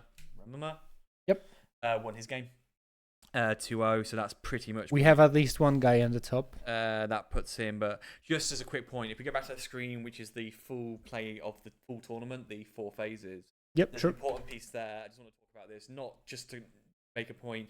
The maximum you could make out of today was 49 points. Yes. Tomasz, who we just watched win a 2-0, finishes today on 44. Yep. One win from, he literally only lost 1 game today, which means he would have ended up with a full scoreboard. My bingo. Your bingo. You did it. We're looking at that list going further down. We are now at a point where if I hit refresh, I'm seeing more. We are at a point now where more matches have reported their final score. I think we are also near the cutoff time. We are very much near the cutoff point for this. I think there's maybe 5 games that we're still waiting to see what happened. From the list of people that we know, do you want to just show the scoreboard as we go? Yep. I just need to charge my mouse. No, that's fine. And then just hit refresh. Because we are now, that will quickly become heavily reported on the players that we expected to see and who we have been seeing throughout the day. The one I am going to check, I think I can see her there. I forgot her name again. KO, was it? Cooney. Cooney did draw. 22. It's going to have to come down to that's going to be a cutoff in my we are going to see what the percentages are. It's a real shame. Cooney, if you watch this back later, if you're doing some post-game analysis, we loved that you were playing a Seven Dwarfs tribal deck. If you are please send down to it, if you want, we would be happy to have you, for example, tomorrow. Yep. And talk just a little bit in a break about your deck, the idea behind it. Absolutely, we'll be happy to do that. I think it starts at 9 tomorrow, but it's a draft. Yes. So we might not start at 9 in the sense of because we'll be a blank screen while we wait for the players to do their draft. Yeah. So we will work out and let you know what we will probably be on 9:30, 10, probably 10. I think maybe we can start at 9:30 and finish the tier list, for example. Yeah, exactly. But there is going to be that draft initially in the morning, so we would love to see you bright and early. the first game's going to probably be starting around 10 o'clock because of that initial Oh draft. no, I think it's near 11.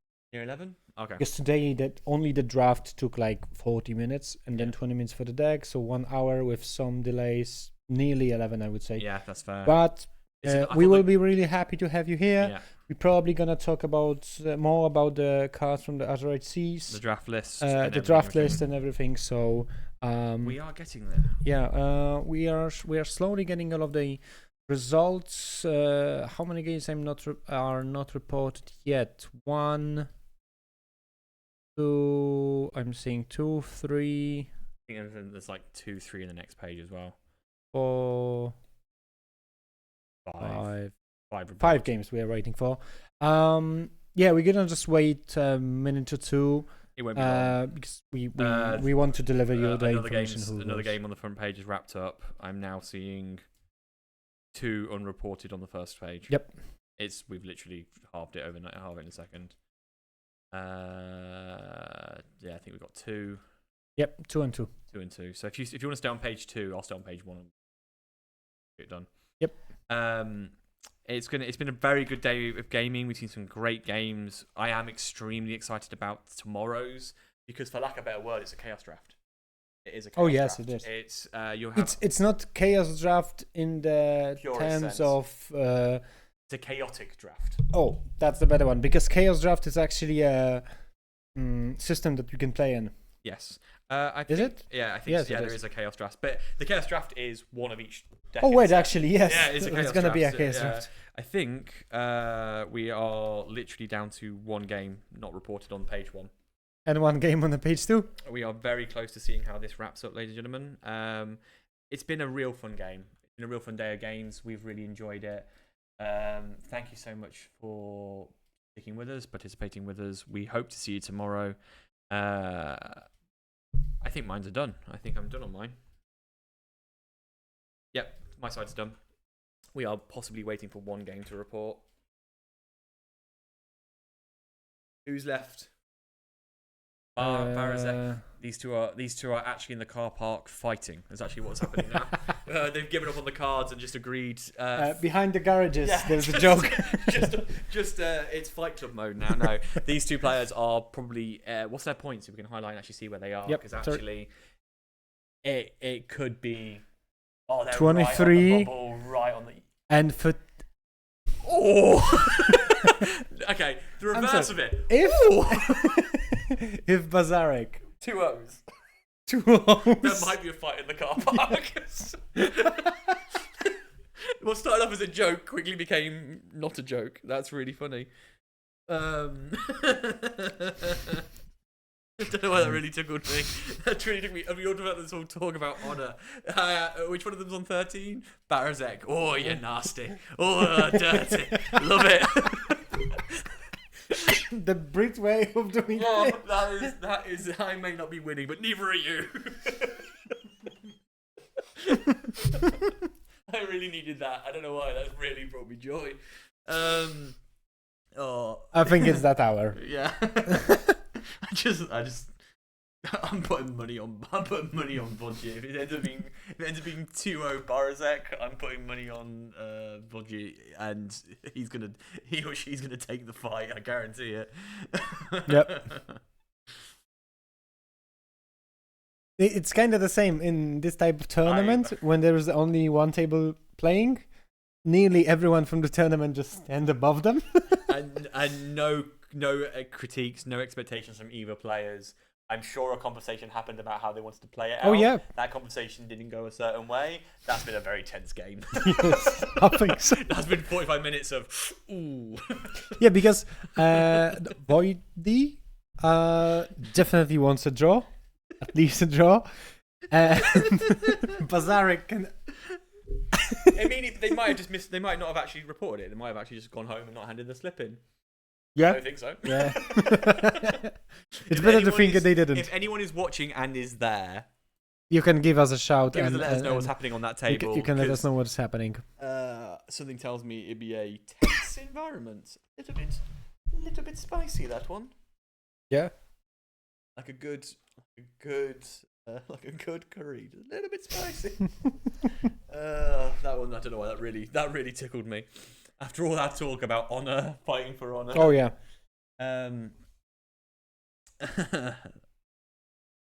Right, looking at standings for 6. Yannick won his last game. Yes, Yannick. What's his final score? 16. Oh, unfortunately, it's 16. That yeah, might it's a still bit put him short. top. We don't know how that puts him in terms of the junior league, though. Oh yeah, the junior. Junior I league, forgot about the it. junior league. We'll have to see how that shakes out. Yeah. So he might be walking away. That's a Disney, by the way. Yes. It's not. That's a Disney. Thank you. I think no, Rod to the Court is. I think it might be. It might be. There's a weird. I don't know what joke she's laughing at there, or neither of us. That might be. There's that like. There's a few Disney quote unquote drama shows, soap shows for like kids. Oh, okay. So it could be one of those. Then. I feel now we are looking at this game and we are like the guy from the GIF. Let me out. Yeah. A bit. Yeah. How long do you reckon we're going to still be going for? 20 minutes? Max. No, I think it's more like. Yeah, I think it's more like 10. No worries. I'm being very lovingly picked up. Oh, That's nice. amazing. Getting a lift home. I'm going to leave most of my stuff here except for the laptop. Oh yes, of course. And yeah, I've already won. Hey, that is how that should have played out. And actually, he goes to 30. Yeah, so that would. That's Wait, so now We're waiting for standings. We got 'em. Yes, we have a standings. What was the cutoff? That's what I'm interested in. 22, as I predicted. Okay, so how's that played out for our players? Starting from the top, let's do this. No, from 22 maybe. Start from the bottom up. Mikic goes up. Thomas goes up. Thomas! Yay! Yes! Nice, congrats. Yes! That was a really tough day. That was a tight game.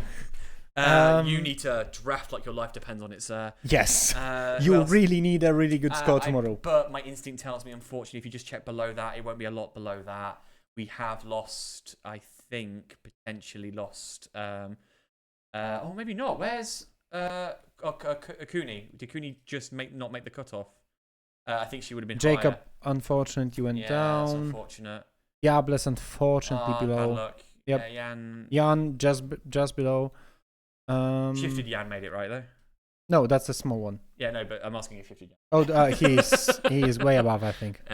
So we lost those players. Let's see how the rest shake out. Just before, would it be on this page somewhere? Cooney, she makes it. She did. Cooney Kosher 63. Oh, our dwarves. She has no idea who we are, but we love you. You made it. That's huge for us. If you are watching this, if anyone knows her or sees her, get her to get in touch. We would love to see her deck list. Yep. We'd love to have a chat with her. Who else We do know? really like those kind of decks. Yeah, to be we're honest. huge fans of we are creativity. we are a meta guys. Yeah. We play competitively. We try to play competitively and so on. But we love when people just bring something absolutely crazy and just play it out. Yeah, I love that. Bayo Yajo? Yeah, to be That honest, sounded... for him, I know what kind of level of the player he is. He'll be kicking himself on that. Yes, that was a horrible horrible draft for We him. don't know what the draft happened. It was the draft by looks Yes. of things. Yeah, because he drew and lost. So yeah, that's... Sense my law, so Shifted Yannick made it. We are keeping this. We are keeping that. Krzysztof makes it. The friend from Pila. Disco Burger in the middle of the pack. Disco Nearly Burger, exactly in the middle of the pack. It was a Great rough recovery. Start, Great recovery. rough The start. first game was really rough. Again, you're probably not seeing this. We know lesser players would be completely rocked by that early start. Yep. You bounce back. Love that. Pretty nice.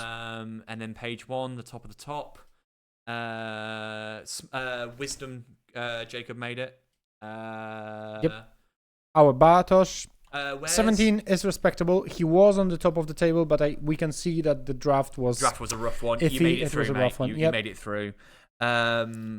Blood Dice made it. A great comeback. World of a Warcraft. great comeback from Blood Dice. Ziggy, if by any chance you see this, we would love to chat to you because you made God bleed. You managed to you're the only person today to take a dent out of Thomas, and if anything, take that home with a victory. Jacob, who we saw on the top table, first game of the day. Our guy is third. Love nice. that. Love that. Love to see that. So that is going to be a Thomas is going to be a big hill to climb. This drop The drop is insane. is insane. Third place is it is 2 wins. It's a win and a draw. Yes. Yep.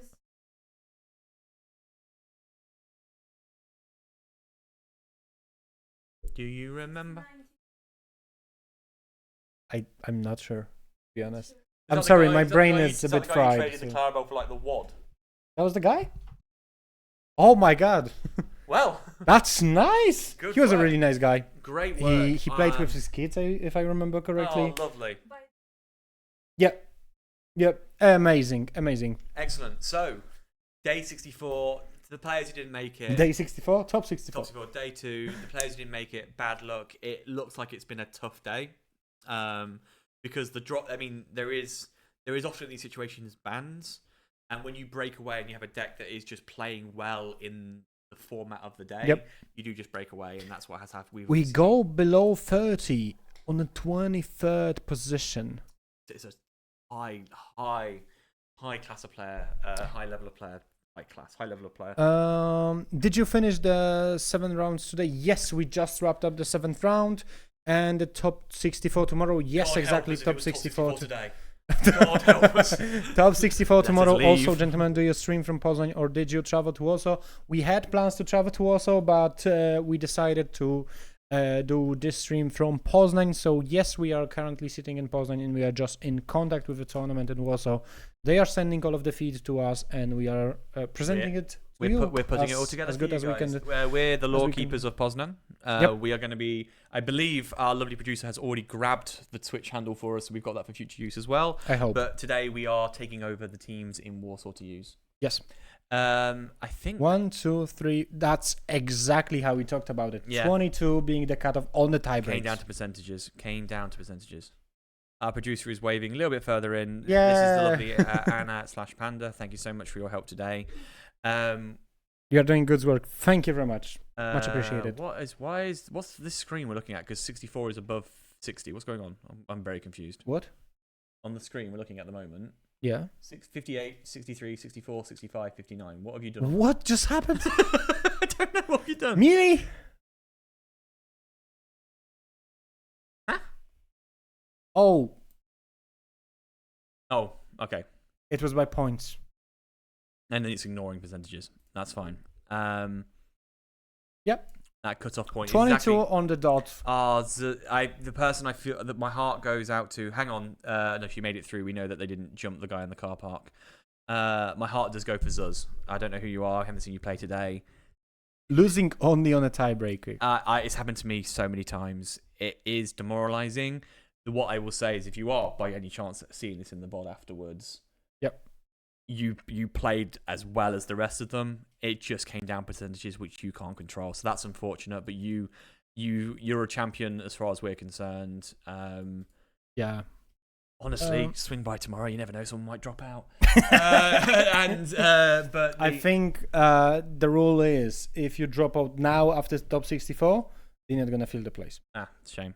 Because not to allow those type of shenanigans happening. Just a small jump to the chat. If you would like to visit Poznań, because you just said so, come to any middle tournament in Skladgir. Yeah, that's where we are mainly. It's typically every playing. Sunday.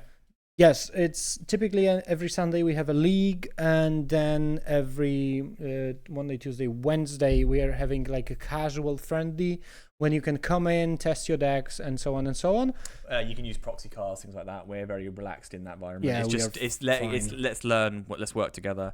And I think usually we play normal cards. Yeah, normal cards, but we're not against using proxies, particularly on the run up to a tournament either. Like if you're waiting for cards to show up on card market, no one cares in our store for the friendly. For the tournament, we follow the rules to kind of practice. Yeah, for the tournament you need to play the cards. What I will say, it's absolutely a blast. But also, if you are looking to join, looking to play, there is also another tournament, big tournament that's going to be in Poznań in January as well. Yes, there is because when you turn, your mic didn't. Oh yeah, sorry. So we have another big tournament in Poznań in January. So if you're looking for a large, there's a Quest 2-3. Yes. So we highly advise, if you have a time, if you want to come in. I think the first one was the biggest. I think it was the biggest two-time tournament in Poland then, and one of the biggest in Europe. Now, of course, we had a DLC and so on and so on, but still Quest 2, I would say, was a really good tournament because it was the first weekend when the set 5 was legal. 68th, baby! Didn't make top 24, 64 by 4 places! Yeah! No, it's definitely worth coming out. We'd love to see you. Thank you so much for joining us today. We are almost at a 10-hour ride. What an almost 10-hour ride it was today. You nailed it, guys. Keep it tomorrow. And thank you. Well, we hope to do this again. We're gonna keep working on the format. We've got some stuff that we're gonna go away and work out for tomorrow anyway. It's been a pleasure. I think we're gonna wrap it there. Yep, let's do it. Let's come back to us. So everybody, we know our top 64. Come by tomorrow anytime. Swing by. We definitely gonna have something for you. If not matches, technical difficulties, we have other things to do. We have games. We have all sorts going on. Yes, exactly. So thank you very much for sticking in. It's amazing to see you guys here, and see you tomorrow. See you soon. Yeah. Could you folks at Scud Gear cooperate with Store Champions that may you can visit and we can invite an alliance? Alliance? Alliance? Are you saying alliance? We can look into that. We'll talk to you. Let's have a conversation. We will look into that. Oh, alliance? So alliances. Yeah, but thank you so much. It's been a pleasure. I've been Ben, Captain B Poznań. Michael, known as Isus. And that's been the lovely panda in the corner. Yes. Keeping everything together. Yes. 4-second delay. Red Panda coming in. Thank you very much. And until tomorrow, I guess. Tomorrow. See ya. Bye bye.